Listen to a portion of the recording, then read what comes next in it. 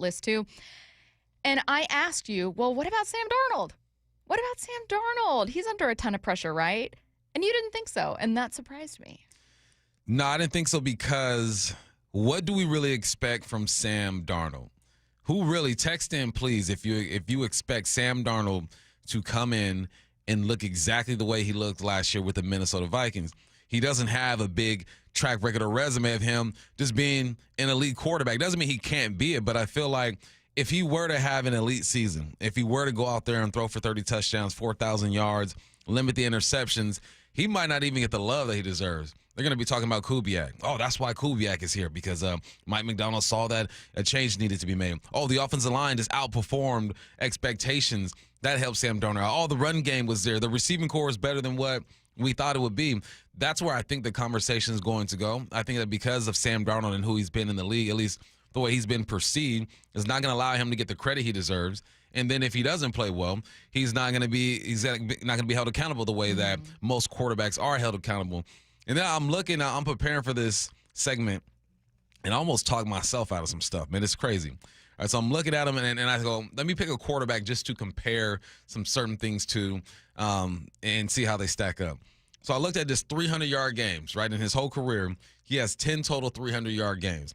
Granted, he's only been a starter maybe 3 years out of the 7 years he's been in the league. He had 1 in 22, 2 in 21, 1 in 19, 2 in 18, and 3 in 24. I go over to Brock Purdy, and I always use Brock Purdy because he is the Kirkland signature quarterback of the league. Yeah, and we love Kirkland brand. We love Kirkland signature. Love Kirkland. I love their alcohol. I love their T-shirts. All their I love snacks. their golf balls. I wore their Uggs instead of real Uggs. Exactly, right? It's reliable. It's not a knock. It's almost a compliment, though. Right? I think so. All right, so I look at Brock Purdy, and in 24 and 23, those seasons combined, he has 9 300-yard games. All right, so I'm like, all right, well, what does that mean? All right, he has more opportunity over there. He's had a better weapons over there, better coaches when it comes to Sam Darnold. So then what's another way we look at quarterbacks? Game-winning drives, comebacks. That's why you pay these guys the big bucks, right? Can you win me a ball game when we absolutely need you to? So, Sam Darnold, if you had to guess how many fourth-quarter comebacks, how many do you think he has? Career? 2. 6. Woo! All right, and now how many game-winning drives do you think he has? Well, now I think he's got 5. He's got 10. God! 10 game-winning drives. I'll look at Brock Purdy. 2 fourth-quarter comebacks, 2 game-winning drive. And let's go even further. I'm trying to convince myself. I'm trying to figure out You're who the doing a heck good job Sam because you're Darnold convincing is. me now, too. All right, I'm like, who is this guy? So now let's talk about his draft class in 2018. Had a heck of a draft class, right? Baker Mayfield probably had the best season he's ever had. How many fourth-quarter comebacks do you think he has? Career? 7. He's got 10, so 4 more. Okay. Game-winning drives, he's got 12, 2 more. This one jacked me up. Lamar Jackson. Oh, no. Lamar Jackson, 10 fourth-quarter comebacks, 12 game-winning drives. Only 2 more game-winning drives than Sam Darnold. Only 2 more. Wow. So what is this? It confuses me because now I'm looking at Sam Darnold, I'm thinking, all right, he really does have the potential to be a good quarterback if he's surrounded by the right pieces, right? If he's surrounded with an offensive line that's good, with receivers who can get it done, and a coordinator who can call plays and make him comfortable. But how do we view him? I think we'll never get away from, I'm seeing ghosts. You'll never get away from your time with the Jets. You'll never get away from that year with the Panthers or with the 49ers. So it leaves you in this area to where he's not going to get the credit he deserves. He's not going to be held accountable the way that other quarterbacks do because of his journey up to this point, which might be a good place for him to operate mentally. I hear what you're saying. I raise you that while there is no pressure on Sam Darnold to perform like a top-tier quarterback, I think that he's facing pressure of losing an opportunity to have the job handed to him. So, for instance, I think there's almost nothing that Jalen Milroe or Drew Lock can do that will give them the job over Sam Darnold. This is Sam Darnold's job to lose, period. And I think that if you have a year where you drastically underperform, not only are you basically on a 1-year contract with the Seahawks, but on your next stop, wherever that should be, you lose that. Yeah. You don't get that back again. You know what I mean? I mean, we talked about Russell Wilson and how after going from Denver to the Steelers, thinking that, hey, it's his job to lose privilege is up in the air. Yep. And it absolutely is. Now that he's in New York, people are going, well, Jackson Dart's looking pretty good. What's going to happen there? no longer is it your job to lose if you lose it. Actively lose it. Mm-hmm. And you have to have a lot of deposits made in order to get that chance over and over and over again. And Sam Darnold simply doesn't. So I think that his future as a starter with any other team is up in the air this year. That's the kind of pressure he's facing. He is not facing the pressure that Lamar and Josh and Patrick Mahomes, and I'll throw Joe Burrow in, they have pressure to be perfect. They have pressure to play like an MVP and pressure to carry their teams. They're getting paid to do it, but they've also shown that they can. So that's the pressure they're facing. An average season from them isn't going to be good enough for their fans. They're going to have people saying they've lost a step and critiquing them and pulling them apart. Sam, if he throws 15 touchdowns and, 14 interceptions, do you have a job next year? People are just going to say, I told you so. Yeah, sure, they will. But he will for have him, a job, just not as a starter. That's what I'm saying. That's a lot. That's a lot of pressure. He's playing with house money, though. He's playing with house money because of just how his career started. This is a big opportunity, and you could lose it. And it was a gamble for the Seahawks to go out and get him, even though I think that was the right move because he was the best available quarterback if you base it off his performance from the year before. But he's playing with house money. He's made $37 million. He was a top 5 draft pick. People back have in already 2018. given up on him. Yeah, I get what you're saying. It's the same trajectory as a Geno Smith. Yes. Right. If you do put together 2 or 3 years, you could make north of $50 million here pretty soon. But because of the way your career started, no one's expecting you to do that. And if you don't do it, no one is surprised that you don't do it. So where does that put him mentally? I know as an athlete, he wants to be the best that he can be and go out there and perform. Yeah, for sure. But he's playing with a different kind of pressure and then obviously with less pressure. Joe and Bellevue said, I like quarterbacks that are good for 4 quarters and the comeback is not needed to win. Live in reality. This is the NFL. This isn't high school football where your team is so good you're going to blow out 7 teams a game and you're going to coast into the playoffs. Josh Allen, the league MVP, has 13 fourth quarter comebacks and 21 game-winning drives. He's the MVP of the league. I looked at Matthew Stafford. Matthew got like 40. This is the NFL. This isn't your Pop Warner League where you're going to blow teams out. Headline rewrites coming your way next. Here comes the 0-2. After a weekend of pitching dominance. Strike 3 called freeze him. Ryan Wu punches out his 7th hitter. Swing and a miss. Strike 3. George Kirby strikes out Triolo. And Castillo scoreless through 4. The Mariners take their 3-series win streak on the road. Mariners Yankees live from the Bronx. Today at 4. Hear every pitch on Seattle Sports on 710 and the Seattle Sports app. The home of the Mariners. Everyone always asks me, what were your top reasons for choosing Advanced Hair? Well, allow me to share, along with some details on, get this, their once-a-year summer savings event. Okay, first off, Advanced Hair stands by the results, and I'm living proof those results are second to none. With Advanced Hair, your own natural hair is guaranteed to grow. Secondly, Advanced Hair combines top-rated physicians with modern technology, creating a concierge quality experience that blew away my expectations. And lastly, Advanced Hair's Advanced FUE begins regrowing your own natural hair the very next day. It is quick, simple, and easy. Now, if you have a flexible schedule this summer and you've been waiting for that special savings opportunity, well, it's here. Advanced Hair's Summer Savings Event will get you the most hair for your dollar. It's their best offer ever. For details to schedule your free consultation, call 425-449-8185. One-day treatment, life-changing results. Your new hair is guaranteed to grow. Before and after pictures at advancedhair.com. Why is Mazda of Everett the #1 dealer on the West Coast? Mazda of Everett is locally owned and operated for 20 years. They work hard to get you their best deal every time and to make sure you drive away happy. With over 700 new Mazdas, they stock more than anyone in the Seattle area. Find out for yourself why people keep coming back to Mazda of Everett. Take advantage of the Mazda of Everett price during the More to Move You sales event. MazdaofEverett.com. Claims based on Mazda USA inventory and sales reports. For over 113 years, Pacific Lamp and Supply Company has been your #1 lighting specialist in Washington, from the Space Needle in Seattle all the way to the Riverwalk in Spokane. With the largest lighting inventory in Washington, Pacific Lamp's knowledgeable and experienced staff can assist with any lighting issue, including intricate lighting and control designs. Plus, they work with all utilities in Washington to get you the best available lighting rebates. Pacific Lamp and Supply Company, Washington's lighting experts since 1912. Visit pacificlamp.com.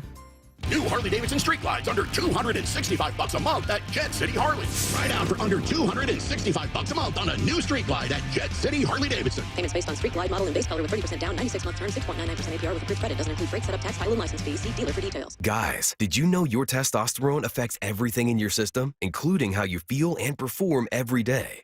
Right now, Revive Men's Health Seattle will check your testosterone for free. Knowing your T levels is the first step in understanding if you have low T. Your testosterone level impacts your energy, libido, sleep, weight, hair loss, mood, and even ED.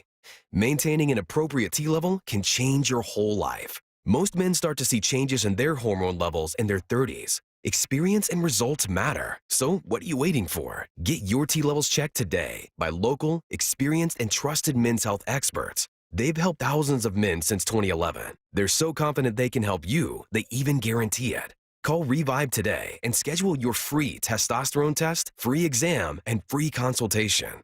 Call Revive Men's Health at 206-529-1111. That's 206-529-1111. Or visit ReviveMen'sHealth.com. Riverside Roofing has earned GAF Master Elite President's Club certification, which puts them in the 99.9th percentile of all roofers nationally. They're right here out of Marysville. You can find them at riversideroofingllc.com, and they are the roofing company you can trust. The home of the Mariners. Left off to center. It is on its way. Julio, two-run home run. Hear every pitch on 710 and the Seattle Sports app.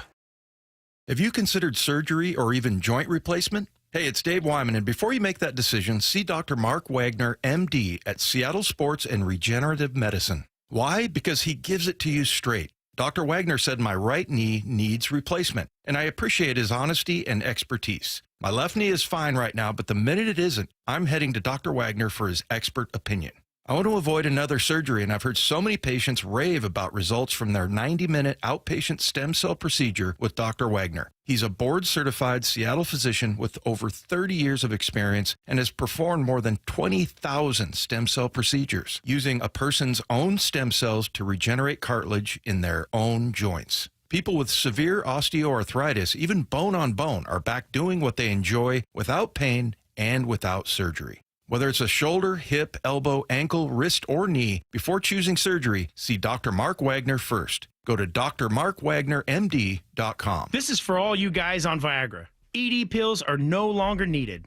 The brutal side effects like 4-hour headaches, blurred vision, and that flush feeling can all be put behind you with our treatment. Here at West Coast Men's Health, we have a better approach to ED. Acoustic wave therapy creates blood flow circulation by safely removing the plaque in your arteries and restoring function naturally. Guys, let me be clear. Pills will never fix your problem. Our equipment is the latest technology, and our medical staff is the best in the industry. So give West Coast Men's Health a call today. Speak with our clinic manager. Ask him any question you like, how it works, the science behind it, and even the cost. If you suffer from ED or Peyronie's disease, give West Coast Men's Health a call today. It's not just about better health. It's about a better life. With clinics in Redmond and Tacoma, call 206-519-6541. That's 206-519-6541. Online at westcoastmenshealth.com. Headline rewrites. We must make headlines. A real story behind the headlines in today's news with Bubba and Stacy. Headline number one, the Mariners start their final road trip of the first half today against the Yankees. What's the real headline? We'll get to watch someone who's making baseball history and also Aaron Judge. That's right. I like that. That's right. That's how you set it up. It's like his Heisman campaign. You know, we got to just uplift Cal so he gets his MVP. That's right. The good thing about playing the Yankees right now, you're going to their Disneyland Mickey Mouse ballpark, okay? So you can clip one and maybe get out, go yard a bit easier. 1-6 their last 7 games. 58 runs they've given up, Stacy. 12, 11, 8, 6, 12, 4. That's crazy. I don't think I've seen a run like this from the Yankees. I'm sure it's happened before, but in recent memory, I just don't believe that.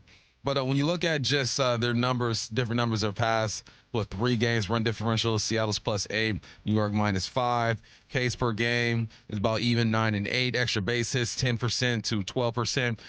I feel like this could be a very competitive series. I know the pitching for the Yankees has been rough. They've been struggling there, especially their bullpen. So, we shall see. It's what team shows up. when you talk about the Mariners? Is it the explosive team where Randy and Cal are going yard, JP's getting on base, or is it the team that's going to get into a pitching duel and have to win a game 1-0 or 2-1? Whatever it is, I'm interested because as of late, the Yankees are gettable. So go to their house, make a sandwich, and go get it. The last time these two teams faced each other here in Seattle, it ended up being kind of what we thought the series would be, which is very hard fought. Seattle ends up losing the series, but they do get a great walk-off win there. And there are also a lot of bombs. These were two teams who at the time were top 5 in home runs.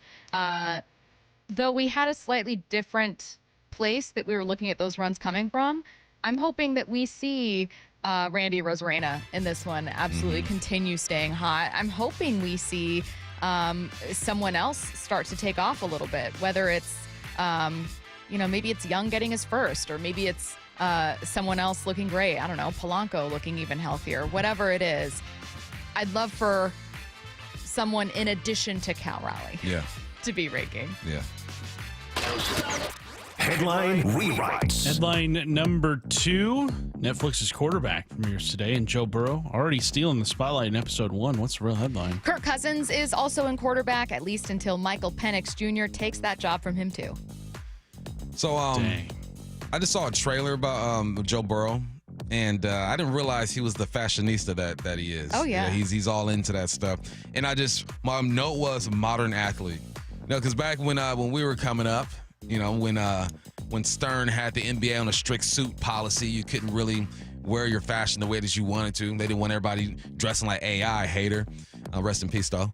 And in football, we were required to wear suits as well. So now these young athletes have more freedom to express themselves, and I like it. Like if you look at I think the best dressed athletes, in my opinion, are NFL players and WNBA players. Yeah. They have the most. The NBA players, they get kind of weird sometimes, man. They look kind of weird with how they do their avant-garde. things. Yeah, but I appreciate the ability they have to express themselves through fashion. I didn't realize Joe Burrow was into fashion the way that he is.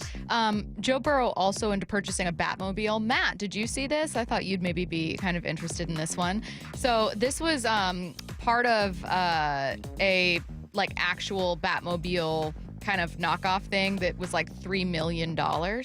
And so in the first episode, Joe Burrow talks about the house break-ins and some other things that curtailed his desire to purchase that. And the quote is, "I didn't end up getting the Batmobile because I just had other things I wanted to deal with at that point." And I love that as a quote on its own, just a standalone quote.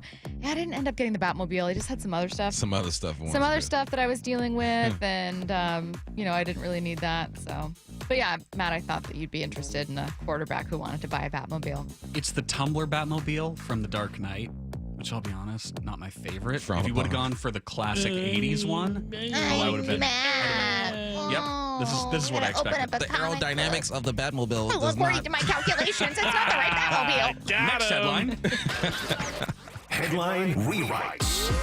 Headline number 3, a video of 8-year-old Cal Raleigh saying he's the home run derby champ went viral on Monday. What's the real headline? It's really cool to see this guy living out a childhood dream of having an absolute dump truck. That's what I wanted when I was a kid. Cal now just looks like he's looking at through a filter, snapping all this up, puts a filter, put a beard on you real quick. He still has that baby face. He just has a filter on right now. I know. I saw someone comment and they were like, "How do you know this is Cal Raleigh?" Yeah, joking. They were kidding. Cal. And then you pointed out, I didn't realize that Dad might have passed some wind. Right in the beginning. Classic Dad. This is the most Dad video that ever Dad did. That's only thing's missing if he would have said, "Hey, listen, shh," boom, and then dropped it. I do it to my kids all the time. I'm like, "Hey guys, I gotta tell you something." Bow, and I hit him with it. That's what I'm saying. Dads love farts, man. I don't know. What is it about? I don't know what it is about you guys, but you guys love, it's like you reach a certain age and all of a sudden you love lawns. Yeah. Sure. I can't tell you, I think men beginning around their mid-30s, you start to walk up to a building and you pause and look around and you go, "This is nice." It's manicured. You think they have sprinklers or do they manually take care of this? Yeah. That's crazy. You appreciate the little things. Yeah, you guys start looking at grills. You know what you start doing? You start going to whatever store you're at and you walk to the TVs and you look at TVs you will not buy and you just go through and like look at the different sizes of TVs. You don't need a TV. You're not going to buy that TV, but you just ask questions about the TV. I started looking at refrigerators too. Like, it's a nice refrigerator. See, that's crazy to me. This is nice. That's like, ones with the touch screens. Why do you need a touch screen? Why wouldn't you? It's just gonna get dirty. Let me tell you what. I have that touchscreen toaster still. I feel like I'm in the future every time I use it. It stalls out a little bit sometimes. It stalls out. What do you mean, like it kind of like freezes where you're like trying to touch it to clear the selection or make the toast darker or do whatever, and it kind of freezes for a minute. Like it's not quite there yet, but I like the feeling of a touchscreen toaster. It's fancy. Yeah, but yeah, you dads, man, you're doing too much. Actually, I think we're doing just the right amount. Because imagine, right? Your lady wants the house to look nice from the outside. You got to get the lawn done. There's nothing like having a full fridge, and it's beautiful when you open it up and the doors move all smoothly. You got a nice freezer on the bottom. Have you ever checked the door at a place that you've gone? Someone's house, you check the door? No, I never checked the door. No, I haven't done that. I ain't there yet. You know how I make donut bets with you guys? I have a new one. If I win whatever the next bet is, you and Curtis have to wear matching jean shorts. Shorts? I haven't worn those in like 25 years. Yeah, I haven't worn those in about the same amount of time. Matt, would that not be amazing? Like you guys have they to come with a little strap on the dad. side. Yeah. Look like John Cena. You know, you can customize them however you want, but you have to wear jean shorts. That would be interesting. My son would not appreciate that. You're embarrassing me. Will the Mariners reunite with an old friend at the deadline? Plus, Dave Sims joins us to preview Yankees-Mariners. That's next. Here comes the 0-2. After a weekend of pitching dominance. Strike three called freeze him. Ryan Wu punches out his 7th hitter. Swing and a miss. Strike 3. George Kirby strikes out Triolo. And Castillo scoreless through 4. The Mariners take their 3-series win streak on the road. Mariners, Yankees, live from the Bronx. Today at 4. Hear every pitch on Seattle Sports on 710 and the Seattle Sports app. The home of the Mariners.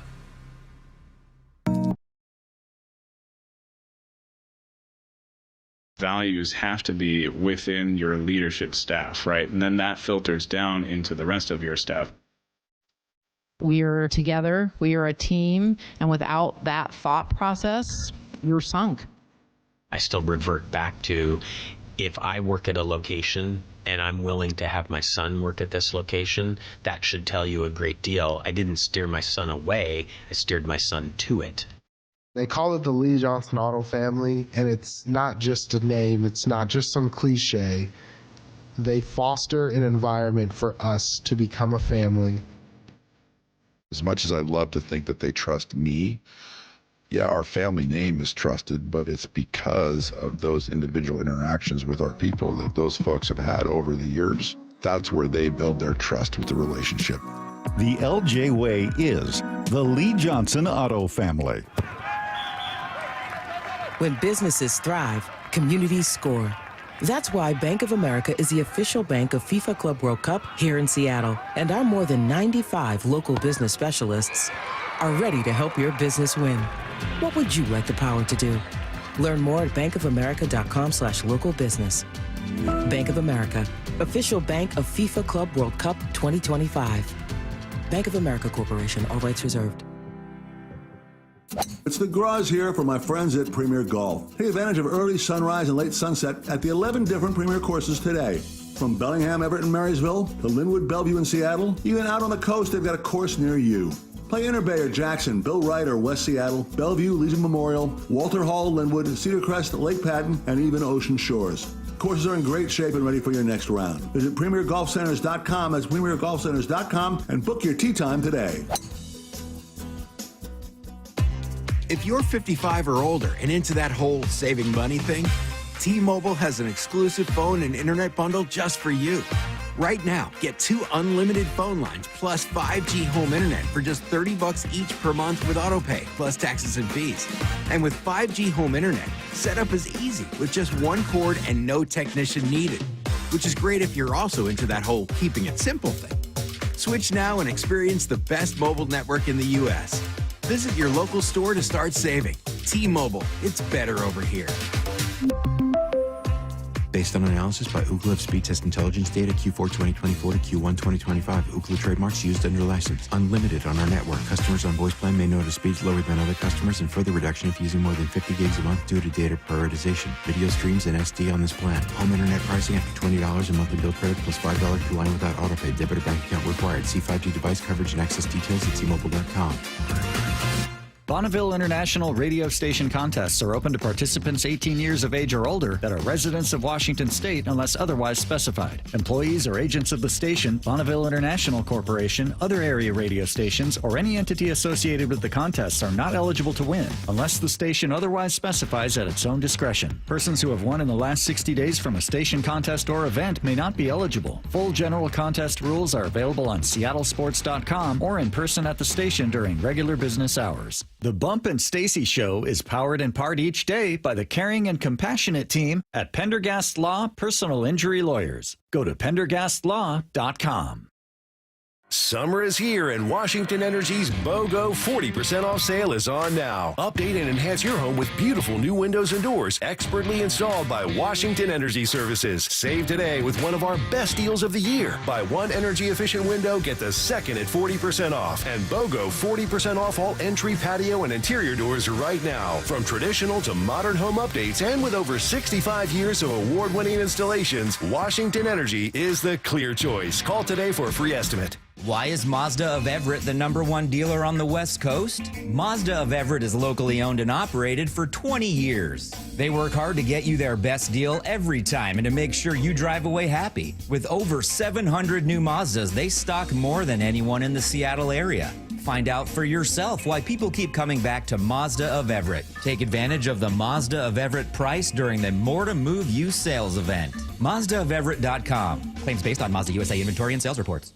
Rick Riz here, and it's the final month to submit your nomination for Pella Windows and Doors of Western Washington's Improve Your Play program. Pella's owners are donating $5,000 to 2 local youth sports organizations. Many local teams are in need of new equipment, field improvements, or uniforms. If you know a team who could use funding, nominate them at seattlesports.com/play. Join Pella Windows and Doors of Western Washington and help our local youth thrive. Go to seattlesports.com/play to nominate a team in need right now. The Everett 3-on-3 basketball tournament presented by Boeing is here. If you've registered, head to the tournament July 12th and 13th. Not a player? Not a problem. Grab popcorn and a seat at Boeing Center Court. Watch and participate in the Tulalip Resort Casino Slam Dunk Contest, Snohomish County Sports Commission 3-point shot contest, and Everett Downtown Storage Skills Challenge. There's something for everyone at the 3-on-3 in downtown Everett. See you this weekend. From the Quantum Fiber Studio, you're listening to Bumpin' Stacy. Weekdays 10 to 2. On Seattle Sports and 97.3 FM HD2. The Mariners are getting ready to open up a series against the New York Yankees on the road. First pitch at 4:10 p.m. Pregame show starts at 3 p.m. A familiar face, Yankees broadcaster Dave Sims, is going to join us in about 10 minutes. Before then, will another familiar face reunite with Seattle? The Mariners traded third baseman Eugenio Suarez to the Diamondbacks in November 2023. At the time, you could kind of see the baseball reason, right? He's inconsistent. He's striking out a ton. But it was a heavily criticized deal because a lot of Seattle fans and frankly, national media felt like it was a salary dump. It also left a hole at third base that wasn't really filled with a power bat ever again. Now, Seattle could use power in the lineup. Geno Suarez is raking. The Diamondbacks are probably not going to make the playoffs. Suarez is reportedly a target for both the Mariners and Yankees. That's from USA Today's Bob Nightingale. A number of other reporters around baseball are saying Geno Suarez is a perfect fit for the Mariners, a perfect fit. Geno, via The Athletic, says, I don't want to leave Arizona. Right now, I feel comfortable. I don't want to get traded. He does not have a no-trade clause. So, unfortunately for Geno Suarez, if it happens, it happens. Bump, would you like to see Geno back here in Seattle? Yeah, most definitely. You need some power in this lineup. We know that he is going to strike out at a high clip. 196 of them things in 22 with Seattle, 214 in 23. But during that time, he hit 31 bombs and 22 bombs. So far this year, he's got 28. I mean, that's what this team is.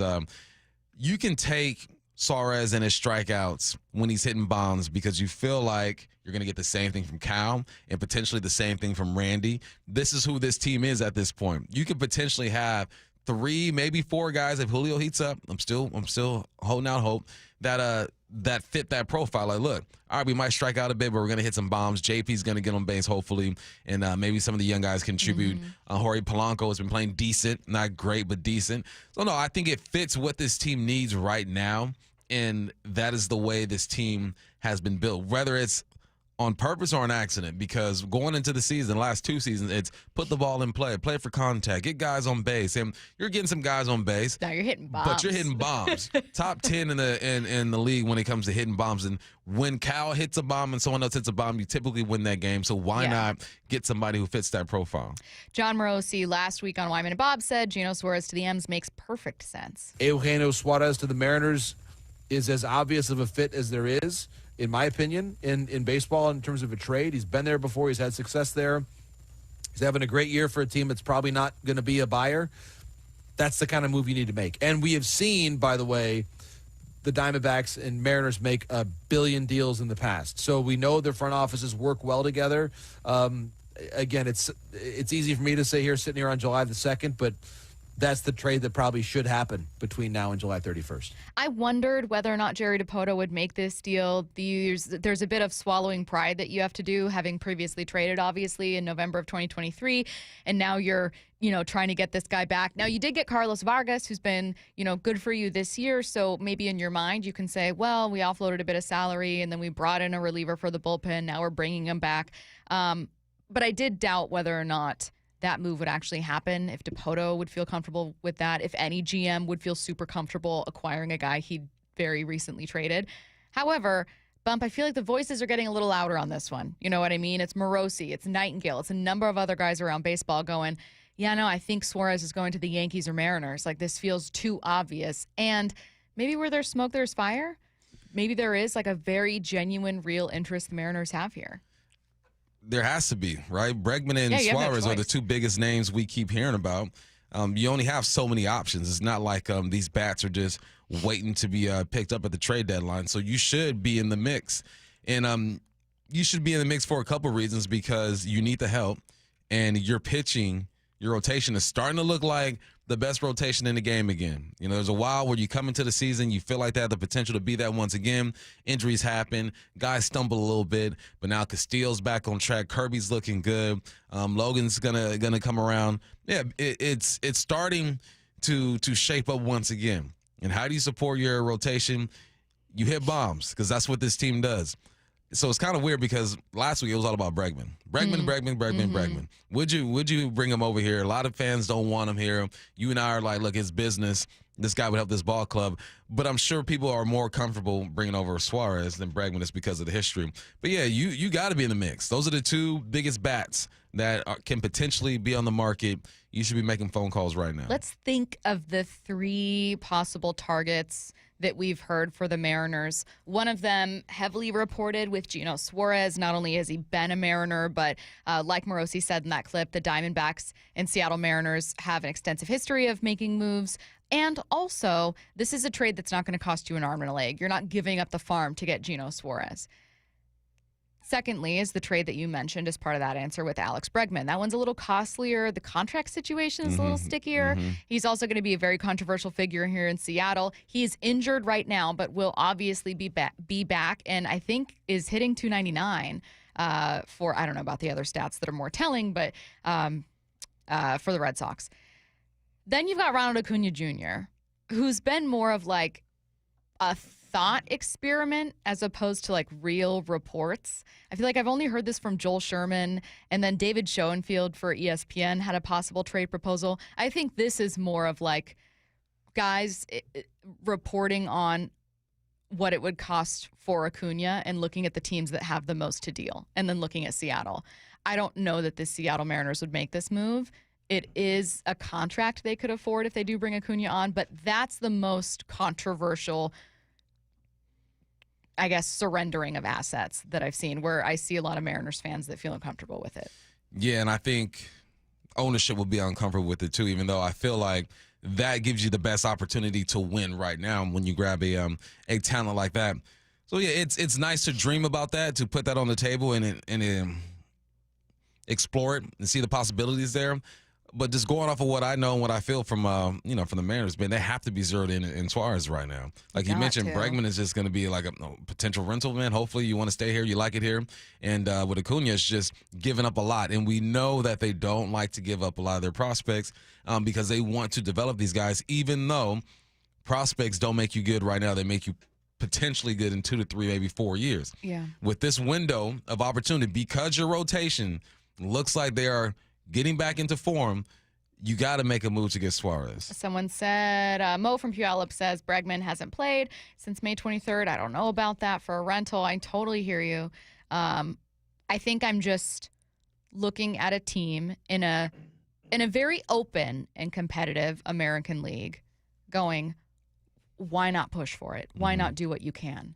And for instance, we'll talk about it in Hype Train, but when people look at the prospects that you'd have to give up for Acuna, right? We're talking like 3 of your top 6 are easy, right? Like a prospect deal, maybe including a starter that would make you uncomfortable, make you very uncomfortable. Yeah, but let's say that like Laz Montez ends up being fantastic and ends up meeting all the expectation and hype. A lot of these guys are with Everett right now, right? Like you're talking about going into 2027 with lots of expectation and lots of excitement around these guys. Like, what about what to do in 2025? What about what to do with the starting rotation? What about what to do with Cal's season? You have this group right now that's pretty competitive. I know they could be better. I know we all like to complain. It's very in vogue to complain about the Mariners, and I'm right there with you. But this is a group that, with some tweaks and additions to offense, could make the playoffs in a weak American League. Why aren't we talking about that?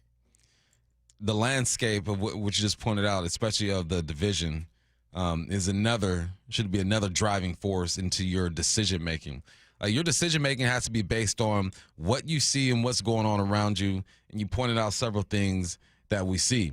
We see the pitching getting better. We see Cal having an amazing year. JP doesn't get enough love. I mean, his on base is crazy right now. He's been consistent. You are getting contributions from young guys at the bottom of this order, and you have assets. And when you're looking at a division, now I'm not, and we talked about this yesterday or maybe on Friday. I'm not looking at the division no more. I'm like, all right, well, 7 games behind you are of the Astros at this point, but you're in that 3rd spot for the wild card. And if you can just go on a run, you can be in the 2nd spot of the wild card. You can gain on the Astros. You're not too far behind to where you don't want to be aggressive. But just aggressive is not the way that I would describe it. Now, say they were to get Suarez, right? And then I'd have to pump the brakes on the ownership a bit, because last year they got Randy, which was the biggest bat. They would get Suarez this year. A few years back, you get Castillo. Like, they have made some moves at the trade deadline. It's free agency, which kind of skews the way that we look at them, because we feel like they're not aggressive there, but players got to want to come here. If they were to make this happen, I pump the brakes just a little bit on the organization and say, all right, I see you trying. Well, and that's where you kind of got to work with what you have. If dealing prospects makes you uncomfortable, but that's the best tool that Seattle has, right? Like, they're not going to outpay or overpay, outspend. They're not going to convince guys to come here as easily. Then maybe that's your best bet to build up a championship roster. And unfortunately for you, you're just going to have to do it. So again, that is the latest. Someone said, why do we keep talking about third base? First base is our biggest issue, and we have no future answer there like we do with Williamson. I hear you. It's more about the bat. I think it's about who's available right now, and 2 of the best bats at the deadline are third basemen, and I think that's why we're all talking about it. You are not wrong there. Williamson's been good defensively, third base. Williamson's been good. Yeah, but I wouldn't mind. Williamson isn't going anywhere. No. He's just fine, but I want to add home runs. Yeah. I badly want to add power to this lineup. Like, with how many times we see guys stranded, runners on base, I've started circling that on my scorecard just at the bottom of, like, left on base, and you're like 2, 1, 3, 2. It's killer. Yep. And you need someone, because guys are going to start pitching around Cal, because they're not going to be worried about anyone else in the lineup. So what are you going to do then? Again, Dave Sims is joining us right now. We're going to jump into this preview. Mariners-Yankees first pitch at 4:10 p.m. Dave, how's it going? Doing well. How you guys doing? We're good. We do want to ask you about this series. I want to check in with where the Yankees are, but Dave, I have to start with Cal. I know he's not necessarily a player you're covering right now, but you know Cal, right? You've known him for years. So what's it like out there in New York to see what he's doing? Oh, it's great. I mean, when we're here, if we're on the East Coast and they're playing back in Seattle, but when I get home sometime, I can catch an inning or two. If I get lucky, I catch more. No, it's been fun to watch, and I'm very happy for him. I mean, he got 35 and 74. Heck, that's a good year. And we're talking a half a season, 90 games, or more than half a season. Couldn't be more thrilled for him. I mean, quiet, sneaky, funny, walked. He's like, for you old timers out there, a Gary Cooper type, strong and silent type, and a very good leader, and commands tremendous respect from this pitching staff. I mean, they believe in him just like Yadi Molina when he was with the Cardinals. Basically, whatever he says, they're doing it, and they're glad to do it. Hey, Sims, I feel like it's a different position for us watching Cal and Judge, rather vice versa. Yankees fans watching Judge and kind of, I guess, following what Cal is doing. To us, we're making a big deal of it, right? We got to catch Aaron Judge. Let's go get it.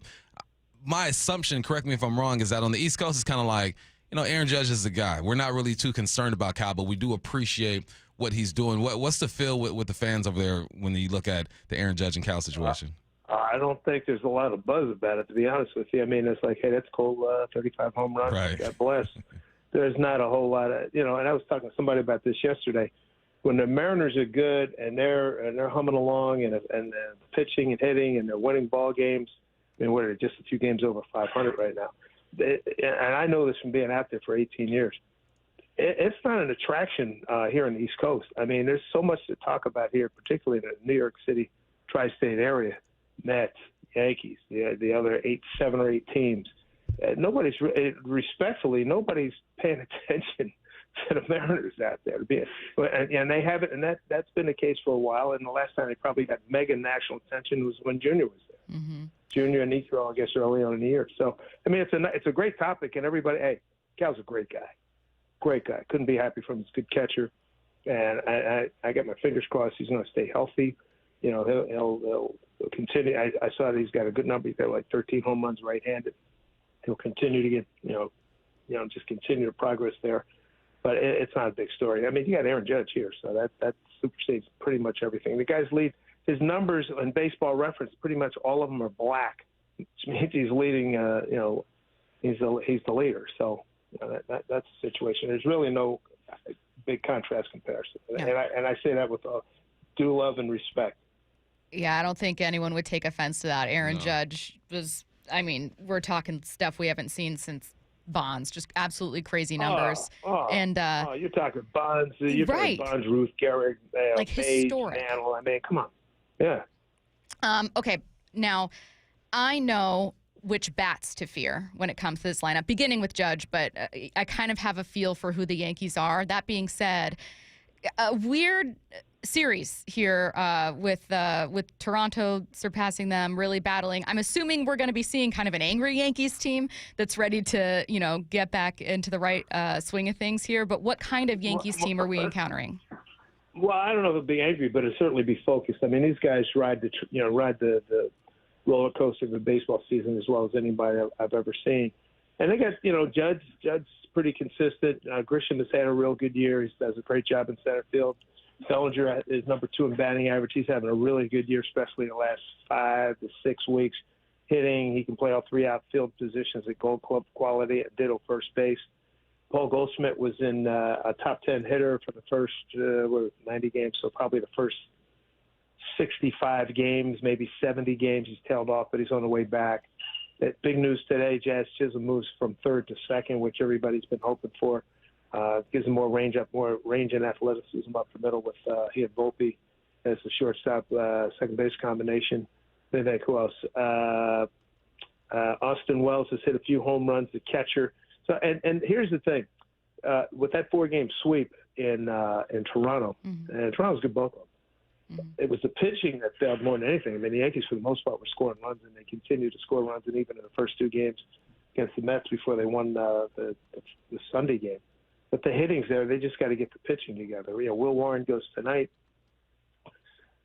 he's had he's a young kid. He's had some ups and downs. They got a rookie going tomorrow night, and then Marcus Stroman going on night 3. So it'll be interesting. And it's hot as blazes here. It's let me look. It is currently 94, and I'm sure the real field is probably 104. Yeah, it's ridiculous. Usually I take the subway. My wife says, "Why don't you get a car?" I said, "I think I'll do that." Hey, Sims, how do the fans over there in New York handle a 1-6 through the last 7, 50-plus runs being given up? Because, as you know, here in Seattle, I mean, the sky will be falling, we will be panicking. But when you look at the Yankees, at least from my perspective outside looking in, you always feel like there's enough talent for them to kind of figure this thing out no matter how bad it gets. What are the vibes over there? Well, that's pretty much on the money. I mean, last year he went through a stretch like this and wound up going to the World Series. And you can say, yeah, they beat some weak Central. Hey, they got to the World Series. That's the bottom line. So these guys have been through this before. And how do you compare New York fans to folks out that way? Well, I got a neighbor who lives the floor above me who's been a Yankee fan. He's a little bit older than I am. So he goes back to early Mantle days, probably late back into Joe DiMaggio. Says, we got to fire the trainer. What do you mean another Tommy John surgery? We got to fire the manager. We got to fire the GM. These guys got to go. So, you're 3 games behind. All right? You're 3 games behind, 72 to play. Got to play Toronto, 3 more times in a couple of weeks, and then have to come back here. 7 more games with them. I mean, stop it already. Overreaction can really be annoying here. And I know from doing sports talk radio here, I mean, nobody overreacts better than New York fans. You think you guys have? You have no idea. Oh, part of me almost respects that the bar is so high that falling out of first place, they're like, rebuild it, trade everyone, tear it down. And then but then a part of you is just like, I heard someone say no one's had it worse than Yankees fans when you think about it. I'm like, no. What are you talking about? The other thing too, the thing that when I was doing talk radio here at FAN and WNBC, let's face it, if you're a smart Yankee fan, if you say you're entitled, and the answer is yes, then you'd be foolish not to answer that question. With 27 world championships, perennial contender. This is they're coming out of the Jeter era, and last year was a big deal making a World Series for the first time since '09. So they got a taste of it back again. And, this generation grew up on Jeter. The previous generation grew up with Reggie and all those cats, Thurman and all those cats. And before that was Mickey and Joe, yada, yada, yada. Hey, they expect, and when George Steinbrenner was alive, he was very demanding, and the fan base sort of really adapted to it. We just had a conversation about Geno Suarez, and the Yankees have been connected to him. The Mariners have been connected to him. How real is that on your end? Are there any other names that you've heard connected to the Yankees? Well, you know me. I would love to see Geno here. Right-hand bat with power. I don't know where he is defensively. I know that when I saw him 2 years he was with us, I thought he was really good. Perry Hill turned him around. I think if there's some tweaks that need to be made defensively, so be it. But last I looked, he's got 28 bombs, and that's you put him in that lineup in the 6 or 7 hole. Oh my goodness! And then it balances out that infield perfectly. You'd have Geno and Volpe and Jazz and Goldschmidt and Rice who might be platooning. I talked to somebody in the note. I said, well, his fielding. I said, his fielding, schmielding. He hits home runs. He strikes out a lot, but he hits home runs. You need more offense. You need offense in that position. I hope you get him. So the person I spoke to sort of nodded head and sort of gave me a knowing look. So we'll see. Yeah. I know one thing. I am really bullish on the fact that they're going to be very aggressive in getting a couple, making someone a third baseman, another reliever, maybe another starter. Logan Gilbert's got a tough battle tonight. We're kind of waiting, and Dave, I know you know this too, for him to kind of pitch through 6. Obviously, coming back from injury, he still hasn't pushed late into games. Let me stop you for a second. Hardly anybody in this day and age, pitches through 6. Do you miss that people don't do it anymore? Oh, it's ridiculous. I am an old, get off my lawn guy. Like you think they should? When men were men, they would pitch 7 1/3 at the very least. It's it's a different game, and they're asking guys to throw 1,000,000 miles an hour right out of the gate. So no wonder. And then when you get a whole bunch of foul balls, the next thing you know, it's 5 innings. That guy's got 90 pitches, and he's got to go. So, and guys are afraid to pitch the contact. And, the guys who aren't the elite guys, they don't care to go right after you. But everybody else, trying to nickel and dime and be cute. Sometimes you just have to blow a fastball guy, And it was funny. The other day we were in Cincinnati, and George Foster said to one of the pitchers as he was walking by, "Hey man, I like what you do, but you got to knock some people down." They don't do that anymore. They don't bunt anymore. And yeah, I know the analytics, and I buy a lot of the analytics, but it's also a field game too, and it's also sometimes it's a very psychological game, and I don't see that anymore as much anymore. Is that your most get off my lawn take about baseball right now? That's one of them. Yeah, guys, hey, he won 6 innings. Big deal. Talk to me when it goes 7 consistent. He is Yankee. Look at Scooble. Scooble's getting 7, 8. Scooble will cut your throat if you try to take him out after 7. So that's the kind of guy I like. Yeah, and unfortunately, the Mariners have drawn the card of facing Skeens and then Scooble coming up here too. So it's going to be baseball. Yep, tough stretch. Cool to see, though. I guess always fun as a fan. Hopefully they end up winning that one. He is Yankees broadcaster Dave Sims. Dave, we miss you. Always good to hear from you. Thanks, Sims. Anytime, gang. Be well. See ya. Take care. Thanks. I love Dave talking about Yankees fans there being like, yeah, they're entitled. They know they're entitled. He's right, though. Did you, Curtis, it might be in the timeline. Oh, yes, Michael Kay. Absolutely losing his mind at fans who were calling for the Yankees to do a rebuild. Basically, like, tear it down, trade everyone. Like, this is absolutely a mess. Get rid of everyone. Must be a great place to be mentally. On the one hand, your expectations are win a World Series or bust, so they kind of get angry about it. On the other, it's a great place. It's frustrating, but great at the same time because you have expectations that are real to win a World Series. So we're on this side, we're just saying, man, let's get into the playoffs and see what happens. Jeff Passan was asked how important this Yankees series is. His answer next.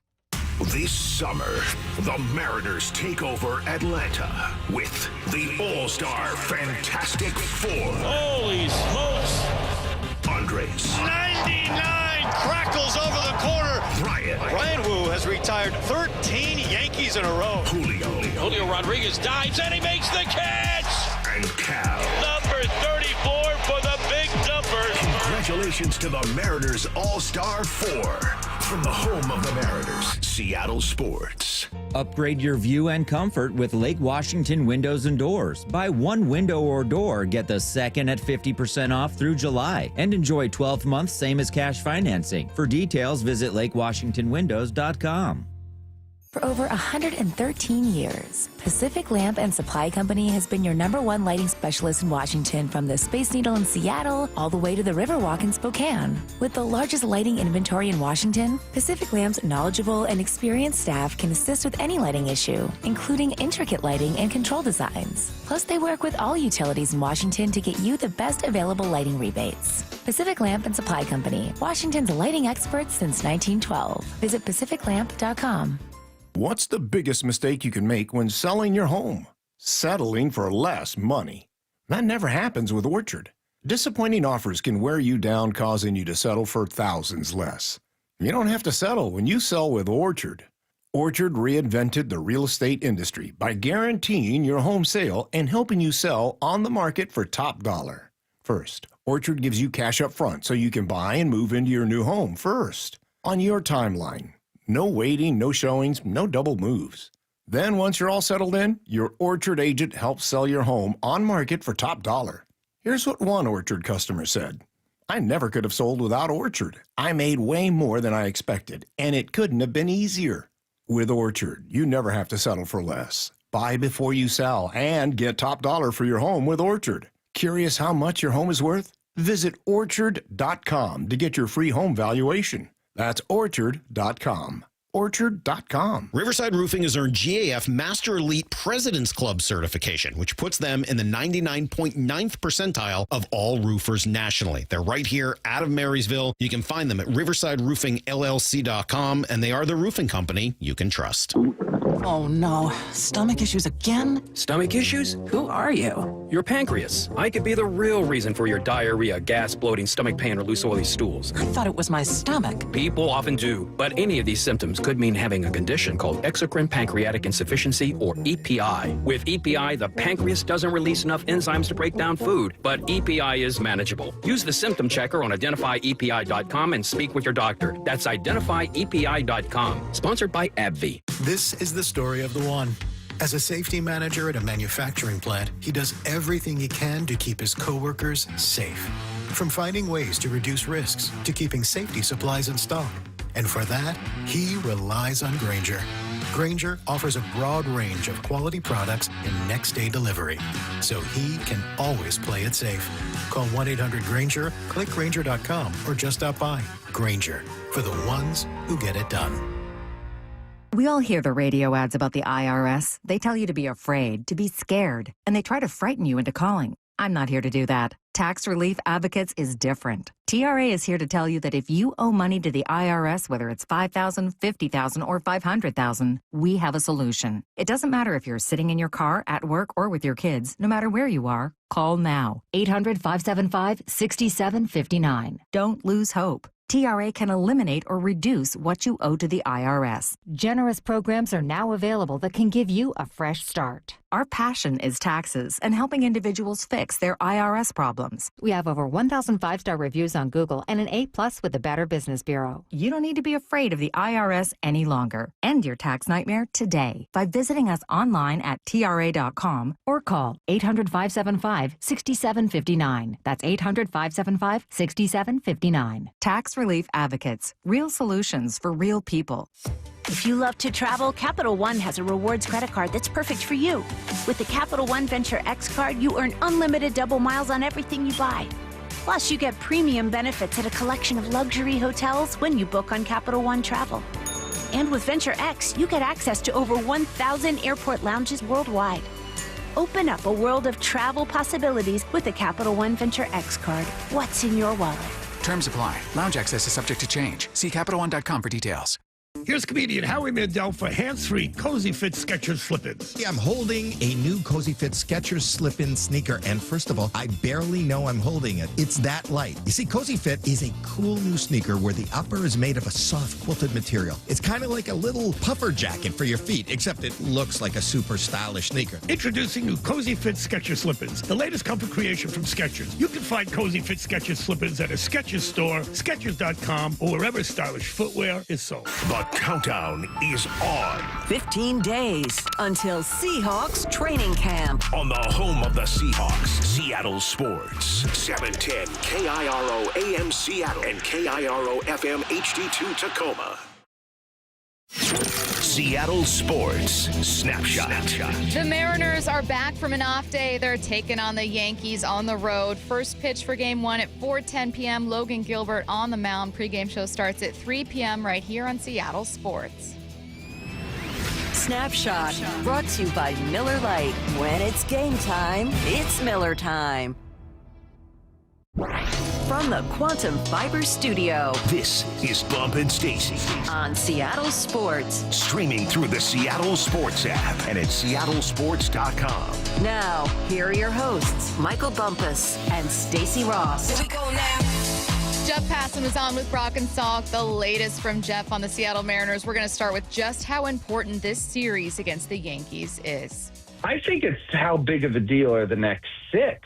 Right? Because if you're the Mariners, don't you look at this like this is our potential division series and LCS matchup? Like these are potentially the two best teams in the American League besides us. And, the Astros have certainly worked themselves into the mix, and the Blue Jays have been fantastic and are on an absolute heater lately and look like a very good team. But I think the M's, if you look at where they're at right now, 6 games over 500, coming off a literal series shutout against the Pirates. They're feeling themselves a little. I get in this kind of mindset sometimes of complaining about the tough stretch of games that the Mariners have compared to the Astros. You're trying to catch up to Houston, and yet they've got this like cupcake schedule, comparatively speaking. And you're going to be facing the Yankees and then the Tigers. Oh, and when you face off against Detroit, you're going to get Tarek Skubal. It's just not going to be an easy ride. That being said, I agree with Jeff. If you want to be a contender, this is a way to test yourself against teams that you would hypothetically meet in the ALCS. Yeah, you always got to step up against the big dogs in the league and see how well you play against them. There's no moral victories, right? They can come out here and lose a game 6-5, and you put up a good fight, but you want to win the fight. Forget putting up a good fight. At this point, you want to win these fights. And how do you win the fights, though? You need your guys to show up. Julio, perfect time, Julio. This is perfect. Perfect time for you to show up and reestablish yourself in this league and introduce yourself to the East Coast. Cal, it'd be beautiful for Cal to go over there and let these people know that you're for real, because after talking to Dave Sims, they give two what's about you. And for Randy to do his thing as well. But no, that's what you're supposed to do. Like when I was coming up, we didn't have Twitter or nothing like that. What I would do is I would look in the magazines and say, all right, who's the best receiver in my area? And I would compare myself to him. Okay, we play them week 3. Let's go get it. It should be in your nature to want to do that. And naturally, you're a professional. You go out, you play hard regardless who you're playing. The Pirates, the Royals, the Yankees, whoever. But it hits a little different when you show up to Yankee Stadium and you know you're playing against a team that made it to the World Series last year, a team who has the reigning MVP, the leader when it comes to MVP right now, but a team that's vulnerable at the same time because they haven't been playing great ball. Speaking of Cal and Aaron Judge, I think that this game is probably going to be framed as like, oh, it's a battle of 2 MVP candidates, but Jeff Passan doesn't think this series puts one over the other. As a former MVP voter, I never really looked at individual series, particularly like series in July, as being some sort of thing that I took into account. So that's me. Maybe other voters are different.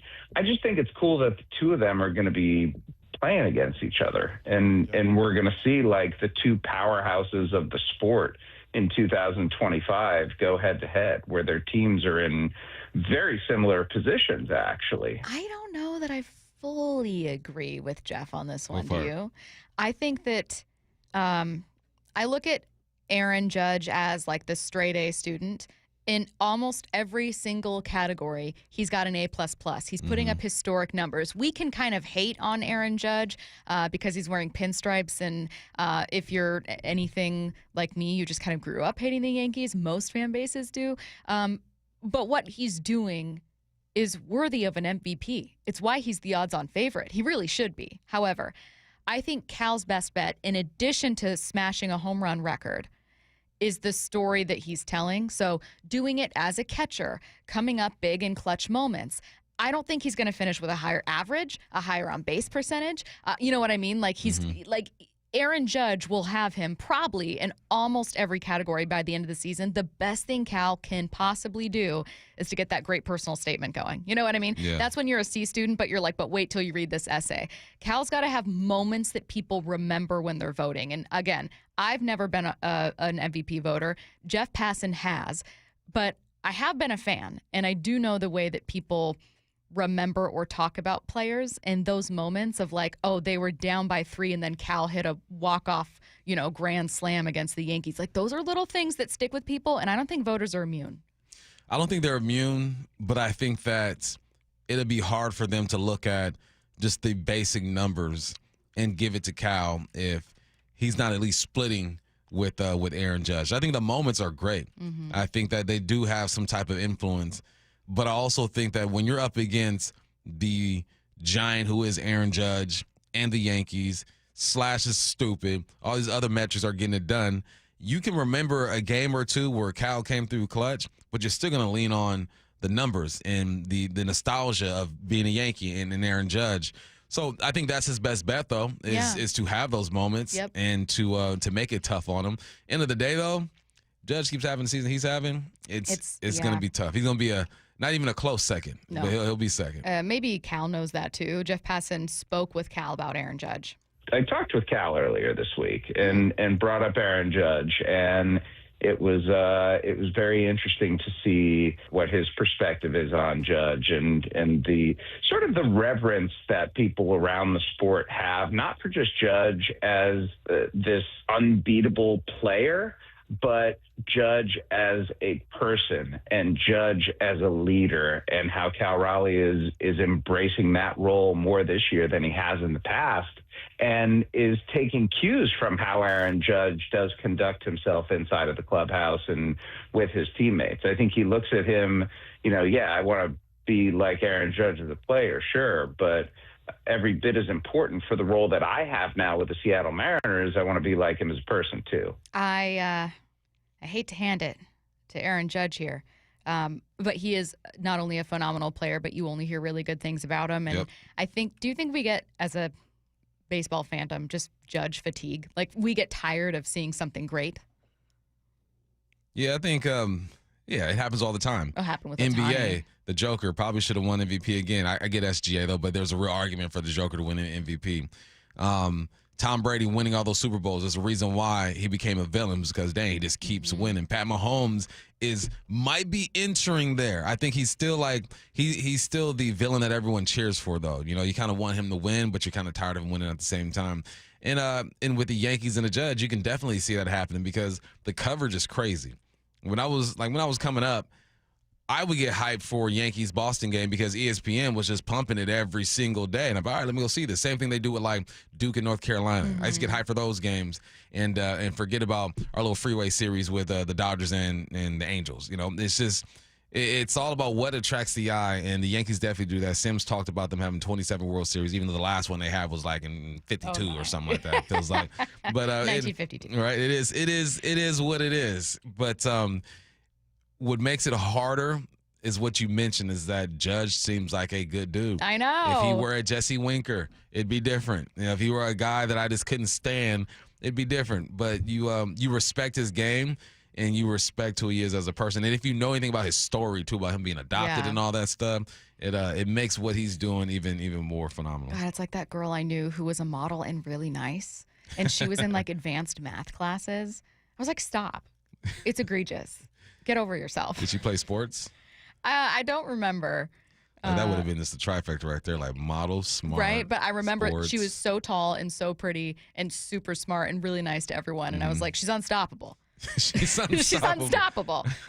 She was my Aaron Judge, and I was just trying to win. Let's go to Jeff Passan asked about Julio's All-Star game nod. Well, he's an all-star, and I appreciate that somebody's defensive contributions can be recognized as his were. But I'm much more interested in how Julio Rodriguez fares this week, because these are the players and these are the pitchers he's going to be seeing in the postseason, right? This is the kind of week where if Julio Rodriguez steps up and has some big games, it makes you Mariners fan feel a lot better, because that's what you want to see. You want to see when it's prime time, how is this guy going to handle it? How is he going to react? What is he going to be? And we know he wants to be the guy. We know he wants to be in the center of everything, but we need to see it. Show us what you got. He's only 24. Bump, do you think we have the full answer to that yet? No, there's still time. There's still time. I mean, he's had a really good season, an above-average season, and then you do what you want with the others. There's still time because he's 24 years of age, and it's like he doesn't have the life experience, right? Like, he just got some money. You imagine all the other stuff that he's dealing with. I think people don't take that into account. They just assume life is perfect because you're guaranteed X amount of dollars. You can do whatever you want to do. But I can't even quote him no more. I can quote Biggie. More money, more problems. That was what Biggie said. More money, more problems. And they're different. And he wasn't wrong. He wasn't wrong. Until you get a certain amount of money, then you have no problems. Then you're sending people to space. But there are just things that he's dealing with that I think affects everything: your day to day, your preparation, your focus, and all that good stuff. And he's learning to deal with it. I did say after this year, though, I will have a more concrete feeling about Julio. It doesn't mean that he can't just demolish that and come out and have a monster year or whatnot. But after 4 seasons, you kind of start to figure out who a person is, but you still leave some room for potential because he's so dang young. Yeah, I would urge people not to go all the way down the slide when it comes to their evaluation of Julio, meaning I started out thinking Julio had the potential to be like MVP candidate all the time type player, just kind of like every single weapon. He's going to hit 30 bombs and have 30 stolen bases and whatever. And I think I've adjusted my expectations to, okay, maybe he won't be exactly the player that I thought he would. Like I really felt in my gut at one point in his rookie season, like, oh my God, this is crazy. I think I'm seeing like a generational player. So I've like adjusted that a little bit, but it doesn't mean send him down. It doesn't mean he can't make your team better. He's a great glove. He makes your defense better. Yep. Like it doesn't mean, importantly, that those things can't be tweaked and fixed and improved. So I think sometimes people start at the top where everything's great, you feel on top of the world, and this player's going to be a superstar, and then they go all the way down the slide, and pretty soon they're like, send him to Tacoma. We are not there yet, so you don't need to slide all the way to the Julio bottom will never there. be sent to You Tacoma. just need to stop with that. He will Like never. I think that's a minority of fans, and it's mostly people that are just angry that he isn't looking like the best player in baseball, and so they feel duped almost. When in reality, a lot of really, really bright minds around baseball in and outside of this organization were really excited about this player. You still are. You're telling me all those people were fundamentally wrong, or is there something that just needs to be unlocked with Julio? That's how it feels to me. It feels like there's some kind of block. There's some kind of thing. He's not hurt. He's not old. Like something is not clicking. That's the Julio problem. I'm not smart enough to know what that is. I'm not a baseball player. What did Bieber say? It's not clocking. It's just not clocking It's to you not that I'm clocking. standing on business right now. Yeah, it's just not clocking. It's not right clocking. now. It's not clocking to Julio right now. Not clocking right now. But it's clocking in some other areas. That's the thing too, man. If he were just horribly defensively, couldn't run the bases, not even making contact with the rock, it'd be a bit different. No, he has you know? every tool in his toolkit. Yeah. So because he's 24, he deserves a bit more time. But by the end of this year, I will lean one way or the other when it comes to him, but still give him the room to grow and mature. Last cut, Jeff Passan on his takeaway from the Mariners pitching after 3 straight shutouts. The Pittsburgh Pirates lineup is awful. Just top to bottom, really, really bad. So there's that part of it. But at the same time, you got to go out and execute your pitches. The Pirates roster isn't so bad that if you leave a middle fastball, it's going to get hit. Like they're talented enough to do that still. What this shows me is that the Mariners starting rotation right now especially is feeling good and feeling healthy and feeling right. And in considering where we were, 6 weeks ago, where there were questions about Kirby, where there were questions about Gilbert, what are the Mariners going to get from them this year? This has to make you feel really good about not just the present, but what those next 3 months hold. And that if they stay healthy, this could be a special run from this team. Do you feel really good? Do you feel better about pitching, not just after this series, but maybe just the last couple games here? Yeah, for sure. I think each starter has given you something to believe in once again, and that's all we were looking for. We realized that it's tough when guys are banged up and you have Emerson and Logan trying to figure out who's going to be that guy there. Castillo getting off to a slower start. He looks good as of late. Kirby. There's just they dealt with some things this year that they typically haven't had to deal with to this magnitude. So you got to give some time to figure it out. But that's who they are. That's the one thing that we knew or hoped they would be, is just great on the mound. So the fact that they're showing that they are getting back to that, it helps. And I hope it helps the decision-making, too, when it comes to getting it back, whether it be Suarez or Bregman or whoever it is. Like, this is the window has opened up a bit. Remember I said it was like propped up in Pioneer Square with a stick?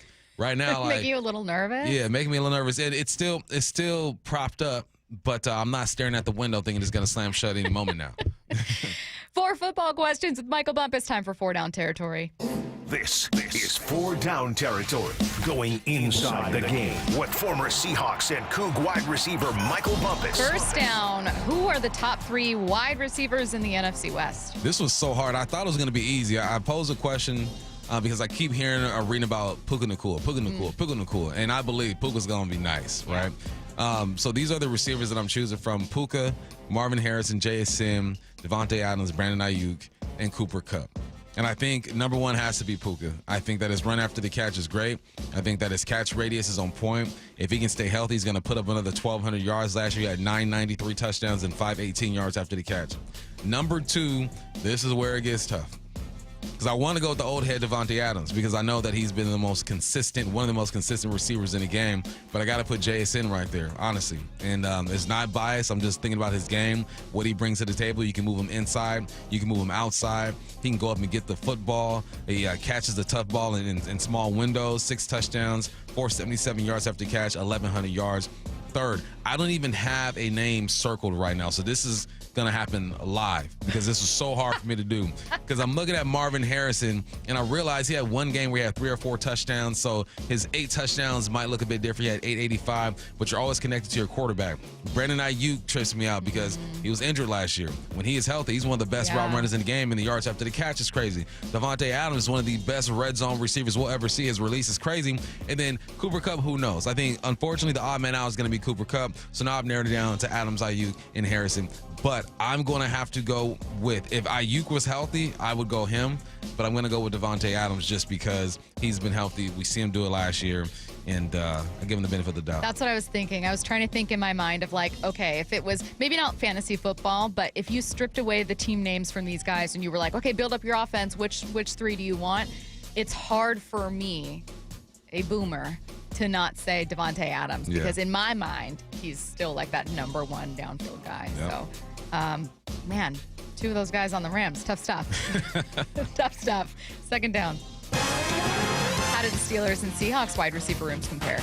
Now, I came up with this because I was reading an article and it said, the Seahawks might have made a mistake, right? And might not fare well at the end of the day when it comes to trading DK to the Pittsburgh Steelers. They might have a better receiver in core. And I'm like, hold on, pump the brakes a little bit on that.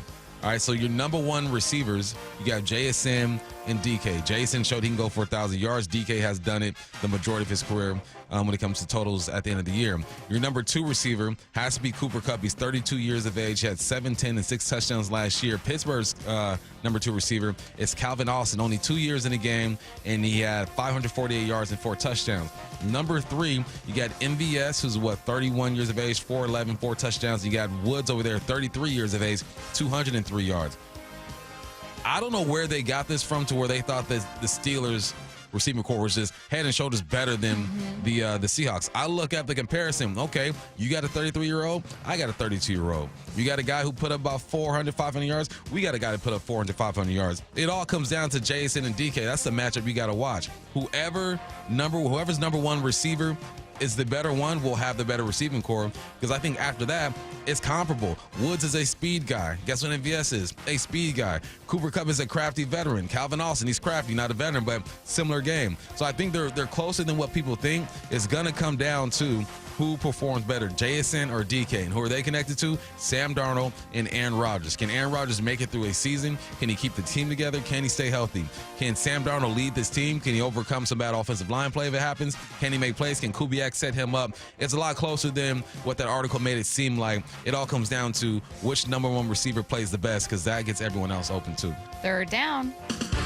Pro Football Focus ranked offensive lines. Where did the Seahawks come in? Was it fair?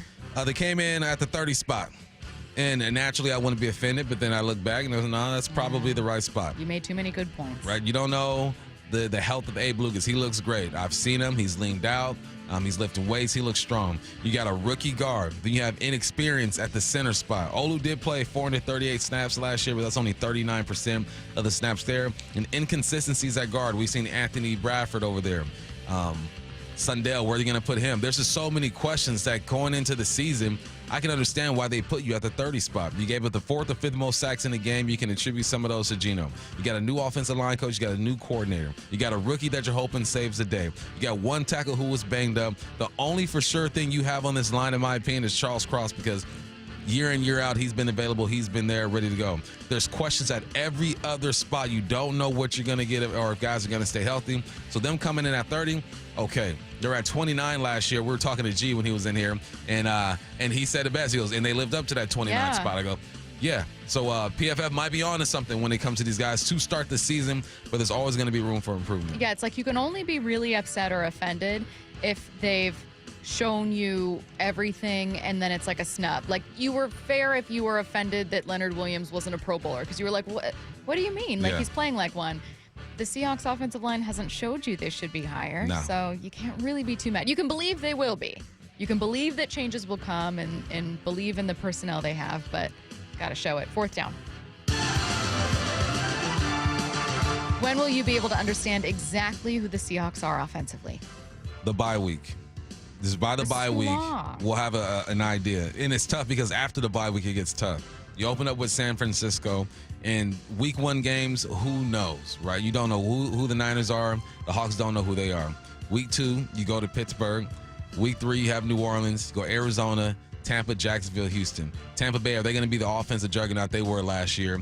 Arizona, they've spent 6 out of their 7 picks on defense. They've gotten better there. And then Jacksonville and Houston, we'll see. Houston had one great year with CJ, one down year with CJ. Jacksonville, like I said, has Trevor Lawrence on the hot seat. I have an idea who they are by the bye week, but it gets harder after that because then you got to play Washington. You got to play the Rams twice. You got to play Minnesota. We'll know who J.J. McCarthy is by then. I think Atlanta's going to be a decent team as well. But yeah, it's going to take some weeks, man, because there's going to be games where they don't rush for 100 yards, where collectively they rush for 85, 90 yards, and people are going to be tripping. There are going to be games where Sam Darnold throws multiple interceptions. Get ready. From the first 7 games, he will have a game where he throws multiple interceptions. You're going to have to figure that out. So because of the newness, we just talked about that offensive line. We talked about the receiving core today. The defense should be okay, but it's going to take me about 7 weeks to really figure out who these guys are. Do you find your optimism level to be, or your outlook for the offense to be higher, lower, or about the same compared to national experts that you read about when it comes to the offense only? I would say about the same because no one's sure about Sam Darnold. Questions on the O-line, and Kubiak's been around for a while. If you look at the numbers at New Orleans, they don't impress you, but you watch film, then you're optimistic. Probably about the same. Just we have to see who's going to be your other guard. Is Grace Abel going to be the savior?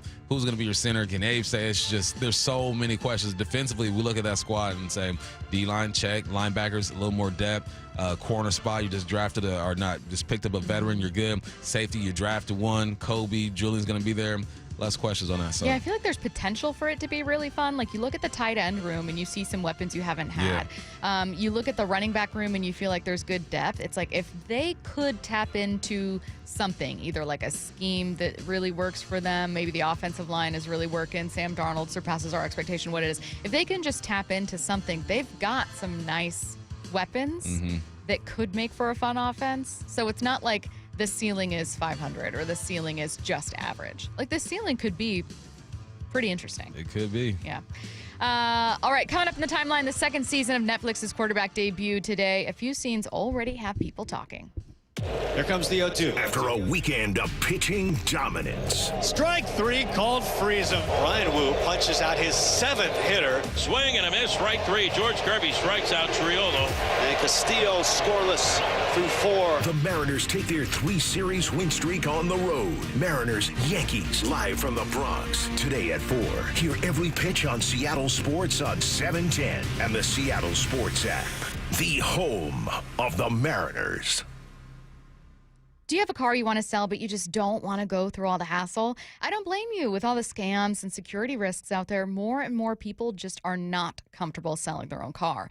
So what do you do if you do want to get the most money for your car, but you don't want to sell it yourself? Stacy here with the answer. It's Wayscar Ford in Auburn. Not only will they purchase your used car and pay you right up front for it, but once they resell your old car, they share half the profit with you. The question I get most is, well, what's the catch? But there isn't one. Here's how it works. This program means that Wayscar Ford saves money by not traveling to buy cars at auction, which means not paying purchase fees and shipping fees and travel expenses. Now they can just share that saved money with you, their customer, rather than outside vendors. It's a win-win. They encourage you to shop around, but if Wayscar Ford can pay the same or more as competitors and share half their profit with you once they resell your car, why would you go anywhere else? They've already shared over $800,000 with customers. It's only at Wayscar Ford in Auburn, wayscarford.com. We meet by accident, fixing every last bit, accurate auto body. If you've been in an auto accident, you have the right to take your vehicle to any repair facility. Accurate Auto Body has been family owned and operated since 1994, and they work for you, not your insurance company. Your insurance company may not love them, but you will, because We meet by accident, fixing every last bit. Accurate Auto Body. This is the story of the one. As a lineman, he does whatever it takes to keep the power on in his community. And he wants a partner like Granger who does the same.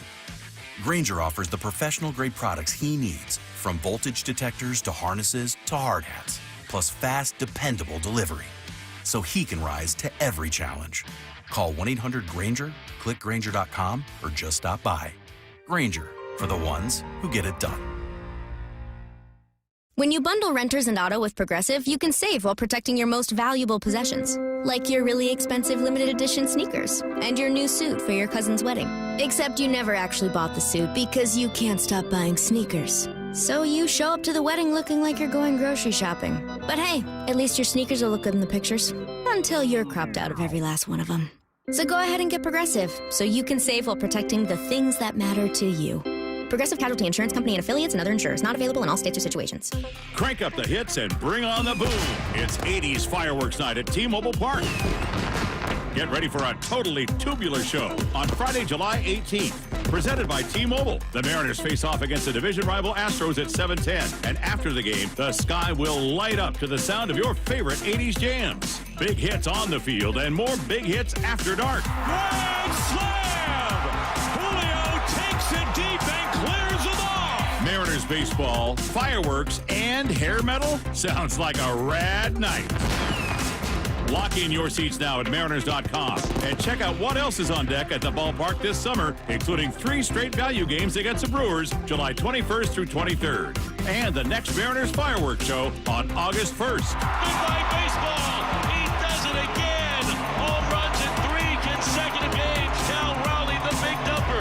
Mariners baseball. Tridents up.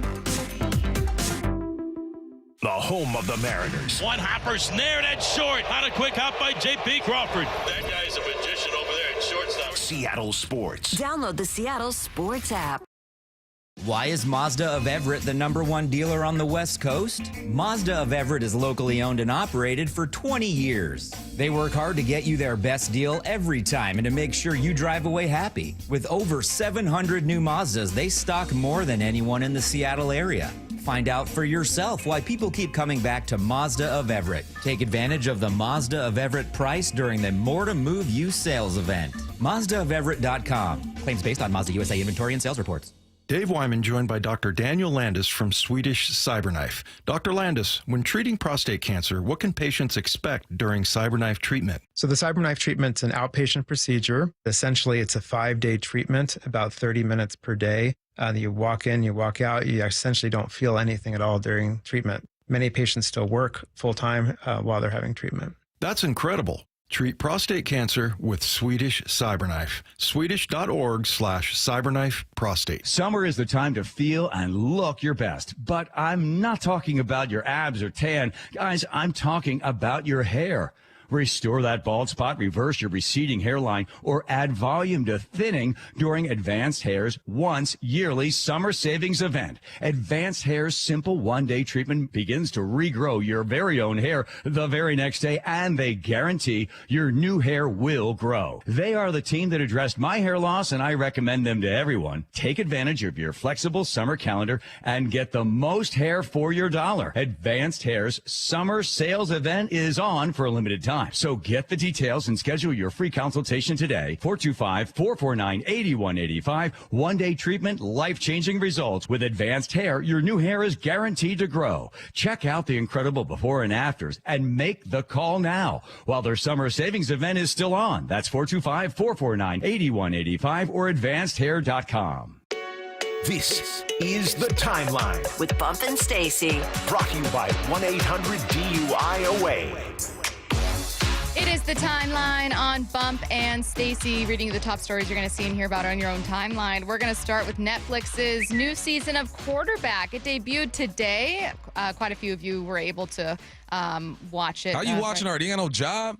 Well, I Been don't going know. to I mean, they have school? scenes that were released. I guess it's summertime. Teasers. You know, people are sitting at home. You should be Maybe they're working. watching it at midnight, waiting for it to drop. Okay. I'm about to say, if you watching it at 8 a.m., what are you doing, man? We got some work to do. A couple scenes have people talking, at least the people with no jobs that are at home watching it. The first is Joe Burrow throwing his offensive line under the bus on the sideline of a Bengals win over the Titans. The penalty train rolls on. What the we doing, man? Wake the up! Mental mistakes all day.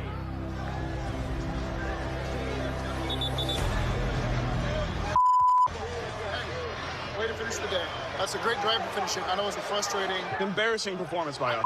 Embarrassing. Listen, we'll address it. But at the same time, let's enjoy some That. We sucked today. That was embarrassing. We jumped off sides 8 times. I know that. Sometimes I walk into an emotional moment that I know I'm walking into an emotional moment, and it becomes a really emotional moment, and it may be viewed as conflict. It's really just passion for the game. You know, I understand that we won the game and we want to be happy that we won the game, but at the same time, when things aren't good enough, I'm not going to act like they were. Is it better that Joe Burrow says we jumped off sides? You know what's jacked We about were this? false starting. He's fine. He is fine. Mm-hmm. You hold your offensive lineman accountable. Let Geno do it. Oh, my God, he's such a bad leader. But no, beautiful Joe Burrow does it, and no one really bats an eye. But that's the way it should go down. Mental mistakes kill you. Jumping off sides kill you. You know the snap count. You know it. Mm-hmm. Defense does not know the snap count. No, I love this, man. I expect this from Joe Burrow. I expect this from Joe, from Lamar, from Josh, from Pat. Anybody who wants to be an elite quarterback, even at your high school level, maybe not curse at your offensive lineman, but someone has to hold them accountable. And I'm all for this, man. He wasn't I think he had 8 offsides and 4 penalties, some other penalties or something. I read the stat line. It was crazy. He should be, because he knows. He's been to the Super Bowl. He knows to get there, these things cannot happen. Keep doing your thing, Joe. I also think that while he's mic'd up for this TV show, so I guess in your mind you should know that it's public no matter what. In theory, it is more forgivable and excusable for me for anyone to say something about a teammate, to throw someone under the bus, to get angry, to get fired up in a game, on the sideline, in the moment, compared to being asked about it in a press conference. Yeah. Right? Like, if you're sitting talking with reporters, the game is over, you've had time to digest it, you've had time to mentally and emotionally kind of take just a breather, and someone's asking you what's wrong, you kind of got to say, yeah, we just didn't perform. Exactly. You know what I mean? Like, you have to, in a public-facing way, back up the guys. You can privately tell teammates, hey, that's not cool, man. Yeah. Or whatever it is you need to tell them. The second, Kirk Cousins said he didn't want to leave the Vikings. I was asked by the broadcasting crew for the game, what about Atlanta made you want to leave Minnesota? And I said, that question is the wrong question. I didn't want to leave Minnesota. There was nothing about anywhere that made me want to leave Minnesota. We wanted to be in Minnesota. But it became clear that we were going to be there year to year. And that's what we didn't want. And at that point, we said, all right, we need to look elsewhere. If that's our only option, then we'll be back. And when we said, well, we looked around and we found there's an opportunity that would be a longer commitment. Would you be interested in giving us that longer commitment? They said, nope, we're good with our offer. And I said, okay, you made my decision really easy. I'm not saying I feel bad for Kirk Cousins. You shouldn't. He's rich. No, I know. Let me combine this with the next cut here. This is him saying he'd think twice about signing with the Falcons in hindsight after they drafted Michael Penix Jr. Ended up signing with Atlanta and was pretty excited about the chance to get down there and start fresh. And then, was pretty surprised when the NFL draft happened. Wasn't expecting us to take a quarterback so high. At the time, it felt like I had been a little bit misled, or certainly if I had the information around free agency, it certainly would have affected my decision. I had no reason to leave Minnesota with how much we loved it there if both teams are going to be drafting a quarterback high. But I've also learned in 12 years in this league that you're not entitled to anything. It's all about being able to earn your spot and prove yourself. These two cuts, to me, this entire storyline with Kirk Cousins this season really just highlights kind of a unique situation that some quarterbacks are going to find themselves bump. You're capable of being a starter. You have done good things. You've never established yourself, though, as a face of the franchise guy. And not only that, but you're well into your 30s. It's a weird situation to be in. It is, and because the Vikings were going to draft a quarterback. That's what they set out to do, and he was aware of that. I also think that the situation in Atlanta was a bit different because I don't think they went in thinking they could get Michael Penix. I think they thought he'd be off the board before it got to them, and things changed. But Kirk Cousins also realizes that, he said it, you're not entitled to anything in this league, right? He's been on several teams where he's been with the Commanders and the Vikings, and he's seen how this business works. If there's a younger talent coming in and they feel like they can get them for cheaper and they're paying you X amount of dollars, they'll make the move. I think that could he have been misled a little bit with Atlanta? For sure. I also don't think Atlanta's going to be like, hey, man, we're going to bring you here, but if Michael Penix is available, we're going to take him. We're saying, no, we're going to bring you here. You're going to be our starter. And on their board, they know or had a feeling that Penix is probably not going to be available. That's the quarterback that we want. Could you imagine you're the Atlanta Falcons and the quarterback you want is available, and you just pay for this veteran to come here? Yeah. You're still going to go get that quarterback because like you said, you're well into your 30s. In the defense of the Atlanta Falcons, I was going to say of Michael Penix Jr., but he didn't have anything to do with this. Had Kirk Cousins been playing lights out and were the Falcons, well over 500 and really, really, really in a great spot, he would never have been benched. I know that he also was dealing with an injury, maybe like inflammation to his shoulder. There were some other issues there that he says was maybe hampering his play. So I want to leave room for like he wasn't at his very best. But that being said, it was your job to lose. You entered as the week 1 starter. Like Penix was backing you up. And they knew that Penix would probably have to sit and develop, even though he was one of the older quarterbacks who was drafted. That was part of the controversy.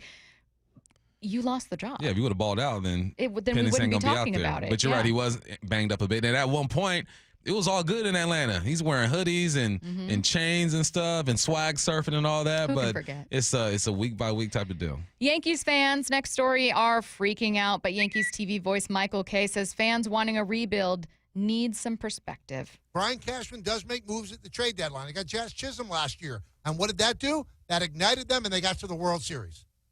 And I love, by the way, Yankee fans that say, they should be rebuilt. They should rebuild, reload. Really? You couldn't take losing in the World Series. You went to the World Series last year, and now you've had a bad 3-week stretch, and you want the manager and GM fired, and you want to reload, and you're going to be able to handle that? You can't handle losing in the World Series. Imagine finishing last in the American League East. Imagine. Some people need their head screwed on a little bit better. I'm not disagreeing with Michael Kay. That's a great point. Yeah. You couldn't handle losing in the World Series. World Series, Craig. Craig. You think you want to be the bottom of the division?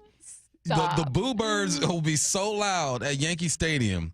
Yes, this was a great take. I can't even add anything to that. That was beautifully said. Last story here quickly. 2 more names have been added to the home run derby field. Minnesota's Byron Buxton and Pittsburgh's O'Neal Cruz. These two join Cal Raleigh, Ronald Acuna Jr., and James Wood. Pete Alonso, the polar bear, declined an invite. He's participated in the last 5 derbies. You know why he declined? He said he's in a good place, and he wants to take some time off. That's not why. No, because he's scared of Cal. Well, Julio's eliminated him twice in those 5 years. He said, I don't want anything to do with a Mariner in the home run derby. Sure. Hype train coming your way next. Here comes the 0-2. After a weekend of pitching dominance. Strike 3 called freeze him. Ryan Wu punches out his 7th hitter. Swing and a miss. Strike 3. George Kirby strikes out Triolo. And Castillo scoreless through 4. The Mariners take their 3-series win streak on the road. Mariners, Yankees, live from the Bronx. Today at 4. Hear every pitch on Seattle Sports on 710 and the Seattle Sports app. The home of the Mariners. To me, the LJ way is to provide an experience that people really enjoy being a part of. And they enjoy being a part of it because they're getting great service. They're talking with somebody that actually they feel cares about them. They care about what their impression is going to be walking away. It's also understanding you're now part of our family, and thank you for doing the business with us. And this is how we're going to show our appreciation through customer service. We're going to show our appreciation with taking care of you if you ever have an issue. Majority of the people that are coming to see us are within our community. These are people who are providing maybe services that we also use in our community. So the LJ Way, to me, somebody can come into a retail setting and not feel like they got to have their guard up. And that's been a long-standing thing in the car business that, we've tried to shake. The LJ Way is the Lee Johnson Auto family. Need a new roof now? With State Roofing and Exteriors, you can get started with 0 down, 0 payments, and 0 interest for up to 24 months. That's right. Protect your home now and pay later. Call 866-ROOF-ROOF or visit stateroofing.com today. What is that sound? Ugh, that sounds like a plumbing sound. Luckily, there's a company that fixes all the plumbing sounds across Puget Sound. That's All Sound Plumbing. Puget Sound's plumbing experts. Have a sound? Visit allsoundplumbing.com. Seattle Children's is leading the fight against pediatric cancer with groundbreaking research in immunotherapy. It reprograms a child's own T cells to hunt down and destroy cancer. It's hope, powered by science. But here's the truth. Pediatric cancer research is drastically underfunded. That's why Safeway is stepping up, and you can too. G. Scott here asking you to say yes to donating to Immunoheroes next time you're at Safeway checkout. Together, we can help fight cancer for all kid kind. Matt Coker here from West Coast Men's Health. Guys, Viagra is not the answer for your problem. I know you think it is, but Viagra has horrible side effects, and for most men, the longer you're on it, the less it works. Viagra is not a curative medication. It's not fixing your problem. It's a Band-Aid for a shark bite. Acoustic wave therapy is the newest technology that can correct your problem, not just treat it. We can do something that no pill can do. We can restore your blood flow naturally. Get off Viagra today. Change your life like the thousands of men who already have, regardless of your age or your medical history. If you're tired of dealing with Peyronie's disease or erectile dysfunction, then call West Coast Men's Health today. With clinics in Redmond and Tacoma, call 206-519-6541. That's 206-519-6541. 206-519-6541. Online at westcoastmenshealth.com. Do you know a woman that gives her all to the sports community, encourages diversity, and empowers those around her? Shannon Drayer here. Seattle Sports is partnering with the Seattle chapter of WISE, which stands for Women in Sports and Events. We want to recognize a woman in our community, and we need your help in finding her. Nominations for the 4th Annual Women of Inspiration Award are open until July 11th. The winner will receive a donation to the cause of their choice. Nominate an inspiring woman at woiseattle.org. The home of the Mariners. It is gone! Cal Raleigh, 2-run home run! Hear every pitch on 710 and the Seattle Sports app.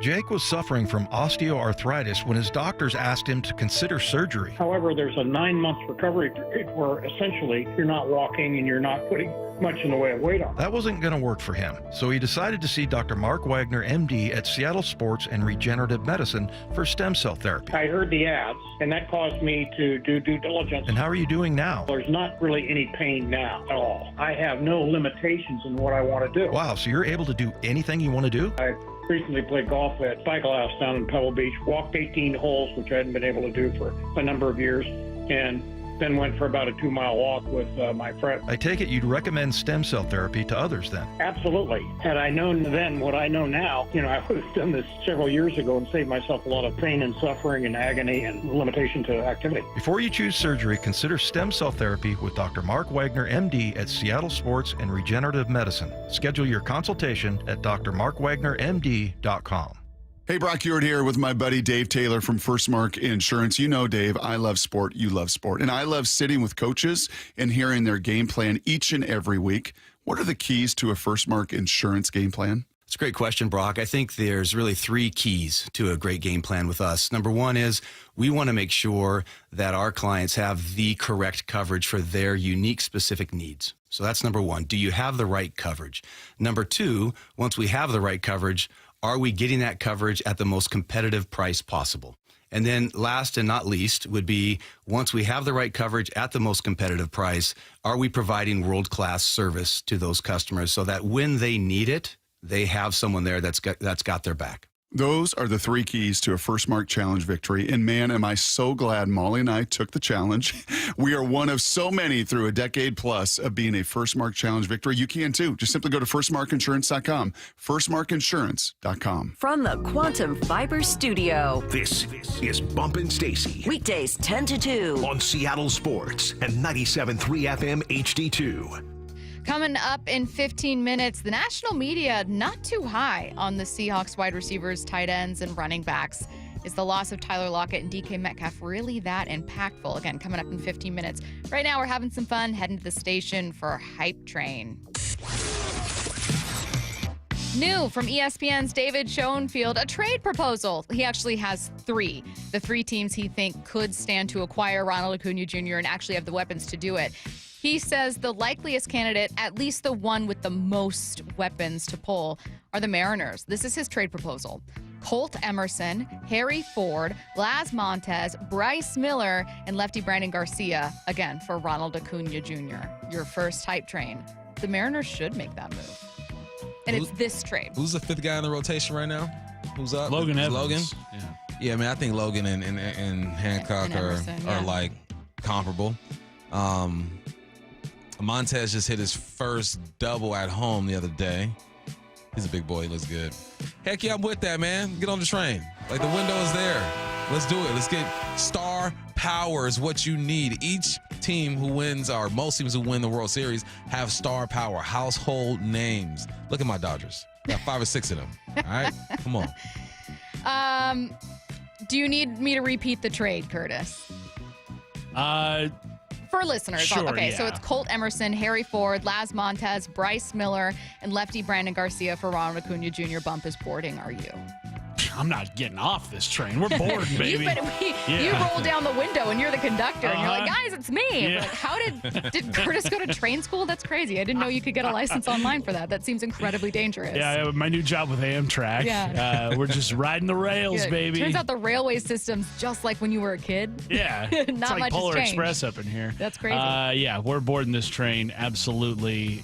I mean, if one of those 5 guys turns into a star level player, I mean, yeah, it's disappointing, but you know what? You got Ronald Acuna Jr. on your team. It's not going to feel so bad. So, yeah, I would absolutely make that trade 100%. I, too, am boarding this train. All aboard this one. It's really painful, deeply uncomfortable, and I saw someone on Twitter responding to Mike Salk who said, I really think Laz Montez could be like Yordan Alvarez. And in my mind, I was thinking, these prospects are so incredibly exciting. I think one of them will end up becoming like an all-star and absolutely an amazing player. But with where they are in the system, do I want to wait until 2027 or 8 or 9 to see them, really start to shine? Then what do you do about 25 and 26 and 27? The band will be not together in 28. You just have to accept you guys are in our sliding door situation here with some of these guys. Okay, next up.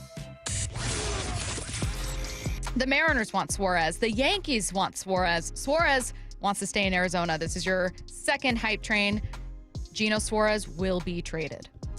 Here's the thing about what you want, Gino. What you want might not be what the organization wants or needs. He's smart for putting it out there, applying some pressure. Like, look, I want to stay here in AZ. I'm sure the family loves it there. And, but it is what it is. They're going to be sellers. You are the product. Mariners will grab you. Yankees will continue to be frustrated with their World Series appearance last year. So, yes, I'm on board. Yep, I think I'm on board. I'm on board. Train. All right, Gino, you going, baby. Go ahead now. You know what? Hit up the realtor from the last time you were here and try to get the exact same spot. Hey, Just it's make it me. all comfortable, Gino Suarez will be traded. Bump is boarding. You don't have to pick a destination. It's just whether or not he's actually going to be moved from Arizona. Yeah, I think he gets traded too. I think he is on his way out of Arizona. There's just too many teams in demand. And I mean, you mentioned the Mariners and Yankees. Both teams have always been, well, the Yankees more so than the Mariners, aggressive at the deadline. The Mariners have been pretty aggressive the last couple of years. With Randy last season, 2022, you had Luis Castillo. So I think Geno Suarez finds his way out of Arizona, even though he may not want to leave. I just think it makes too much sense for the Diamondbacks to move him. I'm boarding this one as well. Second, fully loaded. Wow. I think that there's just where there's smoke, there's fire, and there's a lot of smoke right now. Like multiple MLB insiders who are talking about Geno Suarez as a target. It's not just because he's a home run hitter right now and the Diamondbacks are probably not making the playoffs. There has to be something else there. So, yeah, I'm boarding that one. Next up, the Seahawks will have a tight end finish the season with over 500 yards. No offense, the last one to do it, right? Mm-hmm. And they got so many options. They got good options too. Noah Fant, who is one of the better run after catch type of players. You have AJ Barner, who I think is developing to an all-around guy. But Arroyo is something special, man. He is something special, and I think he's going to be the guy to do it. You're going to see a lot of packages with 2, even 3 tight ends out there. They're going to pack it in, run the football play action off of that. There's going to be a lot of room and opportunity for these tight ends to get it done. So, yes, there's going to be one over 500, and it's going to be Arroyo. The Seahawks will have a tight end finish the season with over 500 yards. Lots of people boarding trains today. Bumps on this one. Curtis, are you? Is that allowed here in Seattle? Well, we're not allowed to have good tight end play, except for the best one in franchise history. I know Jimmy that's Graham, right. I know that's who right. did nothing wrong. Did nothing wrong. Who is the most prolific tight end in franchise history. It's not even close. Innocent. He is innocent. That being said, I don't think the Seahawks will have a tight end finish the season with over 400 yards. I think like 460 will be the most that they have. I think you'll see Cooper Kupp get busy. I think JSN's going to go over 1,000 yards again. I think MVS is going to put up some numbers as well. Not to the level of 1,000 yards, but maybe like 500, 600, who knows. I just don't know if there's going to be enough yardage to go around to get a tight end up over 500. So I'm not boarding this train. You guys Can't make me. Both made exceptional cases. Bump, you're right. There is a lot of hype about Elijah Arroyo, and he is kind of a different profile that you haven't had in here a while. And Curtis, you also haven't had a prolific tight end here in a while. So not a great resume here for a tight end that's going to rack up a ton of yards. I fear I'm going to not board. Only because I think this team is dead set on running the ball more. And I think you're going to have heavy usage with JSN and then just like a lot. I like the way Bob Condotta described it, a very like democratic kind of target usage for some of these guys. But Bump, full bragging rights if Arroyo goes over 500. Next, hype train. This one from a listener. Cal Raleigh will hit more home runs this series than Aaron Judge. I like that. And it's going to happen. Because that's what he does. The torpedo, bat, the dumper, the introduction to the East Coast. Hello, my name is Cal Raleigh, your next MVP. He's going to put on a show for everybody. Can you imagine if it's like first pitch? He swings at the first pitch. He's aggressive. First pitch, he just hits a home run, and it's like, yeah. Mm-hmm. Brooklyn. Cal Raleigh will hit more home runs this series than Judge. Bump is boarding. Curtis, are you? I am boarding. And we had Dave Sims on earlier. I think he's going to maybe slip up and get really excited over a Cal Raleigh home run call just because it's second nature for him. Yeah, so I think that's going to happen. So, Cal Raleigh finishes the series with more home runs than Aaron Judge. I'm boarding this one as well. There's no way. I mean, they're going to have, you heard Dave Sims. They've got a young guy today. We're going to also see a rookie get a start. So pitching has been struggling for this team. I think Logan Gilbert and the rest of Seattle starters are going to have a hard time against the Yankees bats. Like, it's not going to be easy, but I'm going to call 2 for Cal, 1 for Aaron Judge. Okay. In this series. Cal's going to have 2 in the same game. So I'll give him 3. From both sides? Next and last hype train, really fast. This one's from Matt. I did ask for a food hype train. The best 4th of July side is potato salad. That's tough because you can ruin potato salad. You can just definitely ruin really it. Thinking. If it's my mama's potato salad, yes. Anyone else's, I don't know. So I'll say you're aboard. Yeah. Okay. Curtis, the best 4th of July side is potato salad. I'm not going to board this train. I think I might go macaroni salad. Macaroni salad. I'm a little A little crazy. I don't like casseroles of any kind. It's not a casserole. It's Not a a salad. casserole. This is a casserole. Potato salad. It's not a casserole. Potato salad is a casserole. No. Yes, No, it it's is. not. No, it's Isn't not. it just potatoes and No. mayonnaise, basically? Casseroles are Casserole's like got to be cooked. exactly. No, they Yeah. don't. And everything sticks together. Potato salad. I don't want that. I don't want that. What is it? See, Just What's the mustard? best side Wrong then? one. Was it just mustard and mayonnaise? You're looking at some generic. No. What do you mean generic? This is giving Barbara me so made many it. images. You know. Barbara You brought need, that again? You need Auntie Nay to make Okay, that, Babs. not Auntie Barbara. The national media isn't high on the Seahawks skill position groups. Are they right? That's next. Here comes the 0-2. After a weekend of pitching dominance, Strike 3 called freeze him. Ryan Wu punches out his 7th hitter. Swing and a miss, strike 3. George Kirby strikes out Triolo. And Castillo scoreless through 4. the Mariners take their 3-series win streak on the road. Mariners, Yankees, live from the Bronx. Today at 4. Hear every pitch on Seattle Sports on 710 and the Seattle Sports app. The home of the Mariners. Dave Wyman here for Harley Exteriors. When you hear Harley Exteriors, think windows manufactured right here in Washington, specifically designed for our Pacific Northwest climate. Olympic Series windows are offered exclusively by Harley Exteriors. It looks absolutely stunning, much better than a traditional vinyl window, and these windows last up to 60 years. They're going to lower your energy bills and provide year-round comfort. They come with a double lifetime, fully transferable warranty, meaning not only are you covered for glass breaking or damaged seals, it's going to help you with your home's resale value. Very affordable with options like 0 payments and 0 interest up to 12 months for qualified buyers.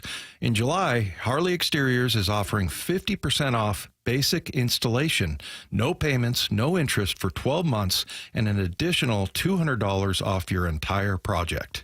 Call 833-HARLEY or go to harleyexteriors.com. Hey, Mike Salk here with some exciting news from a family-owned business that's local here in Western Washington. Yeah, we love to root for these guys. It's Riverside Roofing, and they've once again earned the prestigious GAF Master Elite President's Club.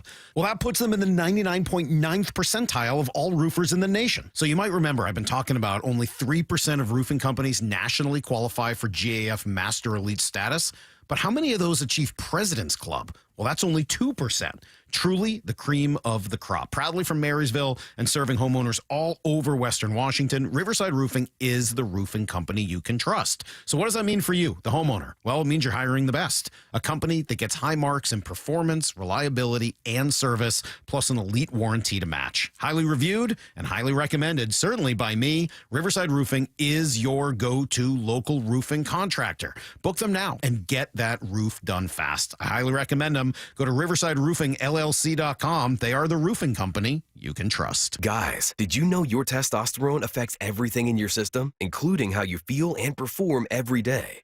Right now, Revive Men's Health Seattle will check your testosterone for free. Knowing your T levels is the first step in understanding if you have low T. Your testosterone level impacts your energy, libido, sleep, weight, hair loss, mood, and even ED. Maintaining an appropriate T level can change your whole life. Most men start to see changes in their hormone levels in their 30s. Experience and results matter. So what are you waiting for? Get your T levels checked today by local, experienced, and trusted men's health experts. They've helped thousands of men since 2011. They're so confident they can help you, they even guarantee it. Call Revive today and schedule your free testosterone test, free exam, and free consultation. Call Revive Men's Health at 206-529-1111. That's 206-529-1111. Or visit ReviveMen'sHealth.com. Drivers who switch and save with Progressive could save hundreds. With that kind of money, you could go big time. The next time you're out to dinner with friends, you can order the shrimp cocktail for the table. And maybe you'll realize it only comes with 4 shrimp after you've already given away 3, but that one shrimp will be so good. And if you switch and save hundreds, you can get shrimp all the time. Switch to Progressive and you could save big time. For shrimp. Progressive Casualty Insurance Company and affiliates, not available in all states. Potential savings will vary. This is the story of the one. As a lineman, he does whatever it takes to keep the power on in his community. And he wants a partner like Grainger who does the same. Grainger offers the professional-grade products he needs From voltage detectors to harnesses to hard hats, plus fast, dependable delivery. So he can rise to every challenge. Call 1-800-GRANGER, click Grainger.com, or just stop by. Grainger, for the ones who get it done. This message comes from Viking, committed to exploring the world in comfort. Journey through the heart of Europe on an elegant Viking longship with thoughtful service, destination-focused dining, and cultural enrichment on board and on shore. With small ships that bring travelers closer to the destination, there's more time to explore. And every Viking voyage is all-inclusive, with no children and no casinos. Discover more at Viking.com. When you're hiring, have you ever felt like you're missing out on meeting great candidates? Well, they're not hard to find when you go to ZipRecruiter. ZipRecruiter helps 10 million people with their job search every day. People who are actively looking for jobs like yours. So it's easy to find the right person fast. 4 out of 5 employers who post on ZipRecruiter get a quality candidate within the first day. Try ZipRecruiter for free at ZipRecruiter.com/free. That's ZipRecruiter.com/free. This is Seattle Sports. Streaming through the Seattle Sports app. KIRO AM Seattle. KIRO FM HD2 Tacoma. Home of the Seahawks, Mariners, and everything Seattle sports. Seattle Sports Snapshot. 2 more names been added to the home run derby field. Minnesota's Byron Buxton and Pittsburgh's O'Neal Cruz. They join Cal Raleigh, Ronald Acuna Jr., and James Wood. The Mariners back in action today with a series against the Yankees on the road. First pitch at 4:10 p.m. Logan Gilbert on the mound. Pregame show starts at 3 p.m. right here on Seattle Sports. Snapshot, brought to you by Miller Lite. When it's game time, it's Miller time. From the Quantum Fiber Studio, this is Bump and Stacy on Seattle Sports. Streaming through the Seattle Sports app and at seattlesports.com. Now, here are your hosts, Michael Bumpus and Stacy Ross. Here we go now. Bump, I have bad news. Well, it's not really bad news. It's just kind of like a take, and I don't know if we'll agree with it. But here we go. Bill Barnwell, not especially high on the Seahawks skill position groups, and I'm talking like a drastic fall. In 2023, so this is, I feel like I shouldn't really describe this since all of you are going, Stacy, we know what it is, shut up, but I'm going to do it anyway. So he's just looking at the tight ends, wide receivers, and running backs. In 2023, he had them ranked 4th. Last season, he had them 8th. This season, 19th. 19th. He said, look, it's a significant overhaul. And he says that means the Seahawks drop. Even while acknowledging that DK Metcalf's 2020 season looks like an outlier and Tyler Lockett's decline has become apparent, Seattle might have still downgraded at both spots by replacing them with Cooper Kupp and Marquez Valdez-Scantling. Here's the thing with Tyler Lockett. Who's Tyler Lockett been replaced by is essentially MVS. All right, and MVS possesses something that Tyler Lockett doesn't have at this point of his career, which is getting down the field. He's averaging like 16 to 17 yards per catch. Tyler Lockett at this last year, maybe the year before that too, was more working underneath the coverage or whatnot, but there's still value there. I understand that. JSN, I think, is a capable number 1 receiver. He just doesn't look like DK Metcalf. I fear or I think that Barnwell thinks that DK Metcalf is just a better receiver than JSN. Definitely. And when you possess that size and that speed, I can understand that because you can do something that is rare. There's only a few receivers who possess that size and speed and downfield threat like DK. It's like him, it's AJ. Justin Jefferson is skinny, but he gets down there. Jamar Chase is a big play type of guy. It's the big play, I think, which kind of makes Barnwell lean towards DK Metcalf. And now it's Cooper Kupp. And I think that's a question mark there, too, because you don't know how just available he is going to be. Last year was DK, Lockett, and JSN. This year is JSN, MVS, and Cooper Kupp. If Cooper Kupp can put together a better year than Lockett did last year, then I think that the season could be a wash because I feel like JSN is going to be in an offense that highlights his attributes a bit more than last year's offense. But I can understand where the hesitancy is. MVS has a history of dropping footballs, and Cooper Kupp hasn't been healthy. And now you're asking your 6-foot wide receiver to be the number 1 guy. On paper, I get it. 19 seems a bit harsh. I think that there's potential with A.J. Barner, Noah Fant, and Arroyo. And I think at the running back spot, if Ken Walker can stay healthy, he'd be okay. I wouldn't expect him to be a top 10 at the position, but 19 seems a little high. I think two things are true. I think that the Seahawks' massive question marks at a couple of these spots, and even though quarterback isn't included here, he has to be part of the equation, as does your offensive line, even though they're not included here. So there's a fair drop. I would be surprised, frankly, if Bill Barnwell had them as a top 10 group. The other thing I find to be true is that it feels like I'm seeing DK Metcalf, Geno Smith, and I'll throw in Tyler Lockett as well, kind of like that trio getting more praise now that they're not with Seattle. Like there's far more fear for the Seahawks with those three gone than there was faith with them here. Like when they were all here, no one was picking the Seahawks to win the NFC West or go on to the playoffs. And I mean, they were right. The Seahawks did not make it to the playoffs. Right. But why last year, and I would argue even the year prior, where there's so many question marks about the Seahawks skill weapons and about their quarterback, and now without those, you know what I mean? Like that's what was keeping you hanging on to the Seahawks. Then why didn't you have more faith in this team? Like they're not wrong, but I also think there's a Seattle element to this that's kind of left unspoken. I think so. I looked at who was 18. She was 18? No, who? It's the Vegas Raiders. Raiders are 18. Exactly my Raiders point. are 18. So Geno adds some value. Hell of a tight end though. Yeah, might be soon the best tight end in the game. To their credit. But at the receiver spot, you don't really have much going on. Jacoby Myers is a 1,000-yard receiver. I'll take JSN over him right now. You have Trey Tucker, who put together 539 and 3 touchdowns last year. MVS or Cooper Kupp's going to be able to do that. And then you drafted a rookie, so I think they're putting a lot of expectations on that rookie over there. This is just what I don't know. Like I don't know, so I'm gonna put them somewhere towards the middle, but towards the back end of the middle of this whole thing, which is fair. I guess I can understand where you're coming from when it comes to that. Obviously, or naturally, we're just gonna have more faith in what these guys can do over here.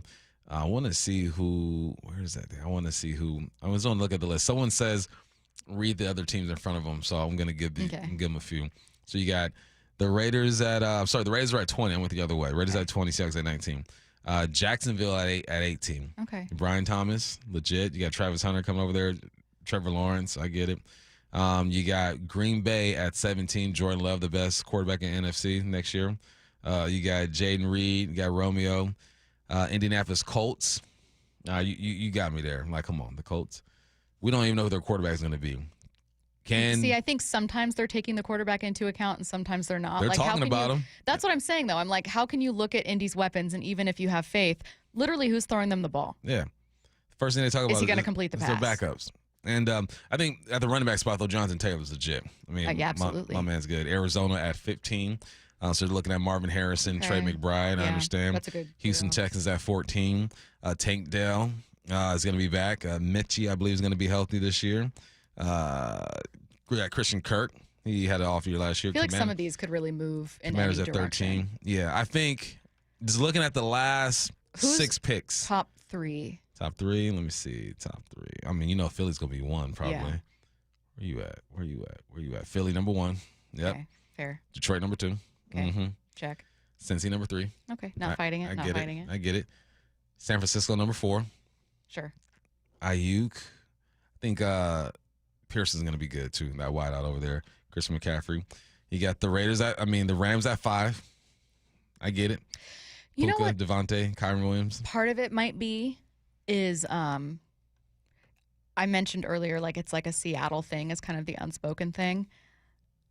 You've heard Cooper Kupp say, I think I still have it. This is on Good Morning Football, what he had to say. Yeah, well, I think there's always a piece of that. I mean, I think every year it feels like there's a piece of proving yourself over and over and over again. And that's kind of the mindset I've taken my entire football career. It's been a piece of, my DNA is to go out there and prove that you can do it. And so there's not so much this added thing of anything changing because, the career change and, or the, team change and things like that. But it's more so just about, my continual just growth as a football player. And I want to go out there and continue to, be a football player that's improving, that's getting better year by year. And it's just less about feeling like I need to prove anything to anyone else, more so about being able to prove it to myself that I can go out there and play this game at a high level and continue to do that and continue that growth pattern that I've had over the course of my career. So that's what Cooper Kupp had to say about how he feels and how he views this season. Hey, I'm trying to not just improve every single year, but like every single year you feel like you have something to prove. So forget the injuries I'd had. If I didn't have those injuries, I'd still feel like I have something to prove.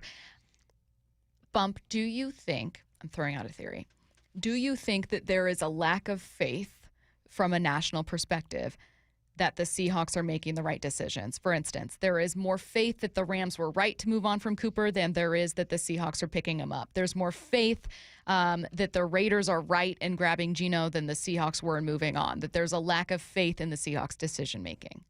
Because you have to have a level of faith in the Seahawks to think these question marks on offense are going to work out. I think you're right.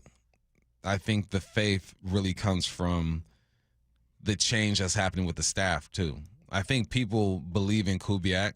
I believe in him, but I also think people are still waiting to see how that whole thing develops. Geno, and that's the thing, too. Geno, he didn't want to be here anymore. No, that's always erased from the story, though. People just think that the Seahawks were like, yeah, get out of here. We don't need you. Yeah. No, Geno just didn't want to be here anymore. I guarantee you there was some type of collusion going on where indirectly Pete was talking to Geno, or maybe directly because Pete didn't have a job at the time. But maybe it's like, look, I might get the job in Vegas. I'm the one who believes in you. Come here and come ride with me. No, I think that it's ironic that that's the way that it feels, that Tyler Lockett holds more value in this situation than Cooper Kupp, that Geno with the Raiders holds more value than he did over here, or the potential of Sam Darnold. What you got for cheap, and he's younger. Like there's transitions that happen in the NFL all the time, and obviously we're not connected to other teams like that, so maybe this has come up before. But it seems kind of weird that Geno leaving Seattle made him better, and Cooper Kupp leaving the Rams to the Seahawks made him worse. When clearly, when you watch the film, no disrespect to Tyler Lockett, my dude, nicest guy ever, Cooper Kupp is a better receiver right now than Tyler Lockett. I can say that confidently. I'll watch film with any offensive coordinator in this league. Anybody who wants to challenge me on that, Cooper Kupp is a better wideout. So it leaves me scratching my head just a little bit. Well, I think that the Seahawks, for some reason, somewhere along the way, lost the benefit of the doubt from some really prominent football minds, like a Bill Barnwell. And I'm speaking for Bill Barnwell here. I'm reading into his analysis wrong. And I apologize for that. He's not listening, though. But it's like people look at the Rams and they think, what a smart team.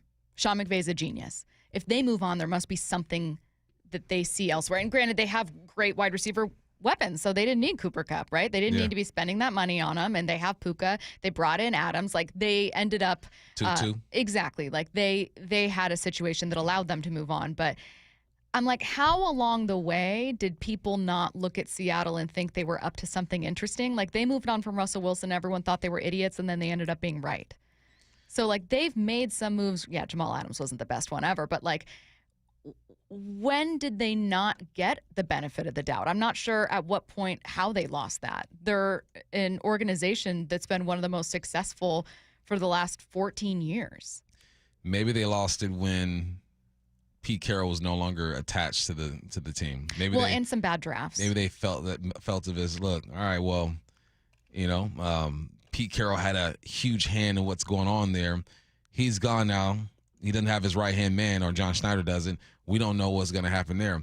Another thing I think that people miss when it comes to the Cooper Kupp deal, yes, we can't ignore he's had some injuries. Right? He's been banged up, so I'm sure that kind of influenced his value to the Rams. Also, the Rams didn't want to pay him what they're going to have to pay him neither. Exactly. Right? He signed a new contract Fair over point. here. And because they didn't want to pay him what they wanted to pay him, and they had a young Puka, you got Tutu over there, and then you bring in an Adams, yeah, it kind of makes sense to get rid of an older guy who's been banged up, who's going to want X amount of dollars. He signed a nice deal over here for $15 million a year. There are always factors into this, and I can't wait until Cooper Kupp just spills the beans, because remember we did the interview with him, and you almost got him to talk about it. He was trying to dance around it. Yeah. He was like, you know what, there's going to be a time and a place where I can really just put it out there and let you know everything that happened. Someone commented, and they were like, that it was like a bad question to ask, and I was like, why? No, Wouldn't you want to know that, like, hey, so, that must feel weird. What's this offseason been like for you? That's the natural question to ask about Cooper Kupp. And then we asked him a ton of other things. For sure. But you want to know why? Like, why? Yeah, like what happened there? Yeah, I think we've settled on there's a lot of unproven stuff here. Yep. And ultimately it comes down to some people, maybe especially in the city, give Seattle the benefit of the doubt and maybe feel more excitement about the question marks. Other people, in this case, Bill Barnwell, are filling in the blanks going, I got to be honest. Like, I don't have a lot of faith that it's going to work out. And that's okay because there's no answer yet. So you can't be mad at someone. I get it. Yeah, we'll see what happens. Let's get to headline rewrites. Extra, read all about it. Headline Rewrite. We must make headlines. The real story behind the headlines in today's news with Bubba and Stacy. Headline number one, the Mariners start their final road trip of the first half today against the Yankees. What's the real headline? We'll get to watch someone making baseball history and also Aaron Judge. Sorry, Aaron. Oh, he's doing insane things. Cal, introduce yourself to the East Coast, man. Please do. Introduce yourself. Do it in the classy way that you've done it all year. Both sides of the plate. Be great behind the plate. Just do what you've been doing. Because after talking to Sims, who I love, you know that we already knew this about the East Coast. They don't care about us over here. They don't. And Dave just reaffirmed that thing. He sure did. You go ahead and you take that long flight to New York. You're already there and playing that Mickey Mouse Disneyland ballpark and let them know that if Judge was playing at T-Mobile, things might look a bit different. And you've been doing great over here.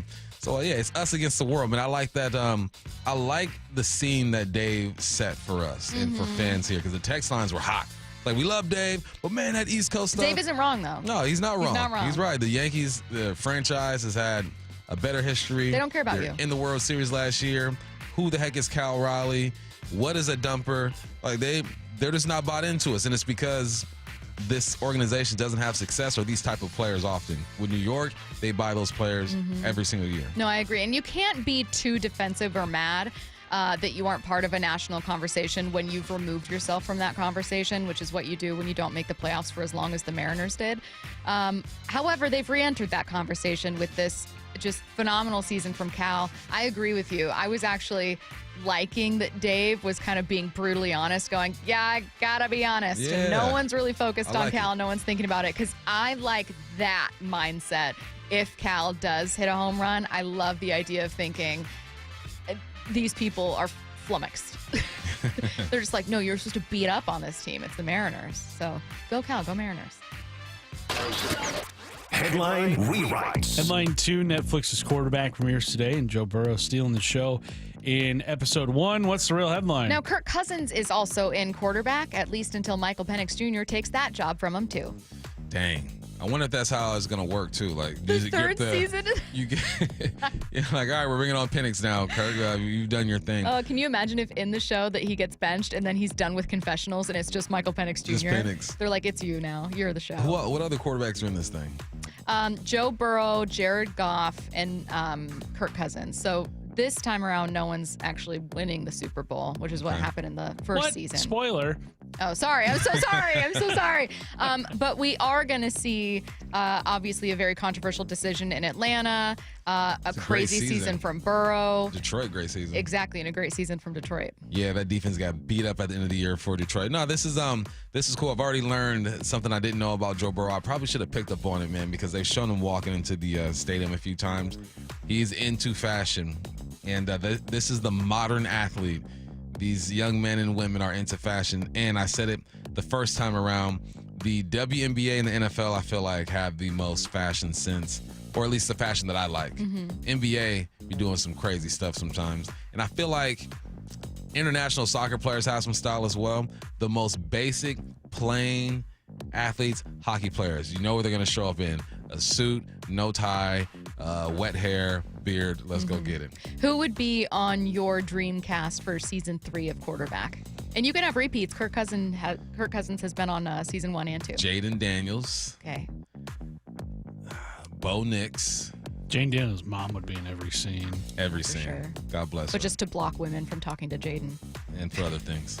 Maybe Caleb Williams. Yeah. Caleb. You got to throw So a you're vet just going in with there. the youth movement? You got to throw a vet in there. You got to get someone in there who's got kind of a pull at your Has heartstrings. Josh Allen story. been on it? Josh Allen. No, Josh Allen would be a really good one. Yeah. He just got married too, right? To that actress. Oh, you got Haley Jameis Steinfeld. Winston. Yeah. Jameis. You have the whole Giants quarterback room. My ideal cast for quarterback season 3 is just the Giants quarterback room. That's it. So weird. No, the Giants room in Cleveland. Truly. You know what? That's not a bad Right. idea. It's just kind of like, hey, here's 2 really messy quarterback rooms. There's absolutely going to be a quarterback carousel. We don't know who's starting. You've got guys who have been to and won Super Bowls, rookies, and then guys that are just kind of characters. It's everywhere. Those rooms are everywhere. Who's the week 1 starter for either team? For Cleveland, it's going to be Shador. I said Joseph Flacco. Yeah. Yeah. Things gonna be Shador.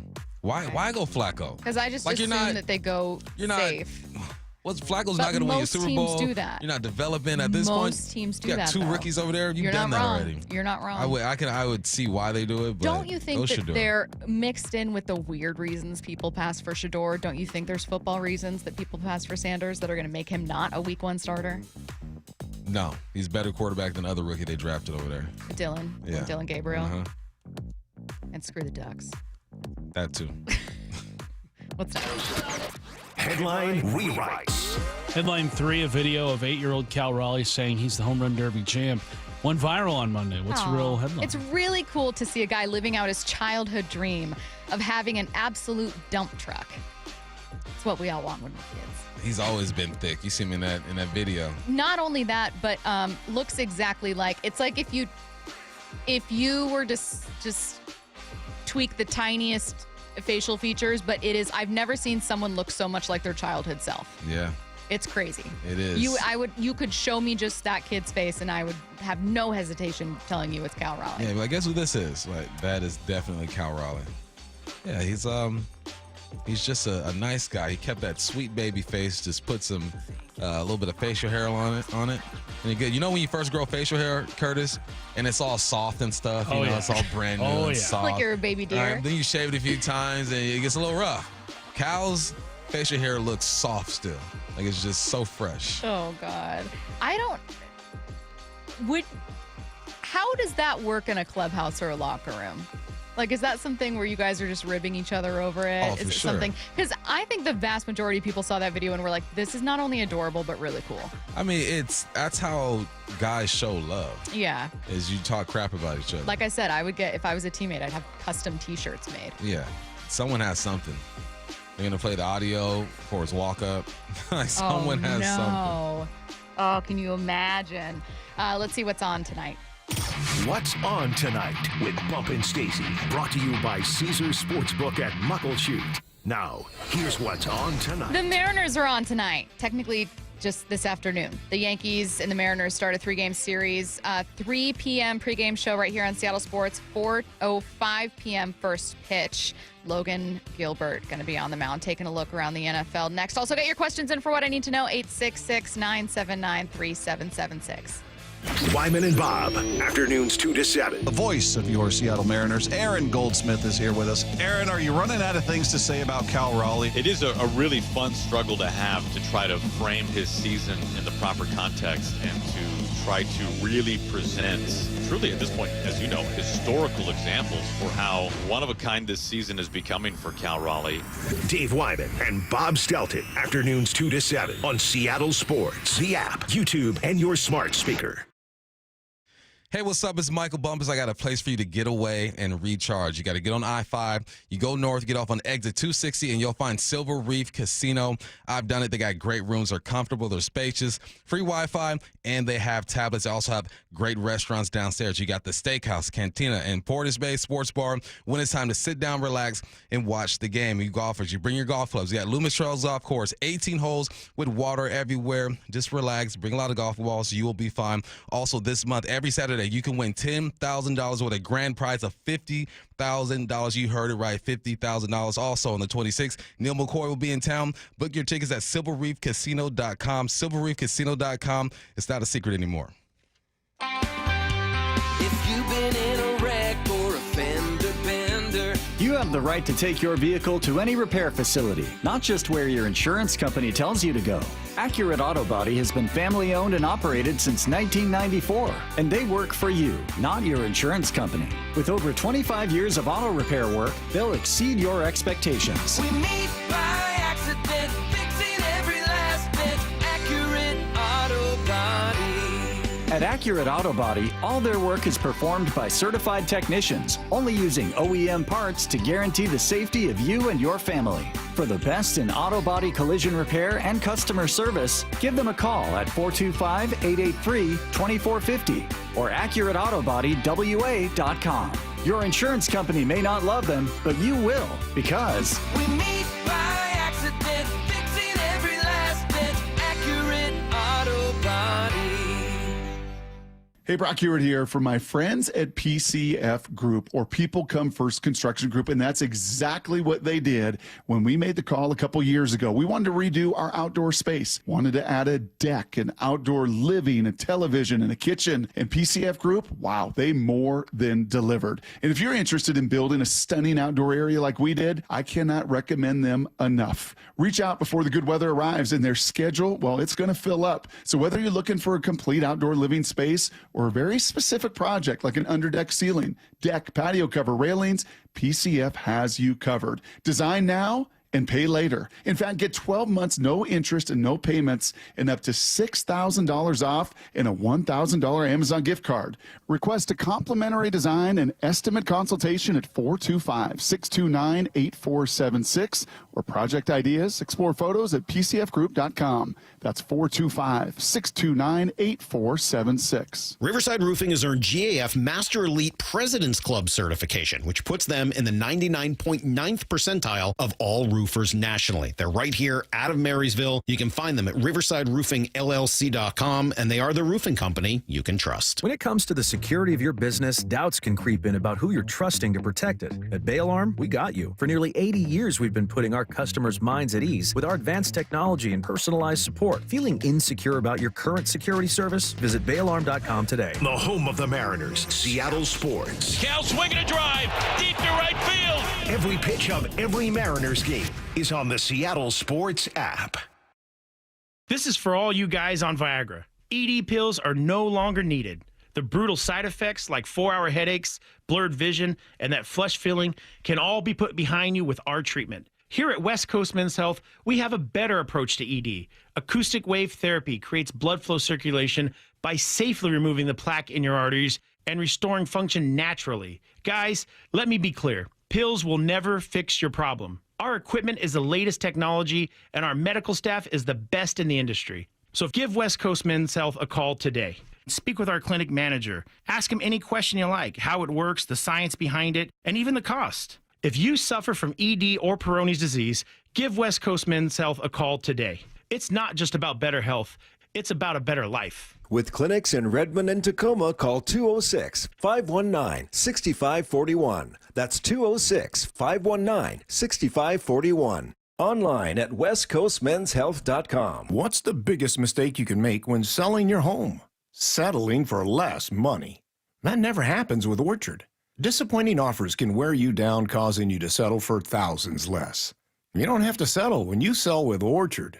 Orchard reinvented the real estate industry by guaranteeing your home sale and helping you sell on the market for top dollar. First, Orchard gives you cash up front so you can buy and move into your new home first, on your timeline. No waiting, no showings, no double moves. Then once you're all settled in, your Orchard agent helps sell your home on market for top dollar. Here's what one Orchard customer said. I never could have sold without Orchard. I made way more than I expected, and it couldn't have been easier.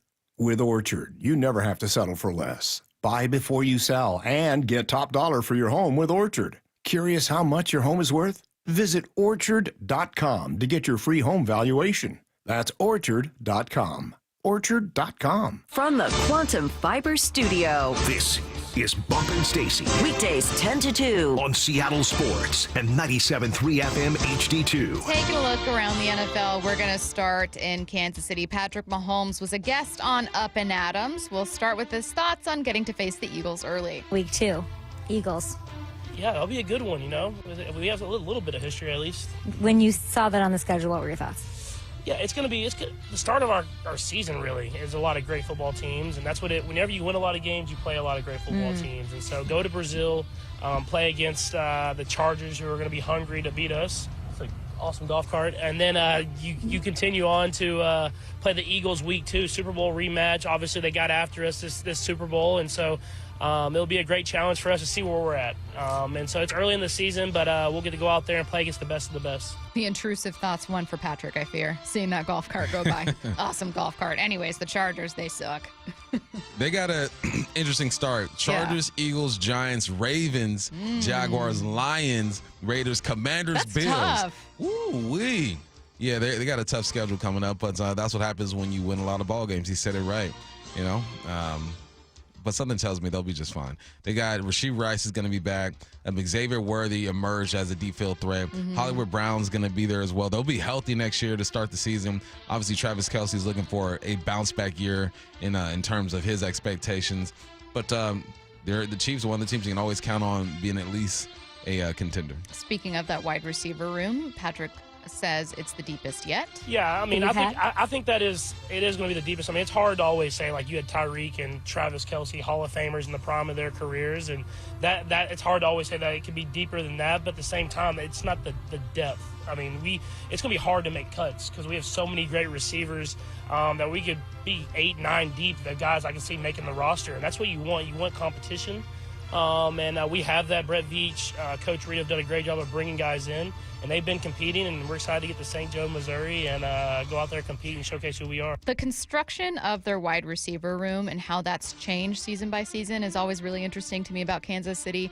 Obviously, the common denominator is that you have Andy Reid, drawing up your plays, your head coach, a tone setter there, and then Patrick Mahomes is Patrick Mahomes. So that's the constant. In that room, as far as just overall pass catchers, Travis Kelce obviously has been a huge part of that story. But he's right. Like, you go from having Tyreek Hill, and then you have a bunch of question marks or people that, they were like leading the league in drop passes. What's a Chiefs team with great weapons? It feels like unstoppable because now their defense is maybe better than it's ever been before. Yeah, they are kind of deep. At first, I kind of frowned like, man, we're talking about 8 guys who can play. But then I remember Jalen Royals, a receiver I really liked out of Utah State, is going to be there. Sky Moore is coming back. Juju is a solid possession receiver as well. 6 for sure are going to make this ball club. We'll see how the other ones pan out. But, yeah, you give arguably the best quarterback in the last, 6, 7, 8 years weapons. He should be better than they were last year. And also, you were playing with offensive linemen out of position as well. So that's some things they got to fix up. But you're right. It's all about that defense. That defense is playing better. You're going to get more opportunities. He took a team that was struggling to the Super Bowl last year because of that defense. So now you give him the proper weapons. Pacheco's going to be back. Hunt's going to be there as well in the backfield. The more I look at that roster, the more I start to believe that these guys can do it again. Has watching what the Chiefs have been able to do, and I'll throw in the Eagles even though they had a really bad season in there, changed your opinion about how, quote, easy it is to continue building even after you win? One of the things, for instance, that we kept hearing about the Seahawks is, well, when you win, guys go to get other contracts elsewhere. You lose them in free agency. You pick lower in the draft. Like, it's not easy. You're not using the number 2 overall pick to get a Bosa or the number 1 overall pick on your franchise quarterback. You're picking at 30, and it's a lot tougher. And that's a real thing. That's real for the Seahawks. And the Bills GM has also talked about that difficulty. But then you look at the Chiefs and you go, how? They can't keep getting away with this. Yeah. Some teams become destinations, too. And the Chiefs have been one of those teams. The Eagles have been one of those teams. The Ravens as of late, the Bills as well. Once you start winning with some homegrown guys and you have a quarterback, people start believing in it, then you start getting these free agents over there, man. What we saw, who the Bills pick up? Bosa, right? They got the Bosa brother over there. You got the Eagles who picked up the best running back in the game the year before. And you start winning, people want to be a part of that. Yeah. Adam Schefter with some small updates on a pair of pass rushers. First, things appear to be going well between the Cowboys and Micah Parsons. I think that the discussions between the two sides have been positive enough that most people believe that there'll be a deal that gets done there, and that when a deal gets done between Dallas and Micah Parsons, it'll make him the highest paid defensive player in National Football League history, that he'll surpass the contract that the Cleveland Browns gave Myles Garrett. However, things seems still much further apart for the Steelers and TJ Watt. Well, they're far apart right now, and there have been other teams that have mulled the idea that maybe they would approach the Pittsburgh Steelers about a trade. Now, the Steelers have zero intention of trading him, but something has to give. You can't have it both ways. You can't say we want to keep this guy that badly and then be far apart in a contract. So that's up to those two sides to figure out how to resolve that. Again, the Steelers' intention, desire, hope, want, wishes is to re-sign TJ Watt, keep him at Pittsburgh, have him finish his career as a Pittsburgh Steeler. But TJ Watt is still unhappy enough that he stayed away from mandatory minicamp, and we'll wait to see whether or not he decides to do the same thing for training camp here in the next couple of weeks. Do you think we see both these guys signed? I think so. They're so important for their defenses. Both defenses kind of have this guy, gap, and then the rest of their production. Yeah, and I think they have to use that as leverage, which they are. That's why you don't show up to things and you make this team feel it and try to imagine a scenario where you are not there. And clearly, it doesn't look as promising as if you were there. So this is part of the process, but I think both teams will handle it correctly and sign their guys. I was trying to answer this question in my head, and I couldn't think of an answer. If you were to throw Trey Hendrickson into this conversation, he would take the crown here. I was thinking of like which guy between TJ Watt for the Steelers and Micah Parsons for the Cowboys is a more integral part of his team. Like he is so much more important to his team. I couldn't think of an answer. I think it's Micah just because he's younger. Yeah. He's younger and he's multiple. Like he can rush the edge. He started off as a linebacker, right? Then they put him down on the defensive line. He's just younger, more explosive, but I think they're both important. A spicy locker room topic. Following the Jalen Ramsey trade, Asante Samuel Sr. says the Dolphins have lost control of their locker room. Dolphins had no reason to trade Jalen Ramsey other than they're sensitive. There's no leadership in the Dolphins organization. Mike McDaniels is a pushover. Chris Greer, the general manager, he has no backbone. These guys over here at the Miami Dolphins, they are running this team like a little league team. No one can stand up to the players. They're terrified of their own players, and they have no control over their players. That is a take. It is a take. I want to know what he knows, who he's been talking to, because he's not just going to say that without it being valid in some way. Calling Mike Macdonald a pushover, I don't know him, but I could see it. You know, he's such a coach, a player's coach, and he's still young. What he's like late 30s, early 40s, or something like that. He's still a young guy, but I don't know, man. They've been all jacked up for a couple years now, several years now. Once Brian Flores filed that lawsuit against them when he's essentially being forced to lose games. Your quarterback position hasn't been too solid because he's banged up all the time, but he just got paid. You have weapons like they look pretty when they get off the bus, but then you start playing football and things kind of fall apart. So I wish I knew who he was talking to. What do you think that balance must be like for a GM? Because I'm thinking of like the Seahawks, for instance. That front office has received some criticism before, whether from former players or not former players, just people around the league, for like being really tough and unwilling to budge on certain contract things. The Cincinnati Bengals, meanwhile, have been tough over different things for different reasons. Like they've been critiqued as being really cheap. So you'll get kind of hate and some pushback and people being frustrated over that. But then you have the opposite end of the spectrum where it's like if you let a player walk all over you, or if you try to pay everyone and make every single person happy and give them exactly what they want, suddenly it's in disarray. Your cap situation's sticky. Win ball games, none of that matters. And they just haven't been winning enough ball games. So all that stuff's going to be amplified. But they're not the only ones dealing with some of this stuff. There are other teams dealing with it. But you got a high-profile team like the Miami Dolphins with the names they have over there, the coach or whatnot. And then you have Senior coming out and talking that talk, man. It's all bad.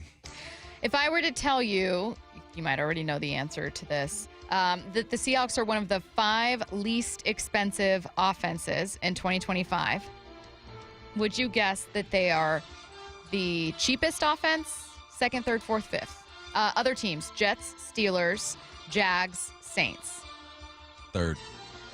They are the cheapest. Really? Yeah. The Seahawks have $99.9 million dedicated on their cap. Most expensive offensive player is George Fant, $13.4 million.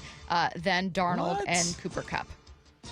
Because Darnold had that signing bonus, that's why. Yeah. Okay, that makes sense. I'm going to say, you're getting 37. I know that they're shifting their priorities to being like, not only are we trying to get younger with some of these draft picks, but we really want to be a defensive team. I didn't know it was like that. Nah, me neither. But you got a defensive head coach, and I'm sure he feels like if the defense can be elite, we can develop on the cheap on the other side and add as we go. They showed last year they're not afraid to add pieces on the fly. Follow-up question very quickly. Does knowing that the vast majority of the resources are invested on defense raise the bar for your expectations for defense? Most definitely. I think just the way they played last year did that. Now you add the money part into it. Yeah. Get your questions in for What I Need to Know, 866-979-3776. Here comes the 0-2. After a weekend of pitching dominance. Strike 3 called freeze him. Ryan Wu punches out his 7th hitter. Swing and a miss, strike 3. George Kirby strikes out Triolo. And Castillo scoreless through 4. The Mariners take their 3-series win streak on the road. Mariners, Yankees, live from the Bronx. Today at 4. Hear every pitch on Seattle Sports on 710 and the Seattle Sports app. The home of the Mariners. Walking away from an interaction with a customer that says, I can't believe how easy this was. I can't thank you enough for helping me. Our strategy with pricing is not to be the highest price and not to be the lowest price, but to be a really good price and to provide a really good experience to the customer. Yeah, I have a ton of really memorable customers. Afterwards to thank us, he sent us this beautiful basket of like candies and fruits and stuff. It was just really sweet. It felt like we were truly helping. Receiving a handwritten letter that's personalized to a salesperson or service advisor or a technician expressing gratitude, and then taking that home and sharing that with your family and hanging that on your refrigerator, that's the difference. You hear it from one person, and then another, and another. You come to realize it's not a script, it's a belief. The LJ Way is the Lee Johnson Auto family. Summer is here, and now is the time to break through those weight loss frustrations. Hey, it's Dr. Coogan with Eastside Weight Loss Clinic, and we have a proven system that can help you lose weight and get healthy. No drugs, no side effects, no calorie counting, no exercise. Just teaching you the simple steps to become a fat-burning machine and keep it off long term. Remove the stress of trying to do this on your own and picture being down 20 to 30 pounds in just 60 days with our help. At Eastside Weight Loss Clinic, we know the secret for fast and lasting weight loss using real healthy foods and lifestyle changes. Schedule your free consultation online at eastsideweightlossclinic.com. Yeah, look your best this summer. Even with a busy schedule and vacation, the Eastside Weight Loss Clinic plan isn't going to cause much disruption. Don't wait or put it off because you're busy. Lose weight during this summer and watch that transformation really happen for you. Join the thousands of people who've lost 20 to 30 pounds or more in just 60 days. You can do our program in person in Kirkland or all remotely. Schedule your free phone consultation online at eastsideweightlossclinic.com. Dr. Ryan Coogan, D.C. Results may vary. Why is Mazda of Everett the #1 dealer on the West Coast? Mazda of Everett is locally owned and operated for 20 years. They work hard to get you their best deal every time and to make sure you drive away happy. With over 700 new Mazdas, they stock more than anyone in the Seattle area. Find out for yourself why people keep coming back to Mazda of Everett. Take advantage of the Mazda of Everett price during the More to Move You sales event. MazdaofEverett.com. Claims based on Mazda USA inventory and sales reports. Need a new roof but not in the budget? A new roof doesn't have to break the bank. Justin Shirley, CEO of State Roofing and Exteriors here. Right now, State Roofing and Exteriors is offering 0 down, 0 payments, and 0 interest for up to 24 months. That's 2 years with no payments while getting the protection your home deserves. But this offer won't last forever. Call 866-ROOF-ROOF or visit stateroofing.com today to get on our summer schedule now.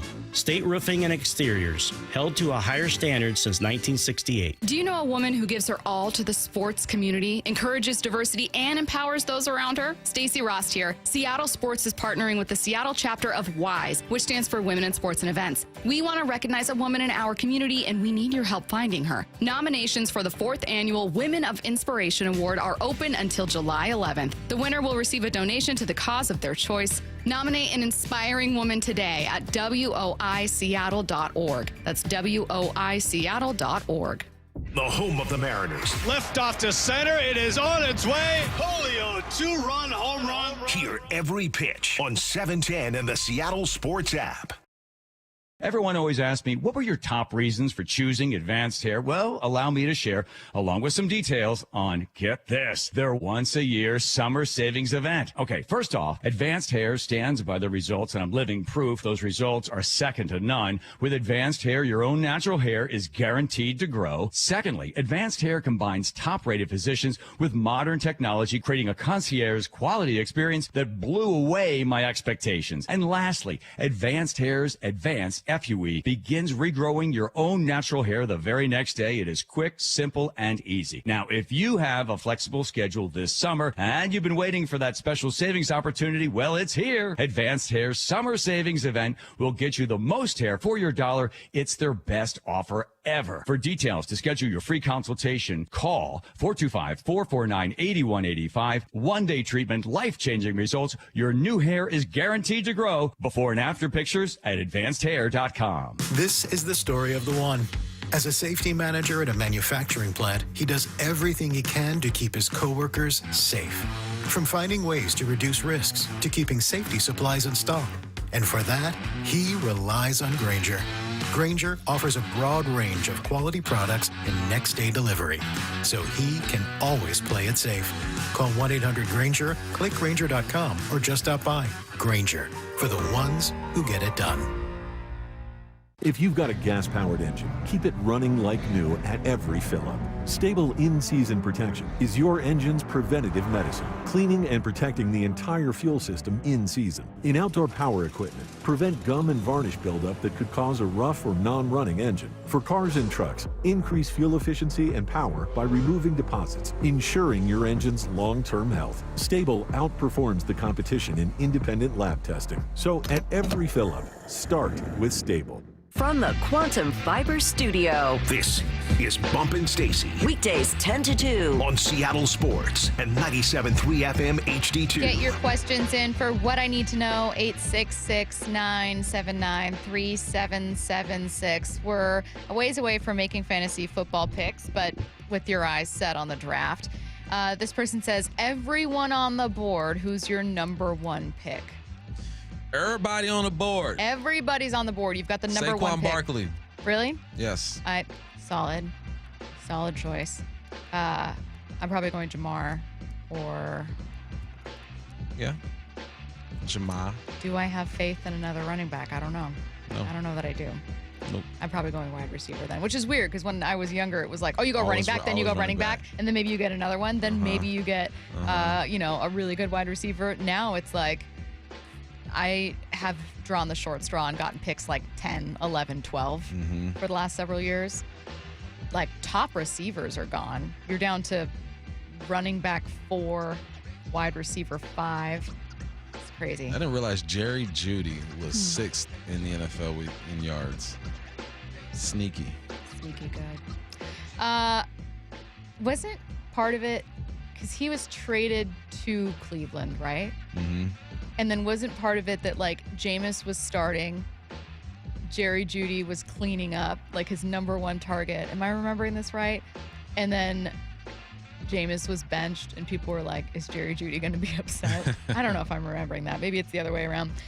866-979-3776. Bump, says this person. I'm golfing at Suncadia this weekend for my 40th with some buddies. Playing Friday afternoon and Saturday morning early. Some of the boys want to run it back and play 36 Saturday afternoon, and some don't. I want to run it back. Do I let the other guys just post up and golf? Heck yeah. Never enough golf, all right? No hesitation. You get 36 in, get 36 in. Guys who don't want to do it, goodbye. 866-979-3776. How would you feel if major sports changed their playoff games to 3 games for a wild card, 5 games for the divisional round, 7 games for the final/championship? Isn't that... That's what baseball is. Yeah. Yeah. Basketball used to be like that back in the day. They're asking if the NBA would do it again. Nah, keep it the way it is. Yeah, it's the way it is. I'm actually completely okay with how the playoffs are in all of the major leagues. Yeah, we good. You kind of have a feel Figured it for... out. I feel like it's the flavor of the sport, too. Where you're like, yeah, Stanley Cup playoffs, a grind. Horrible. Just exhausting. NFL playoffs, one game you move on. Single round knockout. Yeah. Nature of the game. 866-979-3776. Someone said their first round pick is going to be Aaron Rodgers. Take it to the bank. Good luck. Oh, I wish someone would take Aaron Rodgers with their first pick in my draft, and I wish that person was ahead of me. 866-979-3776. If the Big Dumper was a superhero, what would be the name of his nemesis? Matt? Pants. Don't go to me for this question. How dare you? I find that insulting. I feel like you know about superheroes. You can get a vibe for, like, the Big Dumper hits home runs, and he's got a wagon. So, like, what's the name of the supervillain? Like, what's Big Dumper's arch nemesis? I just don't care enough to come up with a good I answer. simply don't know enough about Cal Raleigh, the just person. don't. Maybe there's something in there. Maybe that's a Shannon question for Cal. Curtis, did you think of one? I like pants as an answer. Yeah, pants. Yeah. That's the nemesis of everybody. Who's got extra down there. Yoga pants. Oh, Yoga no. pants. 866-979-3776. Stop texting in nemesis names. What we got? Oh, man. Thunder thighs. Thunder Thighs, the arch villain. Oh, man. The arch villain would be someone who always skips leg day. Because they have to have opposite strengths, you know what I mean? So the arch nemesis would be like a dude with like massive guns, tiny skinny legs, all upper half. Yeah. He's got to be the villain. Because you never skip leg day. You really can't. Can't do it. 866-979-3776. What will happen first? The Sonics returning or Mariners pennant? Sonics returning. See in a few years. I think you guys are more optimistic than I am about when the Sonics will return. Yeah. So. A couple of years. Yeah. That's what I think. I just don't have faith. I'm scared. But I'm a negative person. God, stop. Send in questions. It's just made up supervillain names. Have you watched Drive to Survive on Netflix? No, what's that about? It's an F1 It's about Formula One show, yeah. right? It's been recommended to me a couple times. It's from the same producers of like Full Swing, Quarterback, Starting Five. It's their Formula One show. I've heard good things. I've heard really good things about it. It's one of those things where it's like so many people tell you to watch something and you just haven't watched it. And then every time, it's like if someone were to tell you to take out the trash and you know you forgot to do it. Like every time someone asks me like, oh, have you seen it? I feel guilty saying no because I'm like, so many people have told me to watch this. Right. Why haven't I watched it? And you sit there, you're like, dang it. Yeah, and it's like, why did I choose to sit and scroll on my phone for an hour instead of just watching an episode of this? Right. Why did I choose that? Because doom scrolling is so satisfying. Truly, sometimes. I will sit. The move is you get ready to go to the gym and then you sit for just a second. You know, you let your pre-workout kick in or whatever it is you do. And then you end up sitting there for an hour and 30 minutes just scrolling. Scrolling. That's it. 866-979-3776. Someone said, Bump, just stay at the cut shop. What's your favorite? Oh, man, their tacos are bomb. The white people tacos, hitting. And the hot chicken sandwich. Love it. Oh, that sounds good. Take that chicken sandwich. Let's see. Are you guys excited for Big Brother? Is there a new season of Big Brother? I fear that I don't watch I don't think I've ever watched a Big Brother. No, I'm a big Survivor That fan. is the one reality show I've never even dabbled in. Which is shocking. Yeah. Truly, I watch most reality shows, but I've never gotten into that one. People are just too ruthless with it. I'm going to get too angry watching it. All right. Coming up next in the dugout. We're not going anywhere. It feels weird to not do this at 1:45. Mariners insider Shannon Drayer, don't go anywhere. This summer, the Mariners take over Atlanta with the All-Star Fantastic Four. Holy smokes! Andres. 99 crackles over the corner. Ryan Wu has retired 13 Yankees in a row. Julio Rodriguez dives and he makes the catch! And Cal. Number 34 for the Big Dumper. Congratulations to the Mariners All-Star 4 from the home of the Mariners, Seattle Sports. Are you trying to buy a new home, or are you a local real estate agent seeking financing for a client? We're all tired of dealing with banks, credit unions, and endless guidelines. Wouldn't it be nice to go back in time when we had common sense lending? Hi, I'm Scott Rureka, CEO of Legacy Group Capital based in Bellevue. We are one of the largest local private portfolio lenders in Washington. We've helped thousands of home buyers and real estate investors reach their financial goals by leveraging the Legacy Common Sense borrowing platform. What that means is we lend our own money, we make our own decisions. If your deal makes sense, we'll get it done. Whether you're purchasing a new piece of real estate or refinancing an existing loan, bridge loans, construction, or regular home loan, it doesn't have to be as difficult as banks and lenders make it. If you're trying to grow wealth through real estate acquisition, come talk to the experts in private lending. Call 425-635-4700 or LegacyG.com. Legacy Group Capital, your common sense lender. LegacyG.com. What is that sound? Ugh, that sounds like a plumbing sound. Luckily, there's a company that fixes all the plumbing sounds across Puget Sound. That's All Sound Plumbing. Puget Sound's plumbing experts. Have a sound? Visit allsoundplumbing.com. I'm sure by now you've heard interviews with a whole lot of people who took the First Mark Challenge and saved so much money on their insurance and got better coverage. We call them First Mark victories. Well, I too took the First Mark Challenge and am thrilled to say that First Mark is saving my family thousands. Now that's what I call a victory. Before we got married, my husband had been with the same agent for so long, I think we just assumed that they were working hard to get us the best coverage and save us money, but it wasn't the case. And we only knew that by taking the First Mark Challenge. First Mark works for you, not the insurance carriers. First Mark will fully analyze your current coverage, making sure you're not overpaying for the wrong coverage, which could leave you at risk for financial loss. Then they carefully search the market, dozens of major carriers to find you the best fit. And that's it. First Mark Insurance has helped thousands of families successfully manage the complicated world of insurance and save them thousands, my family included. Be the next First Mark Challenge victory. Take the First Mark Challenge now. It's free. Go to firstmarkinsurance.com. First Mark Insurance. They work for you.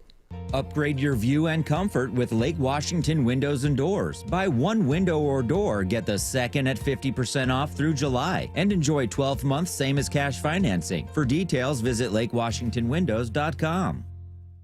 It's the Graz here for my friends at Premier Golf. Take advantage of early sunrise and late sunset at the 11 different Premier courses today.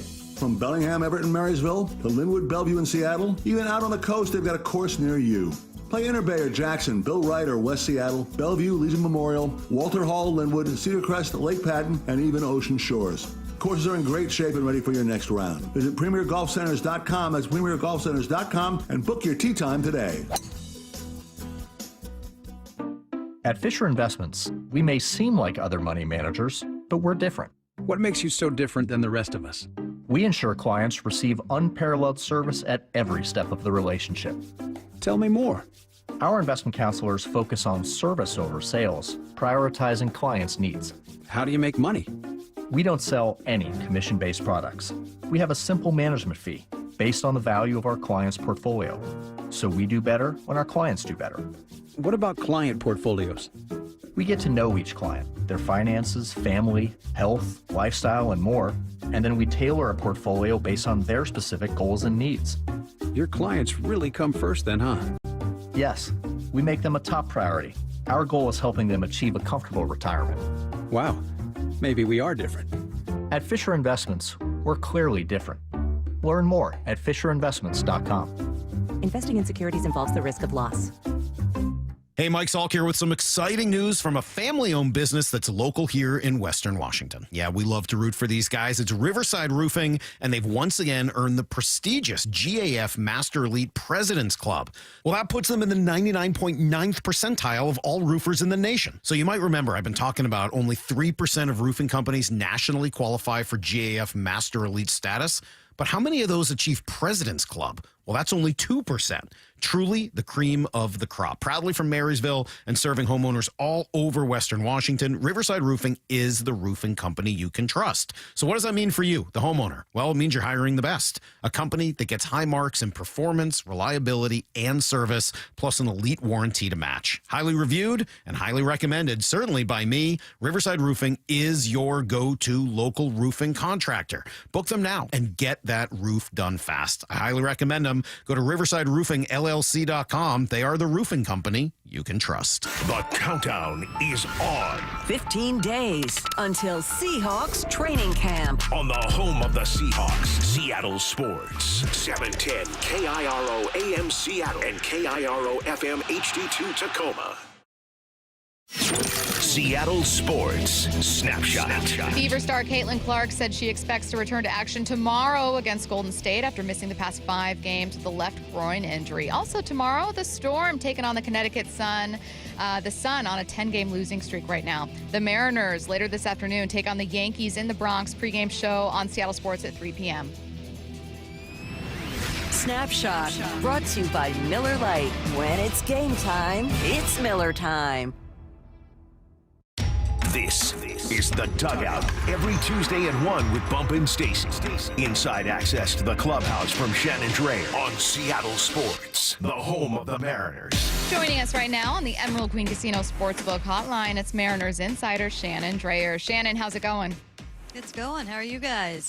Fantastic. Got a really fun series here against the Yankees. Obviously, this one's starting a little early. I always love diving into a late afternoon game. I'm going to start with the big story that whether or not you're in New York, people are going to be talking about, which is Cal Raleigh kind of going toe-to-toe with Aaron Judge here.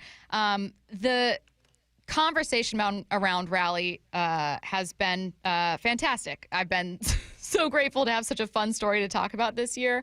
I do wonder if that spotlight ever starts to feel crazy. Let me tell you what, Shannon, if my mom shared an adorable video of me as a child, I'd be both touched and just absolutely like knowing my teammates will make fun of me. Have you heard any word on how the team has responded or Callie's responded to the childhood video? Yeah, no, that happened on the off day, and we have not been let into the clubhouse as of yet. So I don't know if there are any kind of hijinks that have taken place with that or not. He's probably pretty lucky he's not at home, so he's not going to see it. I don't think they would play that here in Yankee Stadium. But, yeah, no, actually his dad, I was standing there with Daniel Kramer talking to his dad when we got that video last week, and he's like, yeah, I got this video, and it's Callie. He thought he was 5. It turned out he was 8. He told us a little bit about it, and there was no question. He's all sent it to you guys. Yeah. So Dad is just no problem, just throwing it out there. And I love listening to it because I'm glad that you guys are playing the cut because it's a little bit different listening to it over the headphones than, off of a laptop or something like that. It almost sounds like you can hear his dad rolling his eyes while he is doing that. It's just like, oh, here he goes again. Yeah, he's got this like, yeah. But, his mom said that he was the kid that she would have to tell him always stop swinging. He would just take just swings without the bat everywhere they were, in the grocery store, just anywhere they went. That was always what it was all about for him. It was baseball, baseball, baseball. He told us on the Cal Raleigh show a couple of weeks ago, if you weren't a baseball person, you probably weren't my friend in high school or college for that matter. I mean, he's one of those baseball obsessed kids, and I've heard from people in the organization and from his father as well that has not changed at all. They have okay, sorry, they're playing, this is a little distracting, they're playing a Yankee press conference over the loudspeakers right now. I guess Mark Leiter is going to the IL. Can you guys hold on one second? I got to see if I can turn that down. I'm not going to be able to talk with I feel like we're getting that just is not going to work. Scoop. Yeah, hold on a sec. I'll be right back. Okay. Talk amongst yourselves. Okay, Shannon, let us know when you're back. I love the idea. I don't think that's ever happened to me before. That you've had like a loudspeaker. Put on hold during an interview. That's the first time. Shannon said, please stand by. I said, hold on. I'll be right with you. Well, for a minute when I heard in the background, because they'll do that in press boxes, like I'm used to like during games, they'll be like, they'll be like the yardage and then they'll be like so-and-so's on the injury report. But I was like, who's going to the IL? Heart stopped for a minute. Shannon, you're back. Yeah, that was just far too much Yankee. I agree. I was sitting right under the speaker in the press box, and they had it turned all the way up, and all of a sudden just press conference. So, yeah, they have an IL move with Leiter, so that's not good for their pitching side. So that's good for the Mariners. We like that, I guess. It's good. Yes. Shannon, speaking of Cal swinging the bat, has his prep changed for the home run derby since that one time We all blew things up and said, he's tired. That's why he went 0 for 4. What is he doing? What's the prep looking like? What's this we? I didn't hear Stacy blowing anything There up. was no we. You It was. bump were Hey, definitely blowing that up. She is Stacey my was partner. very rational She's about my partner. it. You were getting very emotional about 8 minutes was. of taking swings, and was. everything was I will say we had a fine. lot of people on the text line that were concerned, though. Yeah, like well, that was 90%. silly. That was silly. That it's not going to screw up a swing. That is a swing. He did not go full 100%, 110%, or anything like that. He was trying to figure out what it was going to be like and the timing on that, and it was fine. And yes, he said he was exhausted literally 2 minutes after he finished. Pretty sure his recovery time is not bad. He kind of, he works out. He's got one of those jobs that keeps him moving and whatnot. I would say by game time, which was 4 hours after, he was probably okay and recovered. Speaking of the Yankees and that IL move that they just made, what kind of Yankees team are we going to see here? Because they're a team that I guess whose pitching struggled mightily against Toronto. Is that like an issue that's been popping up for them this year? Was it kind of uncharacteristic? What are we going to watch? Well, they've had injury issues, and there's been an issue since we last saw them. Clark Schmidt is out for the year, so he's out. And so we have a TBD that is listed. I think we've heard who it is. And, these are not going to be the pitchers that they went out in the offseason or that they've grown to, be in the rotation. So they are taking a hit with that. Just heard the news that Leiter is going to the IL, so that, kind of compounds that right there. On top of that, this team has been very sloppy on defense. And also, if you recall, they were getting thrown out quite a bit on the bases, too. That was kind of going on when they were in Seattle. So they've got a lot going on. And the Mariners, when they've got the injuries, so I always say, well, nobody's going to feel sorry for us. And obviously that's going to hold the same for the Yankees. But they're on a stretch. They are 14-19 since the start of June. And that's not a spot where they are accustomed to being. They're making another move, and we're seeing some of the work go on right now. Jazz Chisholm has been over at third base all season. They're moving him to second base. So they're kind of a team in flux, trying to break out of the slump that they have been in. Are the boys back when it comes to this rotation? I mean, I'm loving what I'm seeing, Shannon. Talk me through this. I hope so, and that's what I wrote about this weekend, because we came out of that series and the scoreless inning streak, I think it was right around 29 for the starters over the last 4 or 5 games. It was 1 run over that period of time. I looked at it and I looked up and I'm like, I know those guys. I know that rotation. And it was good to see them. And so we're just going to have to see if it continues. Now, Logan was the one who, in that stretch, it was a full turn of the rotation where they just surrendered the 1 run in the 29 innings pitch. Logan surrendered the run, and he also did not make it to 5 innings. We have not seen him get deep into the game, and the numbers and the stuff and whatnot have been pretty good for him. It's just kind of been that hurdle to get over to kind of ending some at-bats and getting into, he ultimately is the guy that is supposed to be the horse in this lineup, and he's got to be ready to be there. And I think he is ready. It just has not really happened yet since he has come off of the IL. And unfortunately, I think it'll be kind of tough tonight because I think we're going to be in extreme conditions certainly early in the game. Right now, it's like 95 degrees in the stadium with the humidity. The feels like temperature is 105, and in the shade, 98. And there's just no shade as of yet. So it's going to be a tough night out there for, the pitchers and anybody in the catcher as well, anybody who's running around a lot. So I don't know that this is the night that we see Logan go 7, although he is, of all of the starters, probably the best in the heat. So we'll see there. But are they back? I hope so, because that's what they need if they're going to make a run. If you have what you have had in the past, in a real tip of the cap from what you saw from Logan Evans when he was reinserted into the rotation, and he's going to be a wild card throughout because he is so young, but you can do that in that 5th spot. That's what you need, because when you have a starting rotation that is going to go out and they're going to hand the baton and it's going to be one after the other, that is so hard on the other side when you just don't have any kind of break in the pitching that you are facing. And throw in what that and it hasn't really taken effect yet because they're still not getting deep in games, but the bullpen has certainly taken a big step forward. And so if you have the ability to be shut down and kind of have that aura night after night, that does have an effect when you go in, particularly for the longer series. So, I said in the piece that I wrote, finally, and it's, I'm not saying that it's going to continue, but we saw it. We finally saw it last week, and let's see where it goes now. I didn't think I would be saying this, when I looked at the schedule coming into this year, but this series here in the Bronx right now might be an opportunity series because of where they've been over the last month. Man, I apologize for not saving you a ton of time for this question because it is a little tricky. So I'll preface it by saying I know you have to give us kind of a surface level answer given time constraints. But one of the questions I always see, unsurprisingly, is, well, hey, what are the Mariners going to do when they pitch around Cal? We all know what's going to happen. It's already started happening. Is that like a lineup kind of decision for Dan? Is it just you need Randy or someone else to carry the load? What does this team need to kind of combat that? Well, there's not a lot you can do. I mean, if there is a threat behind Cal, they're less likely to walk him. And it's hard to kind of come up with that. And, the flip side of that is every time that, anybody has gotten upset that they didn't walk Mike Trout or that they didn't walk Aaron Judge or they didn't walk Yordan Alvarez. Well, I'm sorry you got that guy now, and it's going to happen.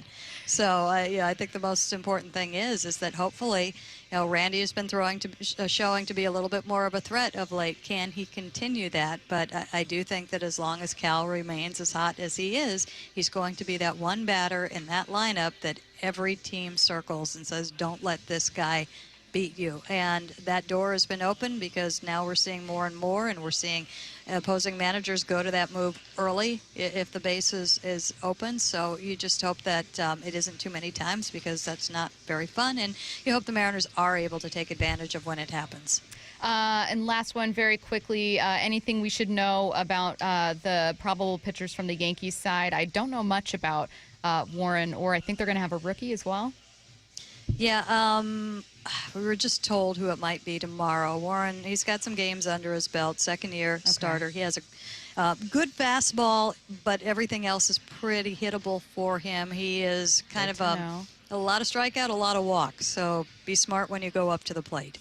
All right, she is Mariners insider Shannon Drayer getting us ready for this one. First pitch is going to be just after 4 p.m. Pre-game show starts at 3 p.m. right here on Seattle Sports. Thanks, Shannon. Thanks, Shannon. You got it, guys. Michael, I'm sorry. I didn't mean to yell at you. Stacy does it every day. Don't worry about it. It's true. Then I'm doubly sorry. Thanks, Shannon. Still to coming up at 1:30, Mariners broadcaster Gary Hill also joining us to help preview this series. Alex Mayer joining us at 1:45, getting a peek at some really fascinating numbers when it comes to Cal and this team's 4 All-Stars. Coming up next, the latest from Jeff Passan. This summer, the Mariners take over Atlanta with the All-Star Fantastic Four. Holy smokes! Andres. 99 crackles over the corner. Ryan Wu has retired 13 Yankees in a row. Julio Rodriguez dives and he makes the catch.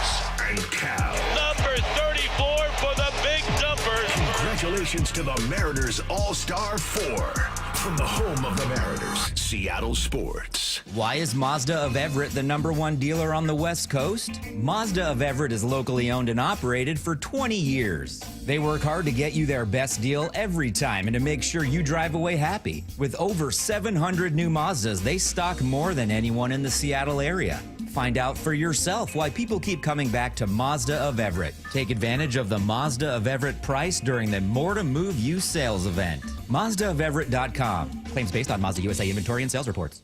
Collectors, Front Row Car Show is returning to Tacoma. Join us at the Greater Tacoma Convention Center on July 12th and 13th. Baseball, football, basketball, and hockey cards, plus collectibles such as Pokemon, Marvel, Star Wars, and comic books. Beckett, CGC, and JSA will be there. So bring your cards, comics, and autographs to sell, trade, or get them graded. More than 400 tables, thousands of dollars in free prizes. Don't miss it. Front Row Car Show, Greater Tacoma Convention Center, Saturday and Sunday, July 12th and 13th, 11 to 5. For more info, go to frontrowcarshow.com. That's frontrowcarshow.com. Upgrade your view and comfort with Lake Washington Windows and Doors. Buy one window or door, get the second at 50% off through July, and enjoy 12 months same as cash financing. For details, visit lakewashingtonwindows.com. Hi, it's me, Flo, here to tell you that with the Progressive Home and Auto Bundle, you get 24/7 protection, so you're covered no matter where the day takes you. Even I added too much water to the pizza dough day? Yep. How about getting a call from my daughter to pick her up at the airport because her boyfriend is unreliable day? Especially that day. What about finding out that one of my pipes suddenly burst in my basement day? Progressive has every day covered 24/7 with a Home and Auto Bundle. Also, you have a lot of bad days. Oh no, that was all the same day. At least you're covered with Progressive. Progressive Casualty Insurance Company affiliates and other insurers. Not available in all states. Keeping your engines healthy means protecting them in season and out. Experts trust Stable to do that. And third-party testing confirms it.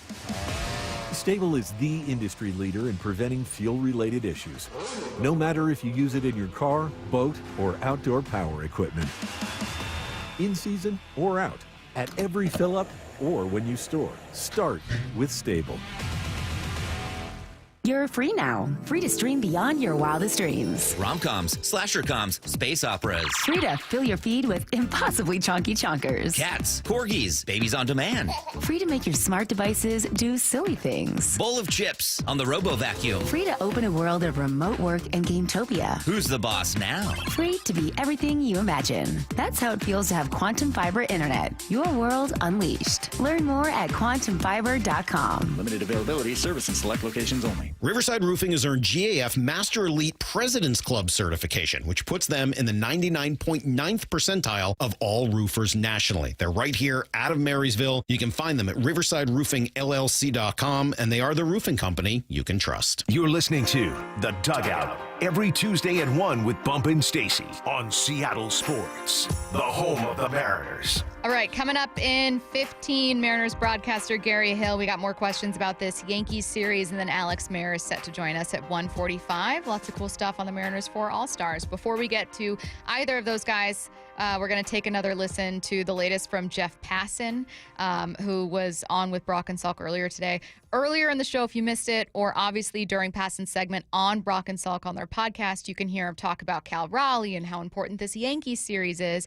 We are going to play the two cuts that we didn't play earlier, and those are about some of the names that could be available at the deadline. He was asked about Matt Olson, Alex Bregman, another very common name linked to Seattle. No, and no. I don't think either is going to move. And Bregman, I could have seen. Bregman, I could see more than Olson. I just have a hard time believing the Braves are going to trade a first baseman who's signed for a pretty reasonable deal, like $21 million a year. Hometown kid who, they didn't give up a whole lot in hindsight to go get him, but he's a really good player, and the Braves want to keep winning, even though they're not, even though they haven't for 2 years right now.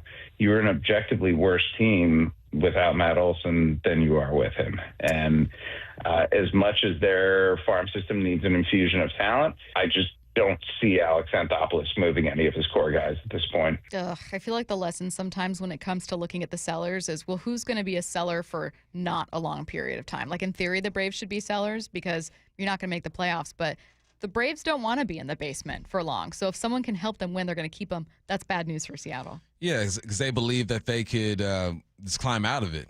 And there's some teams who get to where the Braves are right now and just give up. Yeah, say, tear it down. This is it. We don't know what to do, but the Braves move a bit differently. And that says something about their front office, that they believe in what they have over there. I don't know what their farm system looks like, but I would assume they have some pieces there as well. And there is a plan. So if we are hearing that Acuna is not an option, that's the way that I have to view the Braves at this point, is that they feel like they're more than capable of rebuilding from within while keeping some of their main assets. Bregman is an incredibly controversial player for good reason, particularly here in Seattle. Are you a little disappointed to hear that Jeff Passan is really not keen on him being traded, or doesn't think he's going to be traded? I mean, look, I don't know that I thought the Mariners would actually make that move, but I was very curious to see whether he'd be moved. Yeah, I'm disappointed. I want to hear Acuna. I want to hear a big name I want to hear attached to Bregman. Seattle. I want to hear Suarez. Yeah, because you feel like, at least most of us feel like, you're a move or two away from being a legit playoff. You're already a playoff contender, right? You wouldn't be in a wild card spot if you weren't. But being in that third wild card spot and hold on by just a thread makes me a bit nervous. So if you were to add a big name, yeah. So when I hear names getting eliminated, who we listed, Passan right now, makes me frustrated, Passan. You're not going to like this name potentially being eliminated, Ronald Acuna Jr. Oh, boy, oh, boy, oh, boy. I don't think it's going to happen. And here's the thing. I found Joel's argument to be about as compelling as an argument you can make to trade a superstar. But you don't trade guys like that. You just don't. You especially don't trade guys like that who are signed to well under market contracts. So I don't think that's a reality. But what would it take? Colt Emerson, Johnny Farmelo, Durangelo St. John, and Ryan Sloan. I might be light on that, by the way. This is not going to happen, so I haven't even thought about it. I think it's always interesting to hear the perspective of people unconnected to your team who aren't fans and to hear how they view a player's value.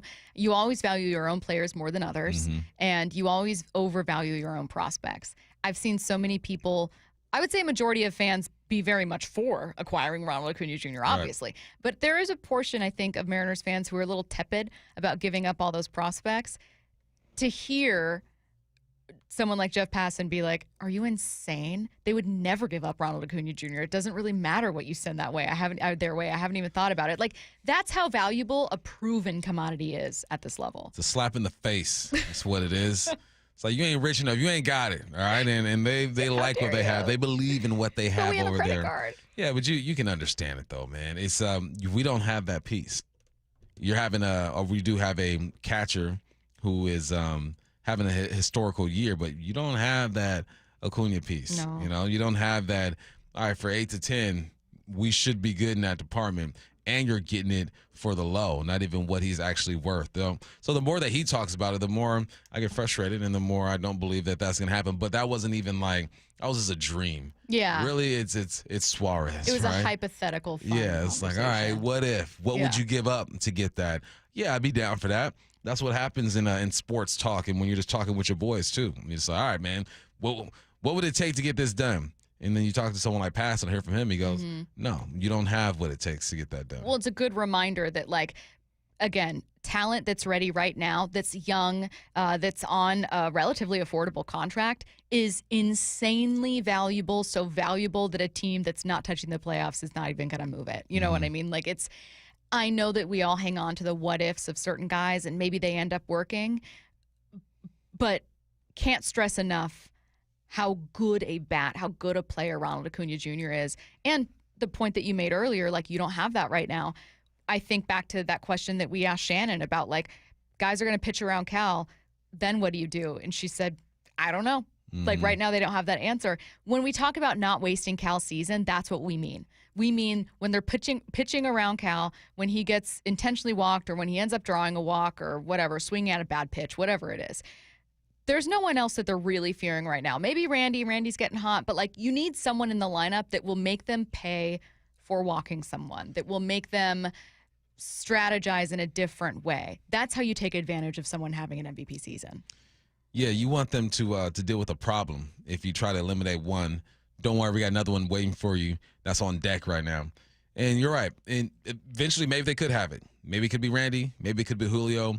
But it's the maybe part that gets you. You want a for sure thing, something that is proven, battle-tested, and can be relied upon. And you might get it. You know, I'm gonna go out. We're not making predictions yet, but I'm going to go out and say this series, Julio breaks out. This is it. He plays better on the road. There's less pressure when he's on the road. Look at his numbers. His splits, it's crazy. Yeah. Look at his numbers. Curtis, do you have those away splits at home. again? Julio's splits, yes. Home, 207 batting average, 274 on base, 321 slug. Road, 288 batting average, 338 on base percentage, a 457 slug, has 21 fewer strikeouts on the road and 3 more home runs. That's the Julio you think we'll see. That's what we're going to see. Why do you think he's that Julio on the road? We touched it yesterday. Who knows what it really is, right? We can speculate. Is it the batter's eye? Is it the pressure, the Julio chance, which I beg everyone to stop at this point? Some guys just play better on the road. I don't know what it is about that. I think in my career, I've always played better at home. He's got people behind you. But maybe there's something chemically in his mind and his body that just relaxes and feeds off of the opponents and their fans or whatnot. I mean, you do need it, right? Like, at the end of the day, this team in March, in February, and through the winter was constructed with Julio at the forefront. I think this team felt like, well, Julio is our centerpiece. And, yeah, we have these other pieces we're excited. Like, I'm sure that the front office thought, we're excited for a full season from Randy. And then when they eventually went out and got Polanco and brought him back, it's, well, he's had surgery, and he's coming off of this now, and he could be healthier. But all of those were either complementary pieces or meant to buoy an offense that had Julio at the center. Thank goodness for this team. Cal ended up being a monster producer for them, giving them 35 home runs so far before the All-Star break. You don't want the investment in Julio to cost you, and it shouldn't. He's only 24. That's what's crazy about it, is it's like, it's not a crazy investment. No. There are 29 other front offices that would have looked at Julio as a prospect and gone, oh, perfect, go ahead and pen him in that lineup right there, and then we'll add one other piece. Like, he was seen as a cornerstone. He was a highly touted, highly rated prospect. I know people get Julio fatigue bump, and I apologize for ranting, but it remains one of the most fascinating things for me, because for the life of me, I don't know what's not clicking.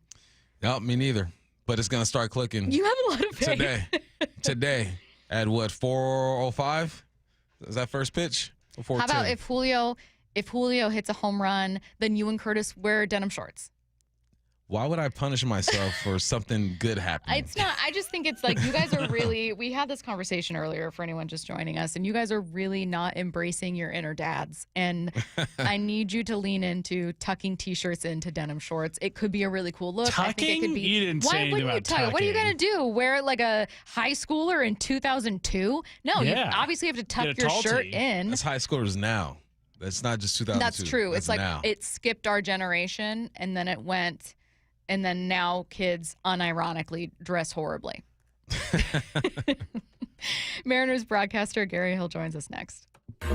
He's the southpaw from down under, Ryan Roland Smith with Wyman and Bob. What was your reaction to Julio making the All-Star squad? Julio going to the All-Star game is nothing but great. It's good for his confidence. I would say J.P. Crawford had a bigger case at shortstop than Julio did at center field to make the All-Star game. When you have a leadoff hitter with the on-base that he has, I thought J.P. had a bigger case. Get more on the Seattle Sports YouTube page and the Seattle Sports app.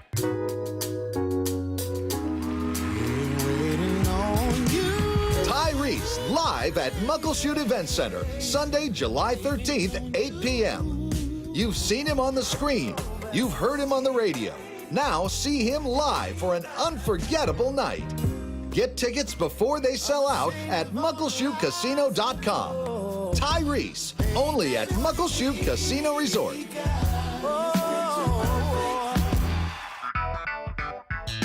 Got neighbors? Big Trees can help. This is Nancy Penrose, owner of Big Trees in Snohomish. If you've been considering planting trees to add privacy, look no further than Big Trees. Privacy trees fill in empty spaces, help to define property lines, and add curb appeal. Learn more about Big Trees' big supply of privacy trees at bigtreesupply.com.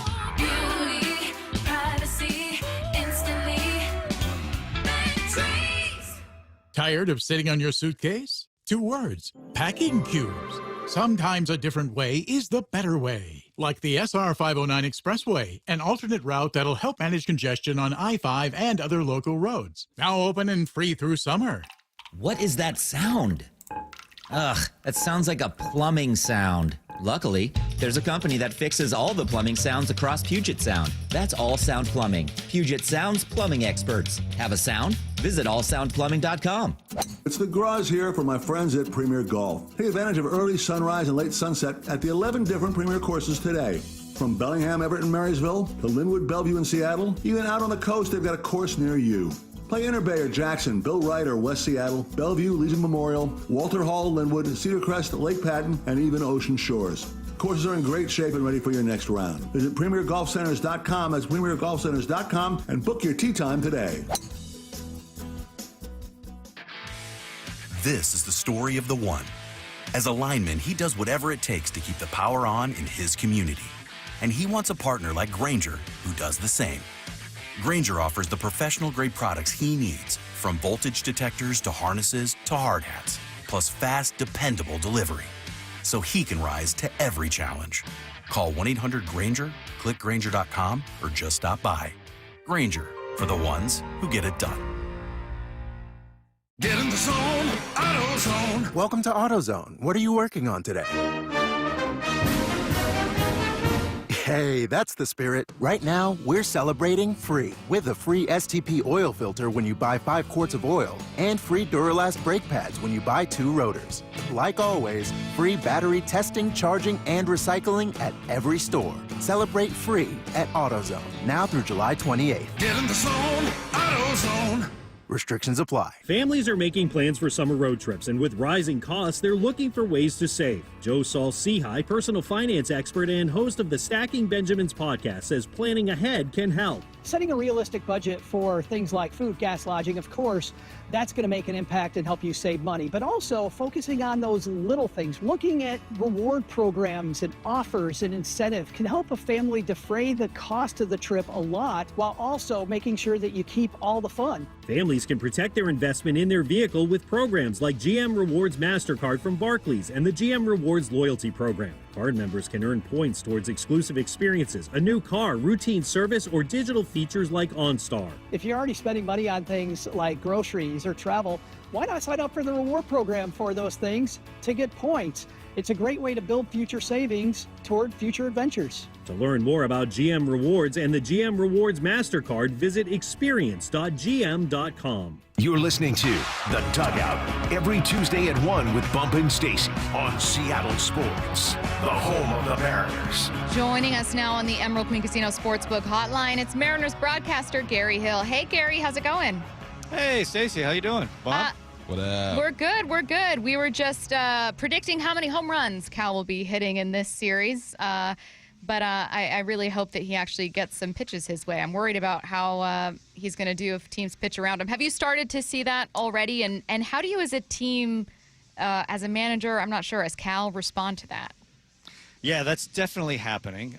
They are being very careful with Cal for good reason. He's getting kind of the judge treatment. And the one thing, I mean, there's two different ways teams go about it. One is literally just throw up 4 fingers and do the intentional walk, and then, you know, there's a guy on base. But there's also the, hey, pitch around to see if the guy will get himself out. And that's the part where you just hope Cal, who's drawn a ton of walks this year. In fact, you know, the homers have been, he's been so great with the home runs and the record setting and everything. I feel like sometimes part of his overall game has been overlooked just in terms of how often he gets on base. And you know, he's rolling with an on base into today that's over 380, which is his, you know, best by far, but also elite, especially for a catcher. So it's pretty remarkable. So you just hope he keeps, hey, don't chase. If they're going to try and get you out that way, take your walk. And I think a big key for me moving forward the rest of this year is getting production from the 4 spot. Because the 4 spot is going to have opportunities to produce. I think that's pretty clear moving forward. They've already had guys, you know, between JP and Cal that get on base a lot. So the opportunities will be there, whether if it's Randy or Luke Raley or Polanco, whoever is in there, they're going to need production at the 4 spot because you need to make pitchers pay and opposing managers pay when those things happen. So I think one of the fun conversations about this series, which guy is going to hit more home runs? Which guy is going to draw more walks between Cal and Aaron Judge? I don't know. Hey, Gary, I know if I ask one of the players, right, the Mariners, they're going to say, oh, this is just another series. But I'm looking at this differently. You're looking at a Yankees team that struggled as of late. You are in a ballpark that's hitter-friendly. It's always nice to compare your team against one of the better teams in the league. How do you view this series? How important is it that we see some good baseball? Yeah, it's an opportunity, I think, for the Mariners. Yankees team that struggled. They've lost 6 of their past 7. The Mariners saw them earlier this year, and they were playing great. They were one of the best teams in baseball, and things have not been the same since. Also, as much as, hey, it's July, and, you know, we don't talk about standings, that sort of thing very often. It's still pretty early for that, but, you know, we're watching the Astros as the Mariners trying to make a push in the division.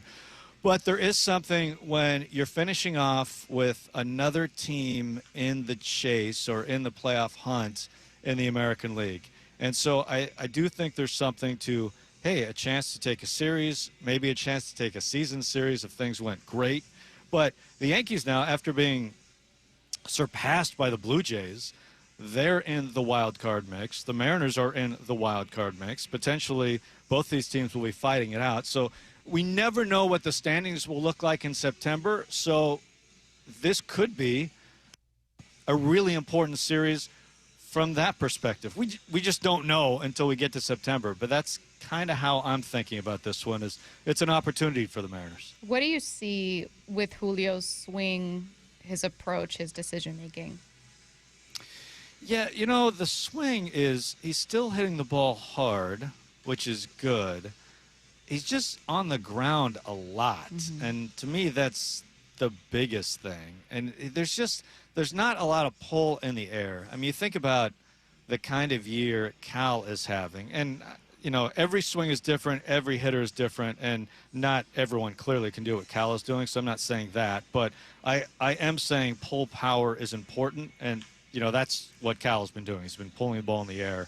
And he's been great at it. He's one of the best at it. And so moving forward, I would like to see Julio get into that a little little more pull power, because they need the slug from him. There hasn't been a ton this year.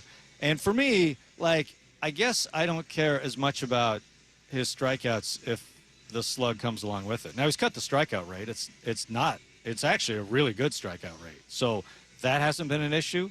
But if that's the trade-off, I would rather see some more slug. The good thing is he's hitting the ball hard, so it's not like far away. I'd be more concerned if he wasn't hitting the ball hard and hitting the ball on the ground. If those two things were happening at once, I would be more concerned.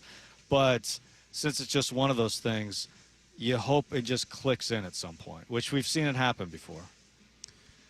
How much faith do you have that Randy can keep this going? I know it's a lot to ask, right? You can't ask him to perform the way that he has been the last week or so, but you're going to need someone like Randy to step up and kind of be the number two. Ideally, you like it to be Julio, as we punt on all the things that have gone right and wrong with him. But what are your thoughts on Randy and his capabilities? Yeah, I agree with that. And when I talk about the number 4 hitter being so key for the Mariners, I guess he feels to me the most likely to fill those shoes and have a big second half, because he's been a productive hitter at this level for a long time. It's been great to see the power.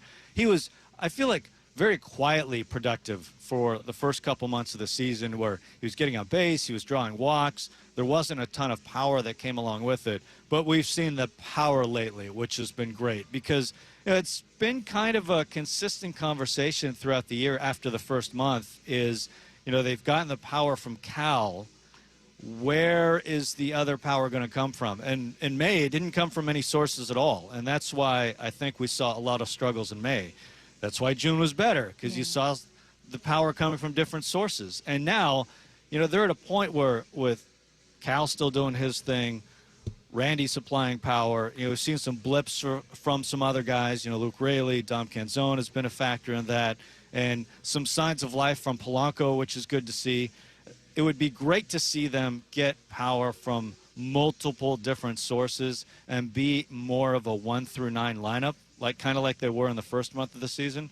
And I think that's how they get a little more consistency. There's always going to be ups and downs in baseball. I mean, we see it with the Yankees. The Yankees have been, for the season, one of the best offensive teams in baseball, yet they can be blanked 3 games in a row. So it happens to everybody, but I think they have a chance to get more consistent in the second half. I think that the need for that power has me always looking at bats at the deadline, but you could also always use an arm, maybe even for your bullpen. There are so many names with this group that have either surprised me or come up big in really clutch moments. It's kind of a twofold question. First, where is the need? Where would you, in an ideal world, love to see them add to that group?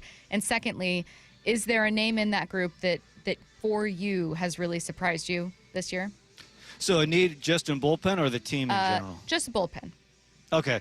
Yeah, I think I always love another swing and miss guy if that were available. I know that's easier said than done, but I think especially when you get in tight games and playoff-type games or playoff games, having swing and miss is pretty critical. That being said, the back has been great, needless to say. Like Munoz and Brash, and Spire for that matter, have all been great. I've been impressed. You know, they've had Carlos Vargas step up, and he's been good. I think Bizzardo is the guy who, when you ask me the question, who I think of immediately, I think he has taken really big strides, not only from last year to this year, but during the course of this season.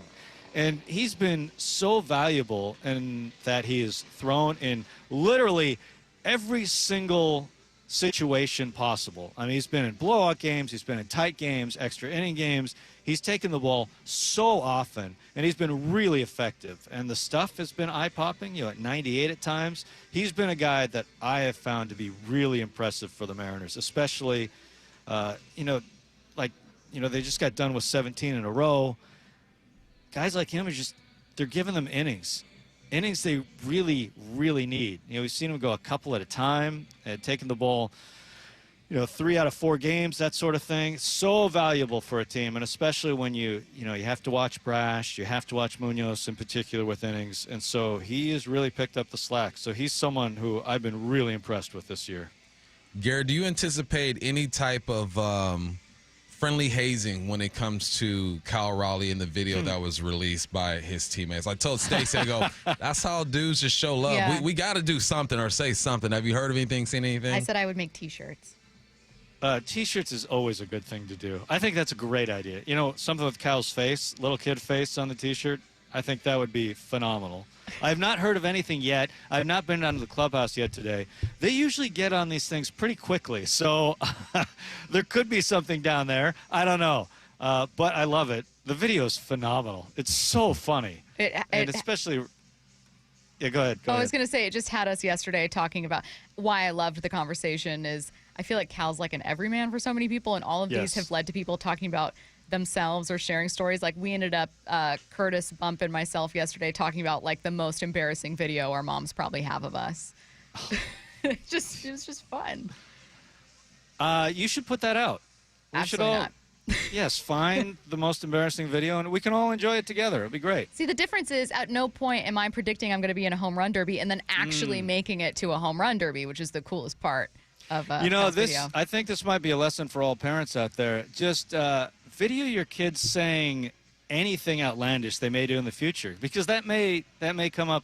I'm going to win a home run contest. I'm going to win 20 games in the majors. Just record everything, and then one of those things may come true, and then you have the video down the road. Blackmail purposes, all kinds of things. Yeah. Last question, very, very quickly. What are we watching for from Logan today?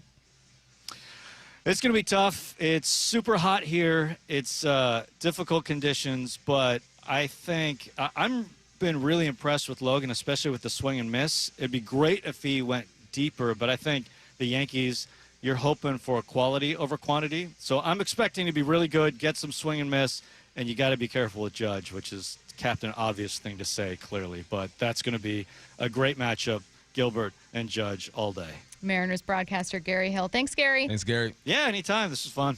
Alex Mayer joining us next. Wyman and Bob, afternoons 2 to 7. The voice of your Seattle Mariners, Aaron Goldsmith, is here with us. Aaron, are you running out of things to say about Cal Raleigh? It is a really fun struggle to have to try to frame his season in the proper context and to try to really present, truly at this point, as you know, historical examples for how one-of-a-kind this season is becoming for Cal Raleigh. Dave Wyman and Bob Stelton, afternoons 2 to 7 on Seattle Sports, the app, YouTube, and your smart speaker. It is that time of year. I cannot wait for the weather to get warm like it is now on consecutive days. That means I can break the motorcycle out, ride to work, ride all over the place, and I love it more than just about anything. But I also know that it's not a matter of if, but when you get in an accident, what are you going to do? Well, I'll tell you, when you're injured in a motorcycle crash, don't settle for firms that say they're motorcycle lawyers. Trust the ones who live it. Law Tigers has been a part of the writing community for nearly 25 years nationwide. They are here 24/7 open 365 days a year because riders deserve real support when they need it. Law Tigers is the resource riders can turn to when they are in need. Law Tigers is out at all the events and supporting all clubs and shops. The Law Tigers are always by your side. Your case evaluation is always free. There are no fees until your case settles. The Law Tigers, you never ride alone. Law Tigers, Washington's motorcycle lawyers. Jimmy Cook, 539 Broadway, Unit 104, Tacoma, Washington, 98402. This is for all you guys on Viagra. ED pills are no longer needed.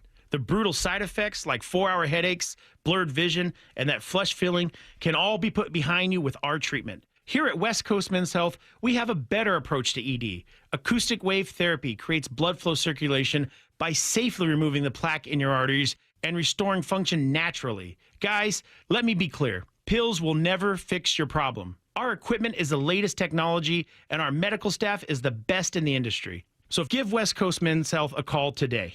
Speak with our clinic manager. Ask him any question you like, how it works, the science behind it, and even the cost. If you suffer from ED or Peyronie's disease, give West Coast Men's Health a call today. It's not just about better health, it's about a better life. With clinics in Redmond and Tacoma, call 206-519-6541. That's 206-519-6541. Online at westcoastmenshealth.com. I saw her texting, coming up to a stop sign, and so I saw the accident coming, and she T-boned us. In the blink of an eye, Crystal's life changed when she suffered a severe spinal injury. The pain was something I had never experienced before in my neck. I got massage therapy. I saw a chiropractor. I was prescribed muscle relaxers so I could sleep. I got depressed. Nothing was relieving the pain. Drugs, sleepless nights, and depression. Sound familiar? I'm Dr. Mark Shelley, a chiropractic physician and board-certified functional neurologist. At Sound Pain Solutions, our treatments include high-dose laser combined with spinal decompression and other comprehensive therapies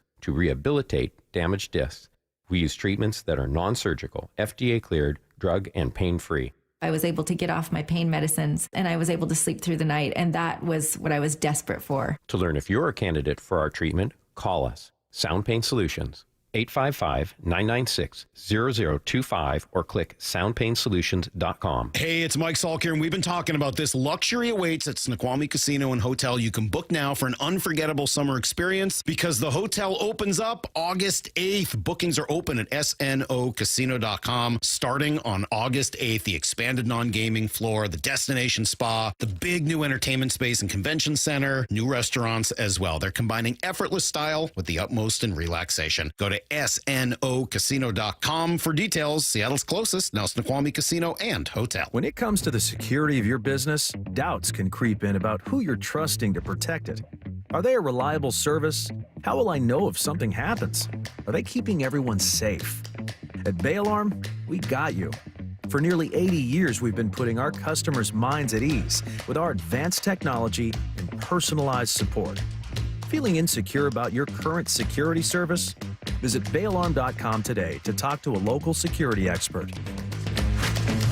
You're listening to The Dugout every Tuesday at 1 with Bump and Stacy on Seattle Sports, the home of the Mariners. Alex Mayer joining us right now on the Emerald Queen Casino Sportsbook Hotline. Hi, Alex. Hi, guys. Calling live from Yankee Stadium. Great to join you guys. I have heard it's like you guys are in an oven. Yeah, Susan Waldman with Yankees radio told me it's the hottest game of the season. So we'll see how the conditions play tonight. Oh, God, just awful. But very, very cool to be at a historic stadium. We're going to start with the All-Stars. The Mariners landed 4, which was tied for the most in the American League with Detroit. That was absolutely awesome. You have a couple stats on these All-Stars. It was awesome to hear that we landed 4 All-Stars back on Sunday. Yeah, most All-Stars for the Mariners since 2018, so it's been 7 years since the Mariners landed that many. 4/5 of the Mariners rotation has made the All-Star game for Seattle, which I think is really cool. A couple years ago, we had Kirby and Castillo represent us in front of the home crowd at T-Mobile Park. And then Walter made it last year. Tonight's starter, Logan Gilbert, made it and represented us in Texas. And now you got a first-time All-Star Brian Wu in the game. I was a little bit worried that they wouldn't pick him to be in the game, even though he was super deserving of it. But really happy to see Brian along with Mooney, Julio, and Cal in the game. Yeah, it's fun to have representation in this ball game. Makes me tune in a bit more. I should say I always watch, but when you get your boys out there, without a doubt, it's it's totally a bit different. It's a bit different. But we got the draft coming up, man. What's the you got the number 3 and 4 overall pick over there, or 4 picks total, I should say. Does the energy change around the team and the organization when the draft is right around the corner? Yeah, I think it does. I mean, you guys know, you guys just had Scott Hunter on your show. He does such a great job with some of our draft picks. But yeah, the fact that we landed the number 3 overall pick in the one of the first ever MLB draft lotteries was really cool. I think not only do the Mariners have the number 3 pick on Sunday, but also have 4 picks on day 1, including the number 35 overall pick, which is technically a first rounder due to the compensation draft pick system. So I'm really excited to see who our guys, Jerry, Justin, Andy McKay, Scott Hunter, all of them in that room end up taking. Obviously, this organization has had a lot of success with draft picks over the last 7-8 years or so. You talk about guys like first rounders, Logan Gilbert, George Kirby, guys like Logan Evans and Brian Wu were taken in the, later to mid round. So all across the board, I mean, Cal Raleigh was a 3rd round pick. So that just goes to show that the front office has been really, really good in some of their draft picks. Yeah, you've seen quite a few lefties mocked to Seattle in this one, frankly, for like 1 through 3. And maybe it's because people look at Seattle and they go, well, the identity of this team is pitching. It's what they do well. They develop it. They draft it, mostly their own guys.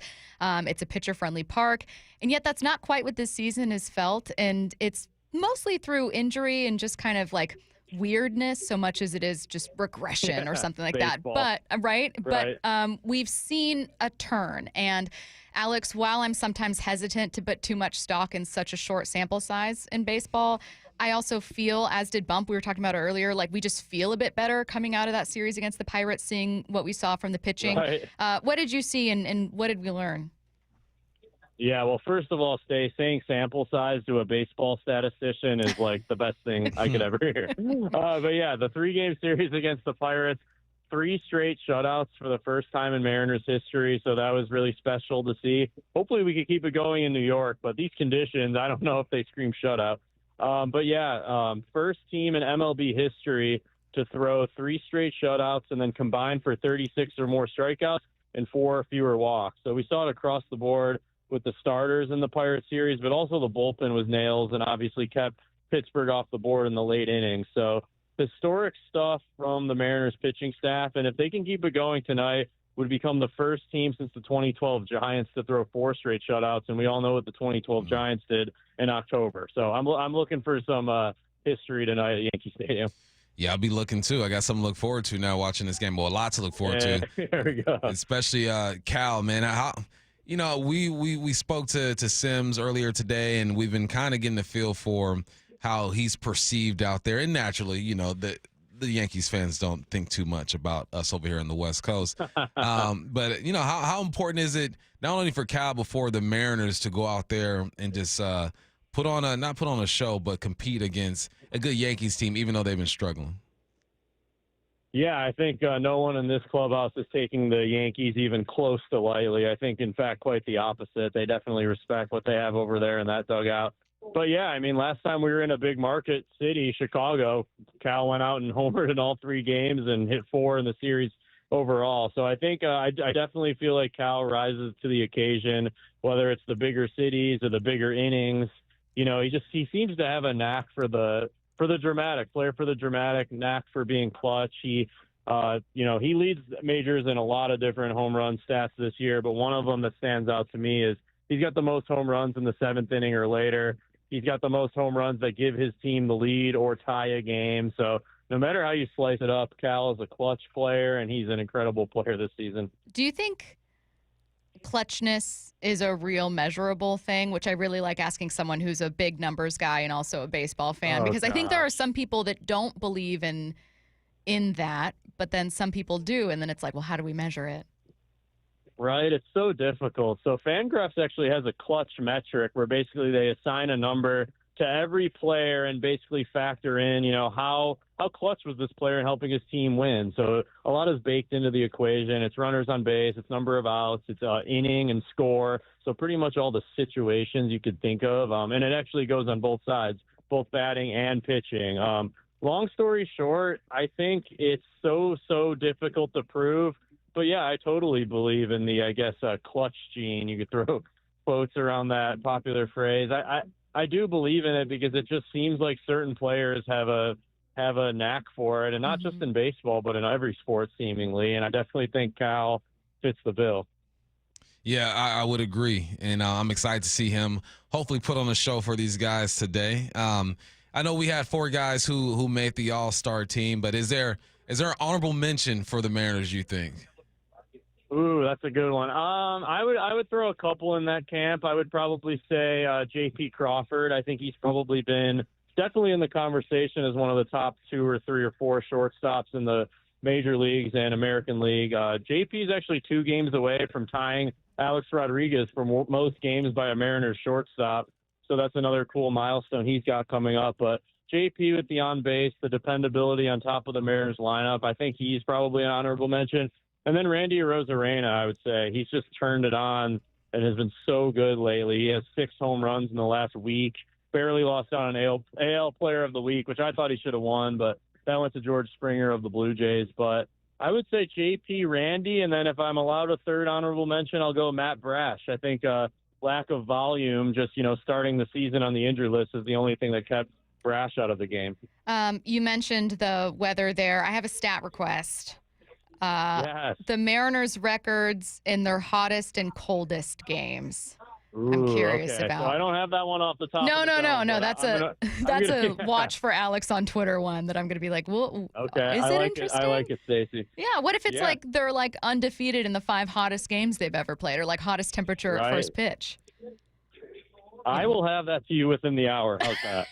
Please report back and let us know what you find out. Okay, will do. He is Alex Mayer. Thanks, Alex. Thanks, Alex.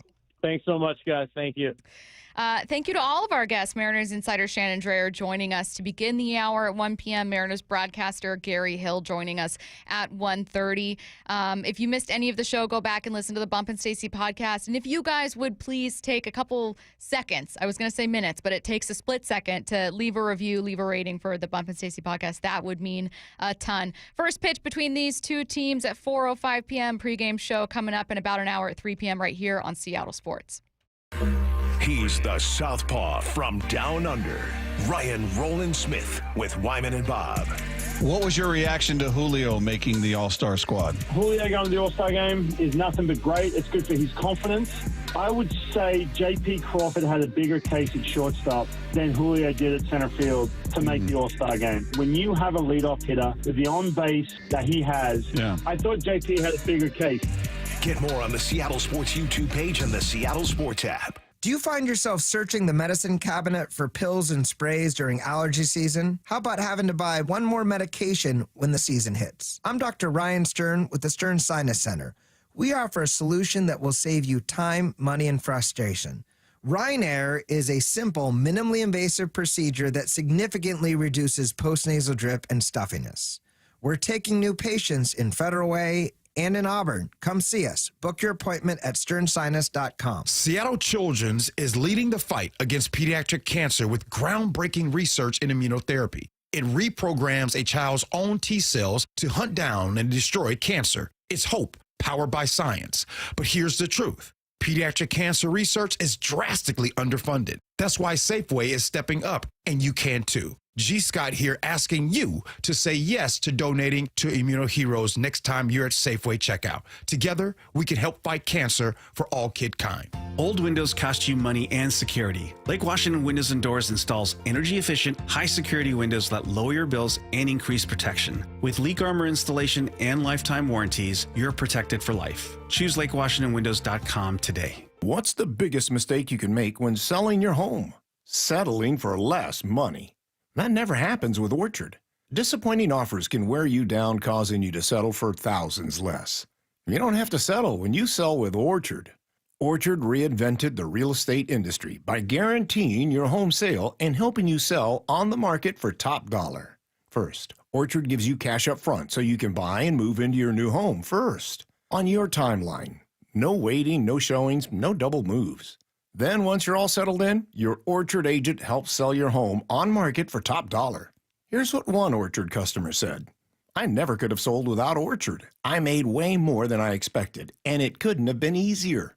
With Orchard, you never have to settle for less. Buy before you sell and get top dollar for your home with Orchard. Curious how much your home is worth? Visit Orchard.com to get your free home valuation. That's Orchard.com. Orchard.com. Riverside Roofing has earned GAF Master Elite President's Club certification, which puts them in the 99.9th percentile of all roofers nationally. They're right here out of Marysville. You can find them at riversideroofingllc.com, and they are the roofing company you can trust. Values have to be within your leadership staff, right? And then that filters down into the rest of your staff. We are together, we are a team, and without that thought process, you're sunk. I still revert back to, if I work at a location and I'm willing to have my son work at this location, that should tell you a great deal. I didn't steer my son away, I steered my son to it. They call it the Lee Johnson Auto family, and it's not just a name, it's not just some cliche. They foster an environment for us to become a family. As much as I'd love to think that they trust me, yeah, our family name is trusted, but it's because of those individual interactions with our people that those folks have had over the years. That's where they build their trust with the relationship. The LJ way is the Lee Johnson Auto family. This is Seattle Sports. Streaming through the Seattle Sports app. KIRO AM Seattle. KIRO FM HD2 Tacoma. Home of the Seahawks, Mariners, and everything Seattle sports. Seattle Sports Snapshot.